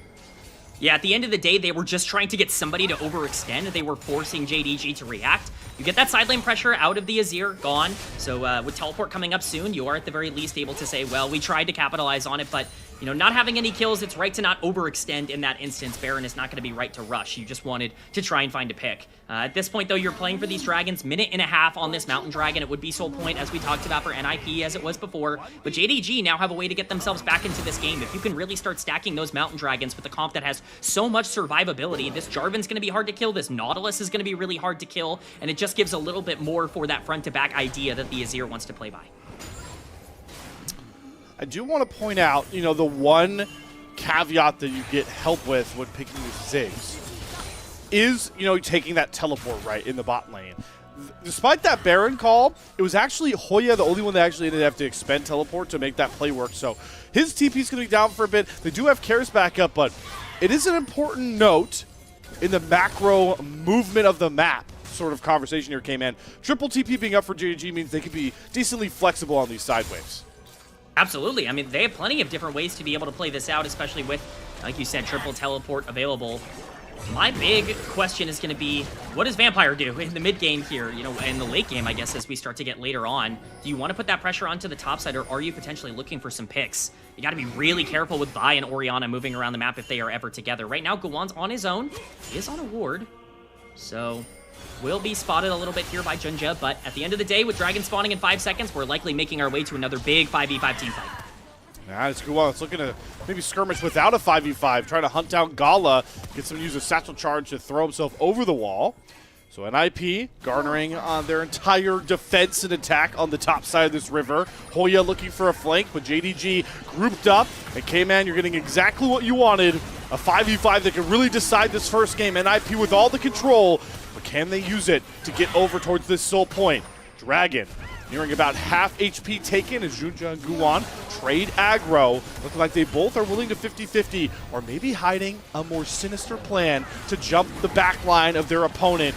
The poke of Gala to start things off. The Inferno Bomb comes down. Karen Austin pretty safe. Guwan gonna flash with the Shockwave to go after Gala. Clips it with the Wild Growth knockup from Zhuo. They get rid of Vampire. Awesome gets to step up and free hit on this Yunara that is just too big to fail. Hoya running down the rest of Jindong Gaming. They can't hide. All they'll find is an awesome triple kill and an NIP ace. Ninjas in pajamas are showing up here today. The execution, the confidence, the trigger pull from this team, it's absolutely there. This looks like a very contentious setup. I was genuinely concerned that we were just going to get a 50-50 smite fight here between these two teams with so much on the line, but Guwan says, no, thank you, I want your AD carry. That ball on top of the Vi, the Wild Growth coming through as well. There is a lot of HP on this Vi to try and break through, and if you're not able to burst down this comp fast, they certainly will do the same to you. This is the problem of giving over Orianna and Yunara in the same comp. If you get to these 5v5s in the later part of the game, if NIP are willing to pull that trigger, which we know they are, they're always going to come out on top. I really, what you said at the start of that replay really stuck with me, and I think hopefully, you know, we'll have this conversation now and we'll be a focal point of NIP combos in Group Ascend, but I want to give you your flowers for how much you've talked about Guwan, not just as a player here now with NIP, K-Man, but, you know, arriving towards this team. He's been such a catalyst kind of player, a fire starter, if you will, and it's exactly what NIP have really been missing in their former iterations. That's awesome, though. Is going to get himself caught on the mid lane. Whoa, look at the damage he pushes out, though. He flashes out the Cataclysm with Kara's health. Junja just dissipates, gets out of the fight completely. Awesome, though, is going to have to get heralded as Hongq fails to go after him. The Wild Growth and the Vibe Peel is enough, and the Shockwave will shatter the hearts and minds of the rest of JDG. It's only Gala left up to tell the tale. 4 kills to none. The assassination attempt on Awesome falls flat. You can bring everything, but it still will not be enough. Gala trying to get himself to safety, but That's it, he will K-Man. have to trade his life for the game at this point as NIP are charging in a decisive game 1 from Ninjas in Pajamas. Great draft, great execution, and a great look from this team. NIP are earning some serious believers at the pace they're playing at. No opponent in Group Ascend seems too big for this squad as they'll go 1-0 up in expedited fashion over JDG. I can't believe it, Slayer. We are really in for one today. I think I am super excited to see how this series goes out from this point onwards. I mean, how can you not be after that game? NIP doing everything right, from the draft to the gameplay, all of it. This was not just a Group Ascend performance. JDG went to first stand. They made the semifinals of that tournament. This is a team that has consistently been one of the best in the LPL, and NIP are taking it to them in game number 1. I mean, there was like a couple of good flashes. The Hongq triple kill on that one first big fight we had bot River, but outside that, you said it best here. We can give ourselves a little bit of brownie points because we really felt like the NIP draft, I'm sure a lot of you at home, was really, really good. But draft is one thing, execution is another. And NIP, I dare I say, knocked that out of the park on basically every lane. It wasn't just the Awesome and Joe show. Hoya did really well on the top side. Gragas, and I had the point cut off, Cayman. I want to give you time to really talk about it. Guwon's confidence and catalyst ability for this team is really what I feel like is tying all this together. Look, I mean, Guwon was a player that was really, I don't want to say uninteresting to talk about before this year, but in a way where he was kind of like a lot of other junglers that you see at the tier 2 level. He had a lot of solo queue tendencies where he would try to take over the game and win on his own. The connection wasn't always there with the team. For him to show up this year with Ninjas in Pajamas and truly be one of, if not the most tactical and macro-oriented jungler, to be so selfless with the way that he puts his resources out for the rest of the team, to constantly be looking to try and have those snap engages. The development that we've seen from him has been larger than maybe any other player in the world at the beginning of this year, from what he was last year to 2026, and you just have to be really excited about this team and this org saying, hey, we're going to take a chance on this guy who, let's not forget, was benched last year from the LCP. He wasn't just an LCP, like, you know, a player on DFM where it's like, oh, the good and bad. They benched him, DFM benched him, and they got better after they benched him. And now he's here on NIP, taking JDG to the limit and going against a player he had no business even running into last year in Junja. Yeah, that is, wow, that's the really fun full circle moment we have from that game, is that of all people to do it against right now, it's Junja, an opponent that he is somewhat familiar with, even if he is decently unfamiliar to the LPL as a whole into 2026.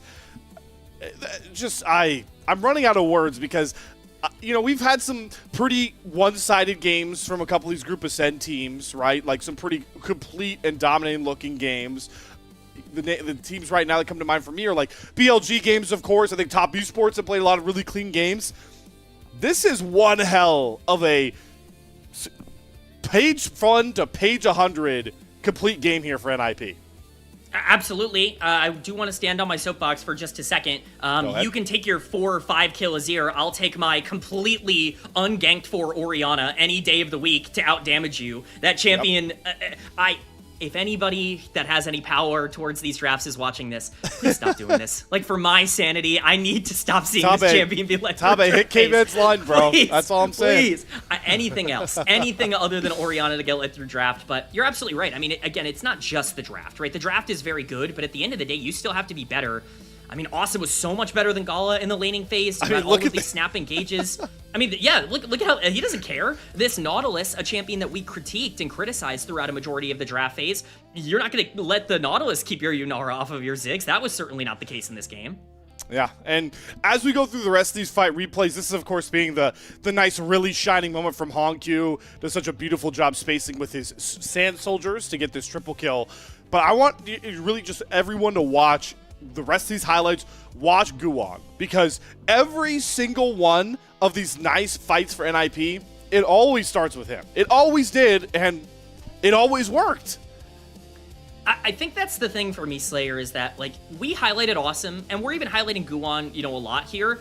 This team is so cohesive, and I think that is the difference between them and JDG. Right. We talked about this previously with JDG, even going back to last split and last playoffs. The biggest problem they ran into in the regular season was that it felt like, despite the fact that so many of these players had played together before and that this, you know, team had a very clear identity with what they wanted to be when they came together in the offseason, they're not synergistic. They don't play together. They are 5 really talented players that sometimes can be on different pages. What we are seeing in front of us is a team that has a better game plan and works together as a unit and as a team better, and that's why NIP are coming out on top, from Guwon's engages to Awesome's follow-throughs to Zhuo playing really well on the Lulu, constantly finding angles for polymorphs and for wild growth throughout this game. Everybody did their job. I mean, we didn't even talk about Hoya in the end game here. This Gragas was massive in this game. Everybody did their job in this game. This was a team effort from an NIP team that everyone counted out at the beginning of the year. And you want an example of the synergy?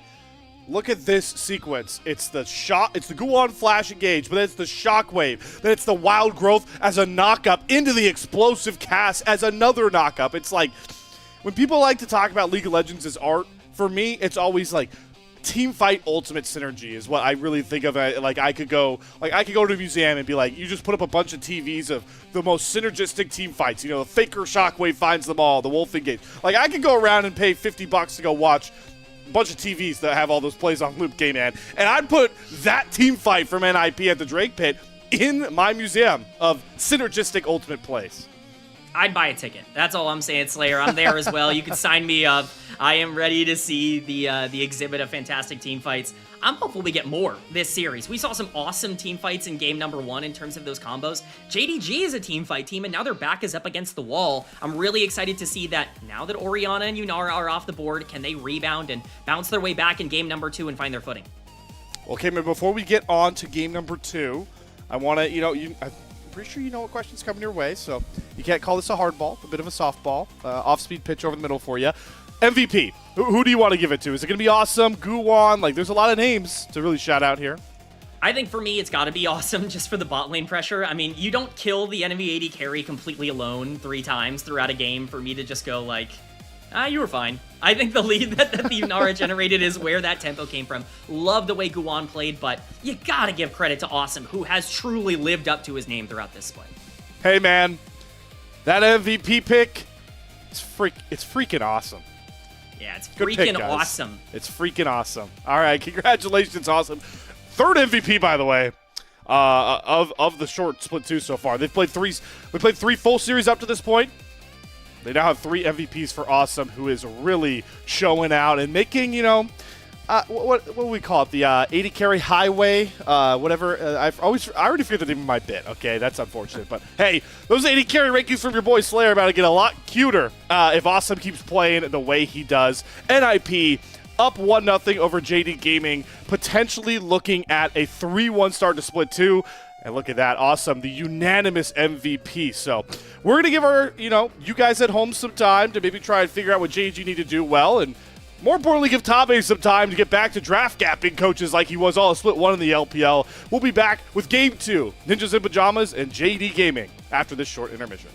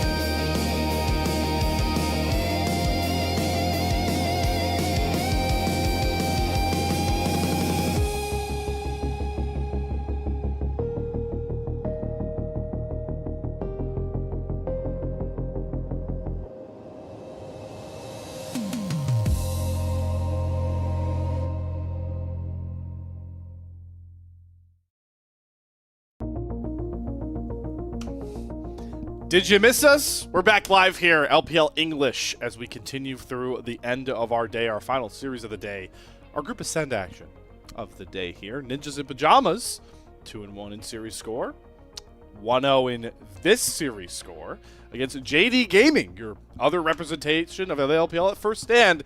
And it is deserved, this 1-0. This is not one of your, you know, JD, they just threw a one-team fight at the wrong time and they lost the game. Ah, shucks. No, K-Man. The way this series is going so far, NIP 2-0 is feeling more and more likely by the minute. I mean, I'll be honest here. This was an everything gap in game number 1. I don't even really feel like that's all that debatable. Nothing really was better for JDG. NIP were better across the map. Top lane was something that was a little bit weak in the early game, and then maybe you could say you gave Hongq too many kills in terms of that mid game. But like, really, if that's like what you're going off of, if those are the negatives, you won every fight. You had a better draft. You had better macro. NIP looked fantastic at the beginning of this split, and they're really carrying that through into the series. All right, so now we got to play. You know, got to play Bob the Builder, trying to rebuild here for this JD Gaming team. How can we? How do you feel like we can, you know, maybe instill some more confidence into certain guys, Gala, or you know, maybe get a more easy to execute draft? Like, I know it's not going to be easy to fix how JD Gaming are playing right now, K-Man. Their form is not great, but talk to me about what in draft can maybe help ease this team back into a better spot for this series. You have to draft an aggressive ADC. You have to draft something that can win early. I think you need to get that priority on the bottom side. Last game, Yunara and Lulu had so much tempo in the bot lane 2v2. I mean, we were seeing kill after kill after kill onto that Ziggs. I don't want to see something that just plays for side lanes anymore. I want to see something that can come out and win the 2v2, that can actively push the game forward. To me, that's something like Caitlyn. Like, that's really what I'm looking at in a game like this, is I want to see the gauntlet thrown. I want to see you go all in on trying to get this lane into a good spot, because picking a Nautilus and picking a Ziggs in game number 1 really set you behind. On top of that, I mean, you don't have an Orianna to trade for Azir anymore, so perhaps you don't have to worry too much about that, but you need to make sure that your lanes are in a good spot. Well, we're already seeing bot lane getting slimmer in those powerful duos we continue to harp on here. Ashban likely means Seraphine comes off the table. Karma makes Ezreal a less lane-dominant pick if that one comes through for either one of our AD carries. There goes the Varus ban that came in. I'll give you credit once again on you expect this entire series. So, you know, I still see some valuable junglers left up here at the Rumble ban. Xin Zhao is the first thing that would scream up to me if that Junjo wants it, but maybe that bottom lane getting short up early is the plan here, and Bard up, Vampire will take it. This is something that's been banned really consistently against JDG. Teams do not like to play into Bard. I'm actually really surprised that it got through the ban phase here, that something like Nocturne didn't take priority over it, but Bard is going to be that first pick. Notably, Ryze also left on the table if they do want to go for that. We talk about mid lane priority, Orianna off the board. Ryze would definitely rise. Pun not intended, but I'll pretend like it was intended. In popularity here, Kara is also kind of a known Ryze player, but could see that pressure on the bot side. Slayer's got his set of thoughts. You know what? No. You know what? I had that like guttural reaction. I'm like, Lucian. Ew, I don't like this champion in the meta right now. But then I forgot. Awesome has been pretty awesome on this pick already. He already has a winning group ascend, picking the Lucian. It's very funny, especially if we do get this Nami locked in, because there's always that universally understood meme where it's, you know, the guy walking with his girlfriend, but then he's looking over his shoulder back at the... Lucian's the guy looking back. It used to be him but now it's Nami. We used to look at Corki and look away from Lucian. This point doesn't land anymore, K-Man, because I fell for the hover. It's Lucian Helios, so I'm just going to shut up now. I'm so sorry. So, hey, technically we could still get Bard and Nami on the other side of this in terms of the bot lane. I will give you $1 million if Nami gets locked in next to this Bard. I'll give you $1 million. Tells me that I'll take the bet just in case, but you know, plus EV. I think you're probably right here. Xin Zhao going to be the lock-in. You pointed that out. Definitely the top jungler left available, and with bot lane priority becoming so paramount between these two teams, it makes a lot of sense. Ezreal could very well be the pick here. I could also see just you going for Corki and just saying, you know, whatever. Ezreal Bard I think makes a lot of sense. Ezreal can play safe while the Bard roams around the map, and it does give you some way to poke out in the 2v2. But once again, I think we're actually staring down a 2v2 where JDG don't have the tempo again. Nope, they don't. And I don't think they ever will. So I don't hate the plan like you outlined where it's like, let's just let Vampire go crazy, pair up with Junja, partners in crime. We're wrecking havoc top side, we're wrecking havoc mid lane. Gala, just farm well, don't die. You'll get to the 2-item power spike similar time as the rest of us, and that's when we need you most. So it's not a confidence play to help out Gala here, K-Man, but I like the look nonetheless from Tabe and the rest of JDG. The Gnar pick, though, was the last one here for Hoya, so we go into the second phase of bans, and, well, for NIP, they're just trying to protect this Gnar pick with the few things you take it away from, and one of those being that dastardly range top pick in the vein. So I like that ban already. Yeah, I mean, Hoya is a Gnar connoisseur. Going back to his time in the LCK, he has always been somebody who's really preferred this champion. To get it at the end of the first rotation and still get some bans out for it, I think is best case scenario for this team. The big question now is what do they want to do with the middle of the map here? Xin Zhao already taken away on the other side. Champions like Skarner are going to get taken off the board. Are you a little bit worried that, you know, some of these other aggressive picks are also going to be gone? Mundo is the only other champion that I believe that Guwan has played this split that is still left available. So could be seeing a ban on that side, but we'll see what they want to go towards here as that final ban. Well, we'll have to see here what they want to necessarily do. I expect a lot more Joel fandom. Maybe not as well eloquently dressed as that one, but I want to see some more Joel fans the way this guy's been playing in 2026. Really making bottom lane convos right now in the LPL. An interesting convo, nonetheless. The Cassio ban was the last one we saw there come across for JDG. What does NIP want to try and blind here? And set up in those solo lanes. I refuse to fall for your hovers, awesome. I already had your support, bait me on that one. There's a lot of ways that they could go with this here, with the fact they've got the Lucian Melio in that bot side. But yeah, there's a reason we don't fall for hovers here, folks, and that's because Ari's left up, and it's always a good... Yeah, that's what I expected. Dude, I can't win today, bro. I can't. Yeah, you think you've escaped the hover, but the hover was still there all along. The hover outlasts time itself. What is this? Yeah, it's very funny to me to see JDG ban out the Cassio only to give over the Rise. Basically telegraphs that they're going to pick a Nivea here, I would imagine, in the mid lane to pair up with the Xin Zhao. I would be really surprised if they went any other direction in terms of this mid lane pick. Outside of that, you still got your top laner to try and play into something like Gnar. There are plenty of options still available, and we'll just see kind of what the comfort is. Xiaoshu likes to go for those more lane-dominant picks. Yorick, if I'm correct, is still up and available. Don't be surprised if that ends up being the answer here. Xiaosu also hangs a lot of his hat on the Jax pick. I think it still feels decently rough into Gnar, but it's a comfort pick of his, and, you know, it does really shore up a scaling factor for the top side of JDG here. Anivia and Jax, but my lord, my word, Guwan. All right, K-Man, he saw Lee Sin get a win already today, and he's feeling himself. Can't hate the confidence, but I kind of hate the pick.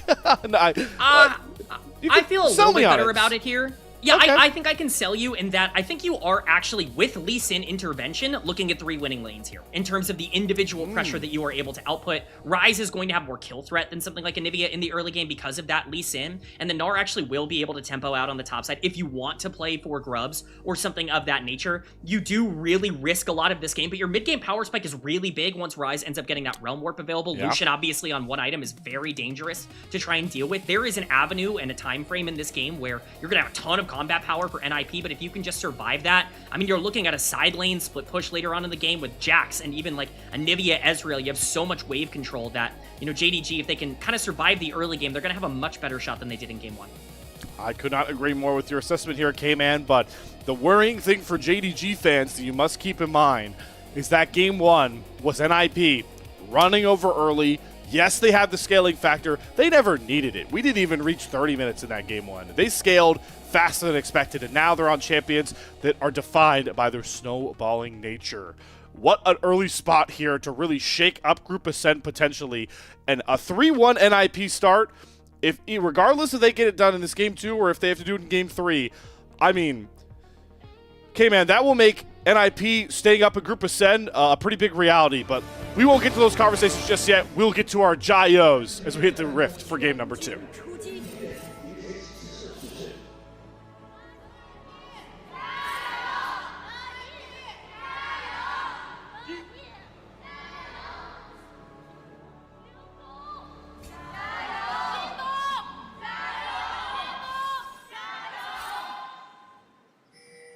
See, this time the fan leader for JDG kind of like she kind of eased into it this time, Kim. She's like, I peaked way too hard on the first one. I'm going to work my way up to it as we work our minions up in the lane here. And already you can see Awesome and Joel getting right back to what they were so successful on in game number 1. Looking for that lane prio. Everyone wants some lane prio here. Xiaosu is throwing hands as well with Hoya in that mini form. Hoya able to step up more confidently as we have heal traded for exhaust. The classic K-Man summoner exchange as he points it out. And it'll allow both bottom lanes, well, more so JDG, to come away with some prio, actually. Only Flash remains on the bottom side of the map here for both of these bot lanes, so definitely a little bit of trading aggressively early. Level 2 going to be hit earlier here by JDG across the map. That's actually a really big spike for them to be able to be more aggressive with the way that they path in this early game. A lot of damage coming down. That Jax champ can hurt in the early levels. Definitely want to point out here for JDG in particular that one of the biggest problems that they've run into is that when they play from behind, they get really scared and really passive with the way that they end up playing the map and the fights that they take. This is a team that has really relied on being comfortable and confident in the game, so seeing them get out to even small early push advantages just hopefully will give them the confidence to continue to make plays throughout the rest of the early game. Confidence has really just been the difference maker in this series so far. Great plays made by NIP, but it all is driven by how confident they are as a unit. So I'm glad we keep harping on that word. The word of the day, confidence. The word of the series, confidence here. Guwon confidently going through his clear at about the same pace as Junja, as they both are mirrored on their clears. So we'll set up this Lee Sin for a potential gank timer. Hoya, though, does have the wave bouncing back over towards Xiaosu, who does get a really good reset here, not having to use that teleport. So don't know if we'll get to see that Lee Sin patent level 3 gank in this one.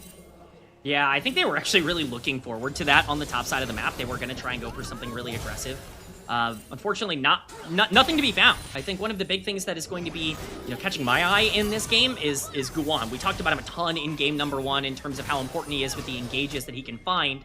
This is a really important Lee Sin game in terms of finding those fights in the early game. You can't really afford to play safe or slow as Lee Sin. You kind of need to snowball this one out of control, and Guwon's going to be the main facilitator to try and make sure these lanes are in as good of a spot as possible. He's got a long walk ahead of him. Walked all the way down from his Gromp. Maybe eyeing the spot side 2v2, which has broken out into a bit of a scuffle. Vampire looking to go on a warding mission, takes a good bit of chunk damage there, and with the sustain of Zhuo's Melio, NIP starting to wrestle some of that lane control we expected from them in the 2v2. Awesome going to dash forward again, force Vampire to flash. The flash follow was mere auto away from first blood, going over to Awesome again. I mean, this bot lane has just looked tremendous. There's nothing really to say outside of that. It's really just been best case scenario overall for this bot lane. I mean, you're looking at a spot now where, of course, JDG obviously need to make sure they're protected under this tower. Gala's in danger. All right, he's going to arcane shift and flash away from the Sonic Wave. Guwon, good eye there on the Lee Sin skill shot. And just like that, both bottom laners for JDG without flash for the next 5 minutes. It's once again a bot gap in favor of NIP. Fortunately for JDG, they are kind of familiar with Zhuo here, and this is somebody that obviously they had on their roster last year. They really felt a lot more comfortable with Zhuo towards the end of the year, and he's really making the most of this Melio early on. Him and Awesome just feel very comfortable trying to play out these aggressive 2v2s, and fortunately right now there just is no clean answer for JDG. They're going to try and get pressure on the top side, but Hoya, at least for now, playing pretty respectfully. Rise also coming up. This could be actually kind of bad in the worst case scenario for JDG here. Wow, this is just like game 1. You talked about Junjo was looking for a late invade to try and see if he could steal some camps. He finds no camps. The only one up was the Wolves for Guwon. We'll get started on those. Will be spotted going towards his Gromp. So I wonder if this opens a window here for Junjo, who on the Xin Zhao I think can take a dragon down solo. Will look for it. Definitely helps that his mid laner Hongqiu has gotten a really good trade into care here. So all the prio is kind of lining up for Junja if he wants to go after this dragon, but looks like he'll just take his respawn Wolves and Gromp himself first.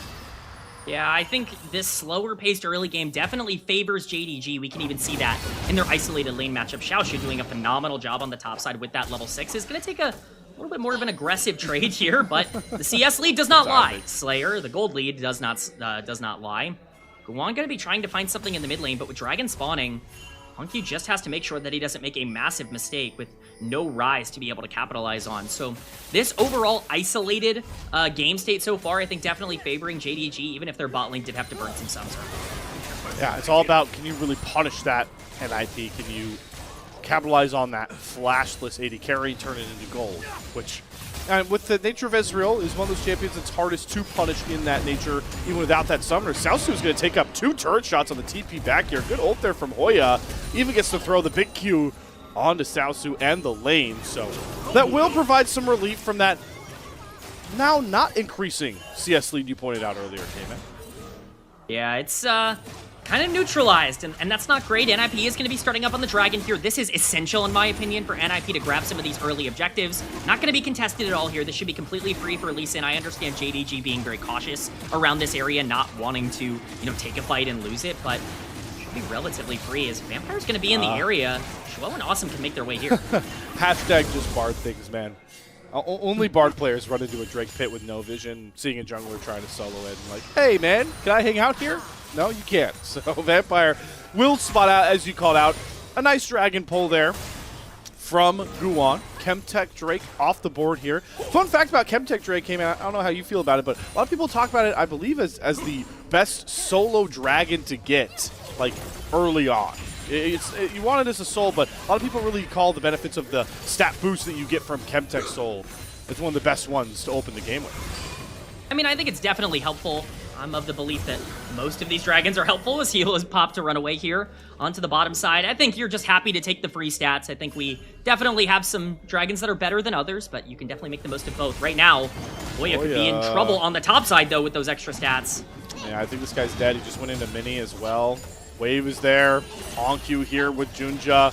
Nice little overload. Hoya is decided to take the path less travel, which is delay, delay, delay. Problem is, Wind becomes lightning connected before he flashed, and the stun lands from Hongq. First blood in the pocket of the Anivia. JDG out to an 1,000 gold lead.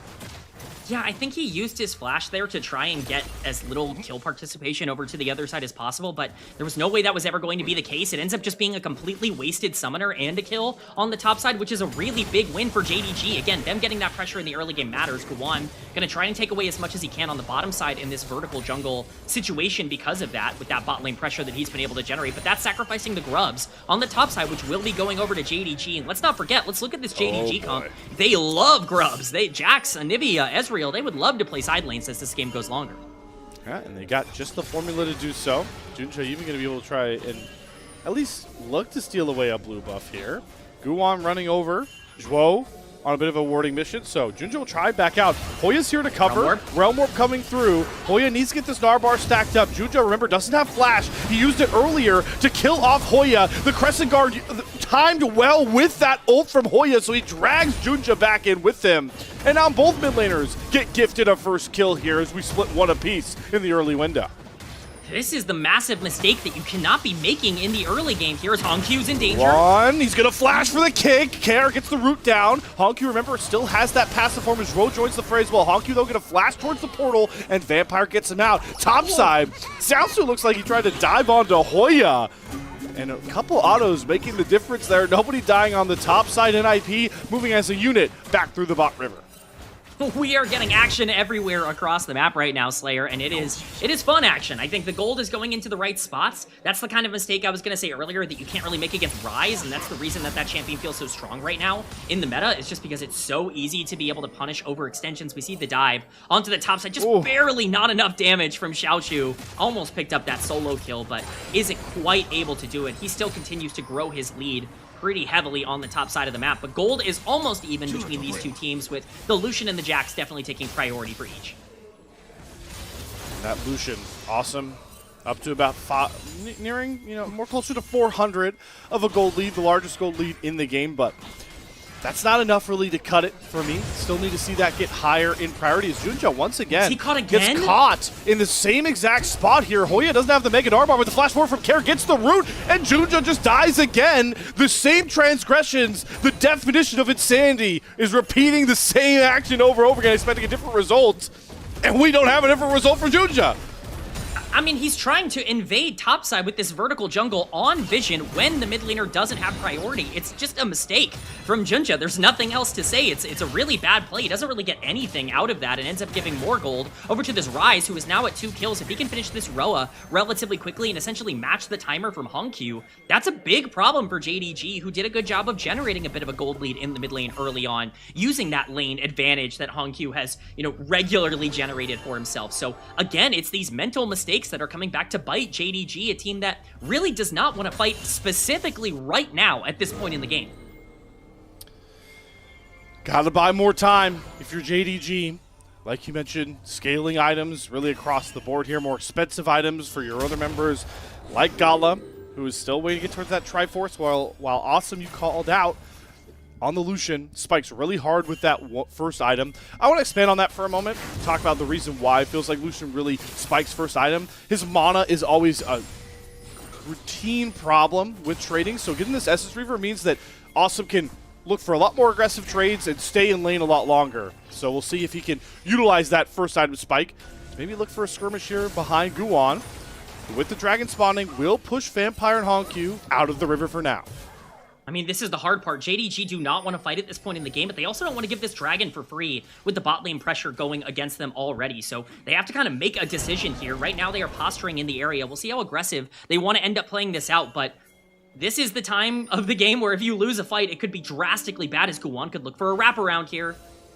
Gala has summoners, including his exhaust, and there is a tempered fate. The Vampire will fire now. Gala going to stay into it to try and buy time. And that well-placed ultimate from Vampire shuts down the dive look for Guwon, and more importantly, cedes control of this river back over to JDG. Yeah, but Vampire's got to be super careful here. Yeah, Vampire going to flash away from a ward hop from Guwon, so not even any big spells coming out from the Lee Sin. It's Vampire's flash, and now Gala disconnected from the rest of JDG, and he has no way to get back over towards them. Yeah, I mean, neither top laner has teleport. NIP have full control over this river. There's no way JDG can fight. They burned Bard ult and Bard flash. Hoya's they would be at a huge losing disadvantage if they took this. All right, here we go. Dragging down about 3K, 50-50, not on the cards here. Aggro drop, portal through, gets Vampire back out of dodge. Guwon with the Sonic Wave kick, will get the smite, and kicks Junja away from him. 2 dragons opening up for NIP, and a ward hop to safety should get Guwon back out with style. The only repercussion, some plates and gold back to Xiaozu, but the same win con from game 1, open back up for NIP in the Drake Pit. Definitely a little risky there from JDG. Trying to play on the edge of danger. They almost come away with the kill onto Guwon. It's very well played by the Lee Sin landing that smite, so definitely a lot of credit to him. But overall, ends up being fine for Ninjas in Pajamas. They start stacking those dragons. A good win condition for them. Ultimate's popped on the top side here, but probably just that ultimate chicken as you always talk about. I mean, you know what? You're right. I should have trusted my own game. I was like, Hoya really looks like he wants to return fire for a kill here, but as you pointed out, just trading health bars and ultimates. Hoya, though, should be able to get back here a bit in a bit nicer shape, or I even like this before. They're lane swapping. So Hoya's going to hold on to this TP advantage. Came in with a Rift Herald about a minute out. Something to keep our eye on. Yeah, something that I really want to call out here. Care did a great job of finding those kills onto Junja in the mid game. He's still a couple of minutes behind Hongq in terms of his Roa completion, and that does open up a little bit of an opportunity here for JDG, who are going to have that stacked Roa a little bit faster. If they're really, paying attention to the game state, they could actually take advantage of that relatively well here.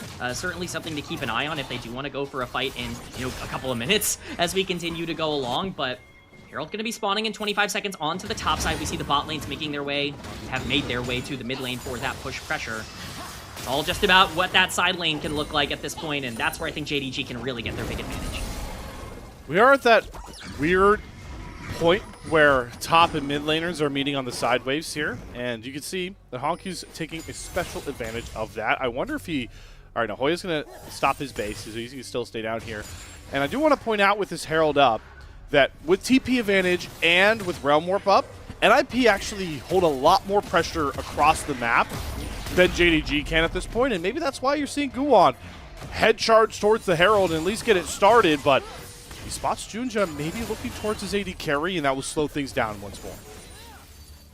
Yeah, it's definitely a weird game state here as NIP want to try and pressure both the Herald and the mid lane tower, but they've separated. He's going to face check into Junja, has to pop the breath of life to get the healing here as the Coling also comes out. Rise is on the way. 2 ultimates and now has to use the Crescent Guard. Ward hop, stun still lands. Gala going forward, the Arcane Shift, but he goes too far forward and he gets insect right back into the waiting arms of Zhuo. Another highlight from Guwon, and now all bets are off. Realm Warp onto 3 to go after Junja. Guwon hops back over the wall, but into the waiting arms of Hongq, who lands the stun and sets his cold fangs down onto Guwon. And now everything's getting a little bit crazy. Flanks coming on all sides, but NIP want to get out of dodge. It's Zhuo to flash over the Rift Herald wall. Hoya waiting on a hop of his own, gets back out of safety, but Xiaosu wants to chase down with Hongq. Counter-strike stun, only going to find Hoya, but Junja will re-engage as Hoya goes back into the mini form and goes back to base alongside his support. Nice turn led by Hongq. JDG are able to survive the highlight from Guwon. It's a big play from NIP that looks gorgeous to start things off, but Hongq's positioning in this entire exchange is about as good as it gets on Anivia. I really do think that this was the fight for NIP to break the game open, and they're just not able to pick up the win. We're going to get a replay of how this starts. This looks pretty good for NIP because look at the Rise having the inside track here. It's going to take a little bit longer for Jax to be able to arrive. Once that TP comes through from Hoya, you theoretically are in a position where you can win this. The Insect onto Gala is a free kill onto the AD carry, and at this point, as long as Guwon can survive for long enough to be able to make his way out, you are in a good spot. Realm War comes through, and Junja looks like he is pincered, but getting over the wall with Vampire. that. Yeah, no, Vampire just being able to get his jungler out, and then Hongq with the perfect positioning to deal as maximum amount of damage as he can in this fight. It really is well played from JDG. This is the timer where NIP are stronger from a team comp perspective. It does not matter. When you have the damage coming through as consistently as it was for Hongq, and with Vampire playing this well on the Bard that is always banned out against this team, you can't be surprised when they walk away with a win. And they're walking into a near 2,000 gold lead, but Cloud Soul still a big point of emphasis as Junja goes in with the Crescent Guard, but gets kicked out by Guwon, so both junglers are going to drop their ultimates as the Cloud Drake, the Cloud Soul point potentially for NIP is mere seconds away. That's a very big pickup here. Gala's in danger. Nice. Gonna be able to pick up the kill. They're looking to try and break this mid-tier 1. They should be yeah, able to. mid-tier 1 seems like the priority. Dragon is spawning here. I'm really intrigued to see how much NIP want to put into that. Lee Sin is in the area. You have to contest this if you're JDG. This is the time of the game where you need to be pushing your advantage. TP from Hongq joins right back into the fray here. Trying to get wrestle control of this mid lane wave. TP for Xiaosu if he wants to join for a 5v5. It's Guwon with this heralding the attention of this dragon, trying to burn through its health bar. Awesome now, steps up to try and do so. Hoya on the front lines, body blocking his Mega Gnar. Junja doesn't even get a shot at it. It's Xiaosu with a big flank TP, but the Realm Warp flanks out the flank from Xiaosu, except for Care, the guy who dropped the Realm Warp himself. Will just have to try and mosey his way on out, and thanks to Hongq's stun going just a bit far behind, NIP do get out with Soul Point, just at the cost of some of their structures. JDG are going to get a lot of gold off of this play, but the win condition is secured right now for Ninjas in Pajamas. Awesome is in danger here if he's not careful. Looks like he's going to be able to protect the tower. Xiaosu also gets the tier 1 on the bot side. Is a very Bard-esque back there from Vampire. Is almost clipped down by Guwon. Hoya on the chase here for Xiaosu, who did TP down, gets the tier 1 turret, hops away from the Sonic Wave. Guwon going to land the slow here, has the kick back up, going to kick away the counter strike, so no stun lands. Excellent Lee Sin play there from Guwon, and he's going to reward Hoya with a big old shutdown. Really nice to get some gold onto Gnar. That makes the game a lot more playable towards the back end of these 5v5s as Hoya might have just face checked. All right, he's got the Mega Gnar health bar, but a Tempered Fate will clip him as he goes mini. Nice little tech there from Vampire, showing why he is one of the premier bards of the LPL. Vampire has been so good throughout this entire game. We are seeing why teams are so hesitant to give him his bard. I was shocked that it made it through the ban phase. Was definitely not surprised to see it first picked by this team, and they're making use of it. Oh, exhaust onto Awesome as he flashes into Junja's waiting arms because Vampire's there. He doesn't get the stun. Awesome trying to kite back. Whoa, does he have enough healing? No cozy campfire. Just a cold trip back to the fountain. Every play is just Vampire is there and he's not supposed to be. I mean, it feels like literally every single exchange and fight that we are getting is just separated by who can land those major stuns. Awesome doesn't have the damage to break through like he did in game 1. Those flashes, going forward, taking down Gala, destroying him in these fights. It's not the same game state, and he's getting punished pretty heavily for it right now. 3K gold lead for a JDG comp that I think is much better at executing in the later part of the game. Their side laning is going to be so dangerous with these grubs. And IP still have their win condition in about 2.5 minutes here with that Cloud Soul, but they're going to have to try their best to make sure they don't throw that away. I think priority number one here, K-Man, is to try and punish the side laning and maybe just sack waves and mid or top right now, because we haven't even seen Honkyu go into the egg. He's 4-0. He's had his passive up this entire time. He needs, to be shaken to his core. He's been allowed too much time to do whatever he wants. Has one of the biggest gold leads. Both of those scaling items done. That seems like a clear game plan to me for NIP. Easier said than done, though. Yeah, it's definitely easier said than done. That is definitely the way that you can say it. Even if you do successfully dive this Anivia, where's the follow-up damage, and how do you end up taking down this Jax or Xin Zhao at that point? The Bard has been so dangerous. Double Mar ultimate. You want Sonic Wave, Resonating Strike through. Ninja, Crescent Guard has to be used defensively again, as JDG will kite back towards their part of the map. Like the look there from Hoya nonetheless. I mean, the big problem here is that Ryze is on the top side. He has to answer this Jax for a majority of the game, and he's so much of the teamfight damage right now for NIP. Makes it difficult to even find these picks, because if it's just a 2v2, like, yes, you're able to get that burst down, but the disengage is really easy, and if you overextend, you are just dead. So, plays have to be made onto the bottom side here. Well, they're looking at Honkyu, but no Sonic Wave. No real problem for Honkyu as he puts the wall back up and uses the Glacial Storm for some damage. Yeah, you talk about the team fight damage really having to be in Kair's pocket. It's because even with the gold lead he's had all game, awesome. This is partly why I feel like Lucian is a problematic champion in the meta, and it is very, hindsight-based right now, game and the fact that into this draft, it just feels really hard. Ezreal outranges you, Anivia can threaten a stun outranging you, and the Crescent Guard, I mean, it takes away all that extra damage like the culling. So it's been really tough for Awesome to find avenues to even look for those big burst trades we know Lucian for. I mean, we saw him in that last exchange have to dash into the Crescent Guard just to try to do anything in the fight, and that's never a great place for Lucian to be. I think at this point, best case scenario is you're probably playing him like an assassin. You either find the Bard or the Ezreal and you try to burst them down as quickly as possible, and then hope and pray that Kair can kind of be the one to capitalize on the engage coming in from the other side. This comp does have a lot of tools to pick off threats. I mean, the Milio's okay with that, but really, the Lee Sin, the Ryze, the Gnar, you do have a lot of pick. If you can, get onto one of these targets that isn't Honkyu with the egg, then you could potentially have some damage to put through. Awesome. Using the culling there, just maybe zone out Vampire. This is a sneaky mission here from Guwon and Karen. As we say it, they are spotted on this Baron two-man game they were trying to play as the Dragon on the bot side of the map spawns. So NIP were maybe trying to put JDG in that classic chokehold of, oh god, what can we deny, Baron or Dragon? And they're back to the same exact strategy. Yeah, I mean, they are trying to pressure out this Baron. They say, hey, if you really want to take away Soul from us, it's going to cost you the Baron, and that's going to be a trade that you don't really like.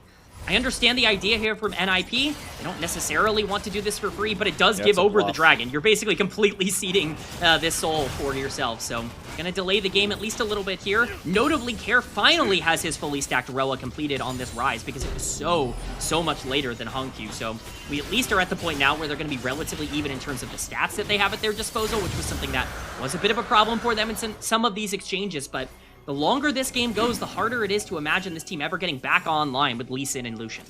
They do come away positive on the gold play, right? Because Hoya gets that bot lane tier 1 to himself, and Kair gets to shove in a couple waves towards that top side. But like you mentioned, they need to find fight wins now, and all they're getting is a flank from Xiaosu out of nowhere. Good stun there to come up from the sort of realm warp out of Kair.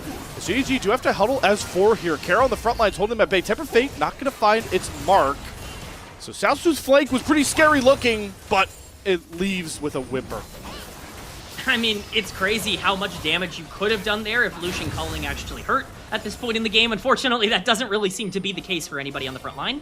They're dancing around the Baron. I'd be surprised if JDG want to go for the Xiaoshu's in base. It's just so hard for NIP to feel confident about going head-on to a 5v5 into this team, how they've scaled up by this point.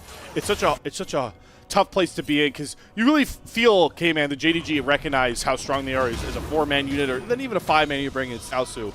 So NIP, they want to look for these pick plays, but JDG know that's exactly what could really let NIP back into this one. Yeah, and I think there are some notable things to take a look at on the bottom of your screen here. Hoya using teleport to get to that play really does matter for side lane pressure, and being able to answer out the shove that Jax notably is going to put on with something like Baron available. Jax does have that TP.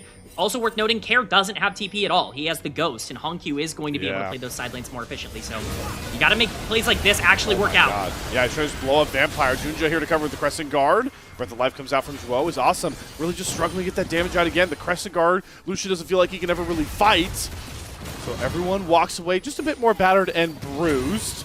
Still with some key ultimates up, though. I mean, ultimates are available, but to what extent, to what end here, as JDG are going to have the inside track on the Baron. They are going to be able to get as much vision as they want down. Look at their comp. It's going to be really difficult to walk into them. Anivia is probably the scariest champion to have to face check in the meta at the current moment. I mean, unless you want to consider Zoe a part of the meta now with, you know, some of the play that we've seen from her. But this is not exactly an easy game to play out from NIP's sake. You gotta start finding these picks. I really like how you're trying to absorb pressure in side lanes. Care is constantly having to just check the Jax and re-push him back out. And it doesn't really seem like you're ever able to find those kills. You have to find 1 or 2 members isolated, and to do that, you need to get as much vision control as possible. And that's why I really want to continue praising JDG for how passive they're playing. Because there have been spots where they can like look to respond with a fight of their own, play into the NIP stack as they push too far forward. But they just recognize every passing minute, this comp ages like fine wine. And that's why they're just waiting for, you know, that super scaled up Anivia. You got a 3-item Anivia already, waiting for like a 3-item Jax and stuff like that. But if Vampire gets caught and blown up out of nowhere, it ruins that plan. Awesome finally gets to step up, push out some serious damage. He flashes after Hongq. Crescent Guard comes out from Junja, but he's got to flash away from a Realm Warped in Care that does not get that Rune Prism. But one pick is all NIP feel like they need, K-Man. They're on to the Baron for real this time. I mean, if that's not a caster curse, I don't know what is. They immediately play super undisciplined, and Vampire ends up dying. Baron is started. This could be gone. TPN, 5 versus 4. JDG need a steal from Junja, but he's not even going to get into the pit. It's Xiaosu that's trying to herald all of NIP as this fight splits out on 2 forms. Guwon going to secure the Baron on one side. Hoya will be the casualty. Xiaosu flashing for a 3-man counter-strike. Does find the kill on Awesome. And now it's Hongq and Gala, the 2 damage dealers that need to step up. Gala flashing forward to set up the flank from Junja to get onto Zhuo. Care gets out of dodge. The recall will not stick here for Guwon. And now he's got to fight his way out. But it's not a winning battle. It is a soon-to-be memorial for the man that secured the Baron. It comes at a cost for NIP. Only Care survives wearing the purple banner. I mean, at least it's someone, but at the end of the day, that is not good for Ninjas in Pajamas. You are looking at a situation with Dragon spawning in 40 seconds where you need to be on the inside track towards that objective, and you are not going to have that tempo. We're going to get a replay of how this starts. Vampire is just playing way too greedy. He's been able to get away with a lot of these more aggressive positioning mistakes throughout this game because he's very adept at being able to survive on the Bard, but NIP say not this time, and they do the right thing. They force this Baron. The problem is they're not aggressive enough in trying to punish the positioning coming out from JDG. Hoya is completely isolated. Once Xiaoshu is on the flank onto Awesome, you have to hope and pray that you're bursting this down because it's clear that you're not going to help your top laner. Hoya buys as much time as possible, but you cannot kill this Jax quickly. That flash counter-strike is gorgeous from the top laner, and it really sets up for the rest of that play to go their way. Now with Dragon spawned, NIP have to try and fight this out for Soul. Such a weird spot because it's not soul pointing for JG, so you feel like you can give it. But NIP, they need to win now, but they don't even get into the pit. Instead, Hongq gets sent into the egg form. How well can JG stall? The Crescent Guard for Junja is so valuable here. Hongq will be resurrected. Junja with the GA will drop into his own stasis. Hongq takes the portal out to safety. Hoya's trying to hunt him down, but he can't throw the Bard at him into safety. Junja will get cut down by Awesome, who's gliding around this fight all on his own. JDG gets split apart and pulled down from the seams. NIP out of nowhere. Ace home JDG.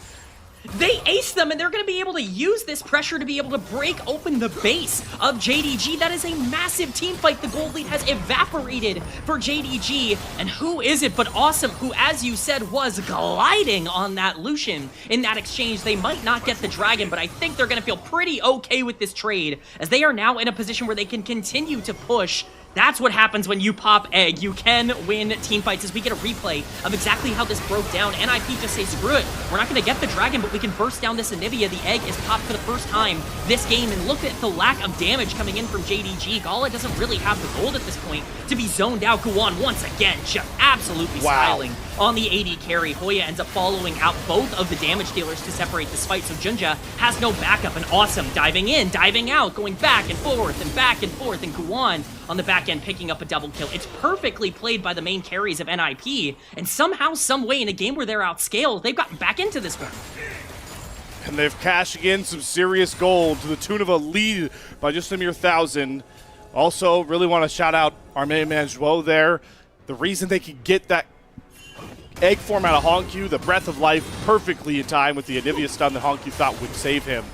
It brings up, you know, an important time to maybe look back. Hold on. JDG are going hunting. All right, no, this should be fine. We talked about Zhuo. Guys, I want to show our cool graphic, guys. Man, they really think somebody's down here, K-Man. There's nobody except Hoya at the tier 2 turret. All right, Zhuo with JDG versus without. You know, it's an interesting stat to look back even to last year. So, just saying, man, Zhuo owning JDG right now, maybe making a little more sense than we thought. Hey, Zhuo's been on fire over the past couple of months. He was really important towards this team getting into Group Ascend anyways, and he really did save the season for JDG and give them a chance to be able to represent their region. Regardless of how 2025 ended up going, you know, obviously that was a team that was kind of lost before JDG, or before Zhuo ended up joining and replacing Wink. He has been critical to NIP's success throughout the beginning part of the year as well, and this bot lane continues to step up. There's going to be a number that I'm really excited to show you, Slayer, in just a second. But 1.5-ish K gold lead is basically irrelevant at this point in the game for NIP. That number that I'm really excited to show you, 4.1 thousand for Awesome. Down on the bottom side. A little bit of an AD carry difference in terms of the items and gold available. That could really matter in this late game. Pulse check, Gala. Wake up. Wake up, man. Your team's about one bad team fight away from a 1-3 start to Split 2, and they need you desperately, okay? We've talked about in Game 1 how JDG don't always play towards Hongq well in team fighting. That's normally because they like to play towards Gala, which was a lot more reliable outside of this year. Oh, Guwan. Thank God he's playing Lee Sin, bro, or that's a dead jungler. I always get a little bit nervous when I see the observers toggle off the vision. That's never a good sign that someone's in a good spot at that point, but they're going to be able to survive. They continue to push in. Baron is spawning in 45 seconds. That's likely going to be where a lot of the pressure is, but a minute on Dragon as well. Still Soul for NIP. We're still at the point where they just need one more.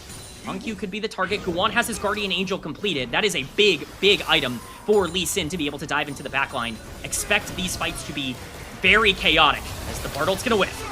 Yep, one ult down, answer with a culling, and a TP from Xiaosu. We really thought that was going to be a capitalizing play. So, hey, you get that TP and that empowered TP out of the Jax.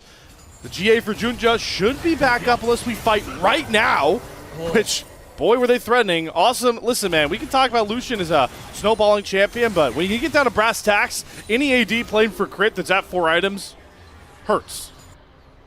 Yeah, I don't think it really matters all that much that Lucian doesn't do as much damage as Yunara. Lucian's still doing plenty of damage, so you definitely need to make sure that you're not ignoring this Lucian in the later part of the game. Definitely exciting to see how he ends up positioning. We highlighted him so much in the pre-show. He has been such a pivotal, successful piece for NIP. He's in a great position to be able to carry this game. He's dashing forward. Oh my God, K-Man. He needs the flash. He needs the Mikhails. He needs the breath of life. Double cleanse. But Xiaosu is caught in a precarious spot. Goes into the stasis. Ward hops back. Guwan looking for the big kick, but all he'll kick is Hongq. Into Hoya's waiting arms. The double knockup. Hongq desperately trying to get back out before his egg form gets popped. All of JDG is so very low, and it's Care that flashes against Hongq into the egg form. The Sonic Wave lands. The Resonating Strike isn't enough. Oh, the temper fade, but it's only going to land inevitable and set up Awesome to run down the rest of JDG. Gala wants the highlight, and Gala blows a tire in and gets cut down to size. It's Awesome again to the win, and it's NIP knocking on JDG's base. NIP don't just want the fight, they want the game. They are pushing to end here as minions are moving up. They want this inhibitor, they want the base, they don't want to worry about Dragon. Oh, this is greedy. They don't have grubs. It's just a standard cannon wave. It's 2 melees, but NIP know they Vampire. need to go for the jungler now. Xiaozu and Junja, you need to make the play here. Counter-strike stun on Decare. Junja goes on to the other side of the fight, and Awesome is just untouchable with his partner in crime, Dro here. Vampire trades in as we lose our jungler, but just as quickly as he goes in, Vampire gets deleted. It's Awesome again. Awe-inspiring Awesome has got NIP a 3-1 start to split 2 Group of Sen. Down go Jindong Gaming. Oh my god, Slayer! What a game! A game that looked impossible. It looked like it could not be won. NIP were getting outscaled. You're Lee Sin, you're Lucian, you're down 3,000 gold. We do not care. Confidence was the word of the day. I think confidence came through at the end. Every fight that NIP needed to win, they came out and outperformed their opponent. They outplayed them, styled on them with the Lucian and the Lee Sin as well, and they're looking at a 3-1 series start. Wow. And you know what? I kind of sold a little bit trying to bring this conversation up right as we went into the game 2, K-Man, so no better time to circle back to it now. 3-1 start for NIP. They've now beat JDG in a series. You know, they have other wins against former Group of Sen teams of Split 1. At what point can we already start talking about NIP as a team that might have their place in Group of Sen for Split 3 already carved out? Oh, I think we're beyond that conversation for me. Oh, we are. I'm asking myself, hey, we're pretty open right now in the LPL. Is this a top 4 team in the LPL? Like, are we having a conversation where you have to like worry about this team like going through the rest of the year? We've seen some upsets. WE was top 4 last year in the spring split. It's certainly not impossible for this team to be able to make a miracle run because all of the players on this team are playing at a high level right now. K-Man, you're too smart, bro. I didn't think about it that way. Listen, I forgot. Split 2 2025 was the WE run, right? So we're looking for another Split 2 Cinderella story. And IP, they are showing that, you know what, at this point, I don't even really want to call it a Cinderella story. The way they're playing in the regular split, they're going to set themselves up to be a contending seeded team. And WE were a loser's bracket gauntlet runner. This is not. The WE were not 3-1 to start Split 2 last year. That's how I'll state it. They were the opposite. They were terrible They were to start terrible their to start split that split, before yeah. they went on their big win streak. People were talking about strength of schedule with NIP, and while I do think that was a fair discussion, the win over Weibo I think confirmed a lot to me that this team does have some firepower within them. I get that, you know, beating WE is not exactly the most like dominant victory of all time, and you weren't able to take down some of the better teams in the league. JDG is a team that went to finals, went to first stand. Like, this is a real team. Like, say what you want about the draft in game 1 and, you know, the way game 2 ended up happening. They outplayed them here today. Bot gap, boy, am I glad that we highlighted that because I think I am hastily typing bot gap in chat after this series. Oh, man. I cannot wait. I cannot wait for these bottom lane conversations, man. You know, I actually think I did sign up. I signed up for the next LPL English podcast, which will come, you know, we're still a bit of times away. We'll switch over, I believe, to Monday, but okay, man, I'll do us both the service, man. I'm going to bring some uncomfortable conversations to bottom lane talk because form-wise, who are you really taking against the way Awesome and Joel are playing right now? Right now, current form, right? Not like, don't blow it out of proportion. Right now, what other bottom lane do you like in Group Ascend? Look, I mean, in terms of complete bot lanes, like, Jackie Love and Fong Yue have been great. Their 2v2s are a weak point for them. They are awesome in the mid to late game, and they've been able to blow games open there. Classic Their Jack laning Love. has really not been super good. Viper is perma weak side for BLG, and while that is a valuable trait for him, it's what the team has gone towards. He's not the focal point.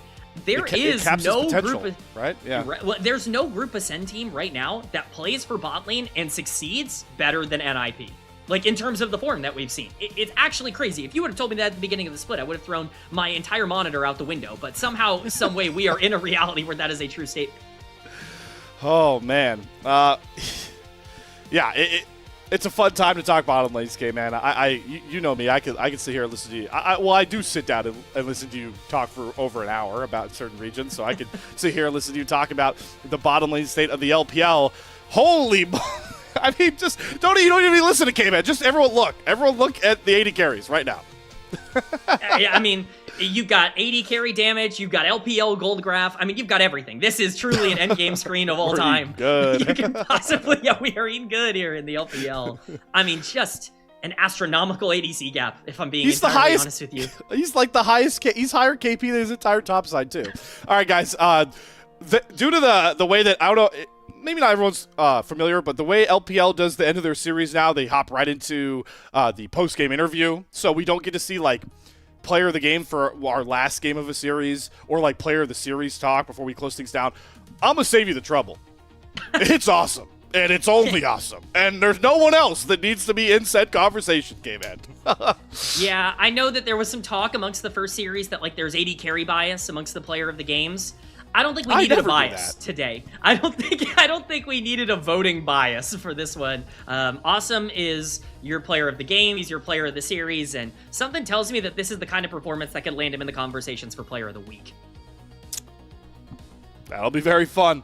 That'll be some very fun convos, but unfortunately we will have to kind of wind down some of those convos for now. I don't know, production, do we have updated standings? Oh. Why, yes, we asking do. you shall receive.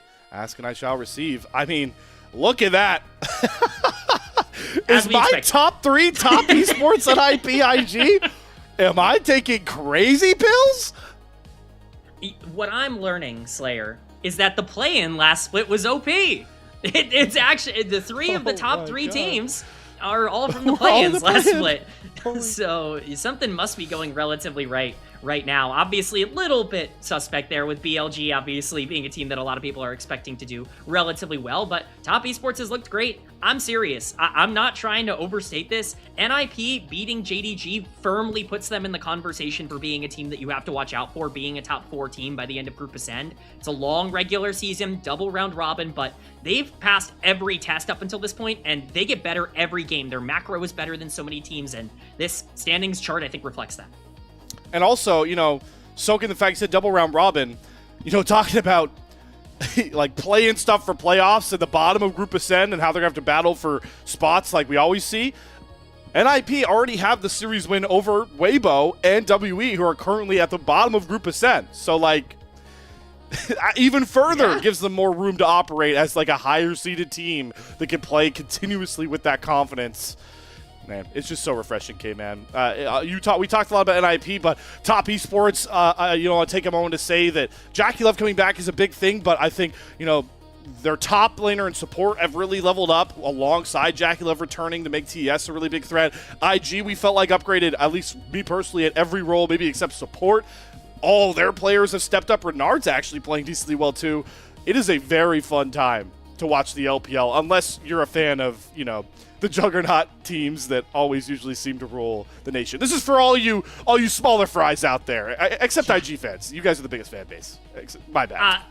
I think even Weibo fans are starting to get back into it a couple of days ago with that win over Invictus. You're starting to feel the momentum and the vibes come back around. That team is never, you know, able to be counted out. But again, you're absolutely right. So many players coming back in and dominating. TN, for me, a player who didn't even play in split number 1, might be the leading case for MVP right now through the beginning part of the split. He's been unbelievably good for that team. You know, Mako has made such a big impact for Invictus as well in terms of being able to return to that roster. It's so fun. Like, the LPL coming off of an international win, going right into what I consider to be one of the most fun starts to a regular season we've gotten in recent memory. How can you not be excited about this league right now? How can you not sit here wanting more? Unfortunately, we can't give you that, but we can take a look at our schedule going forward for the rest of the week here. And yeah, there's some pretty big bangers. As we can already see here, we are currently at the Saturday window now, which is all Group Ascend. IG, BLG, very fun. JDG are going to be right back at it playing Weibo, and then, I mean, I'm super excited for Sunday too, K-Man. I can say now I will be on that BLG AL series that, well, you'd expect to be closer, but maybe not as close as AL currently been playing, so.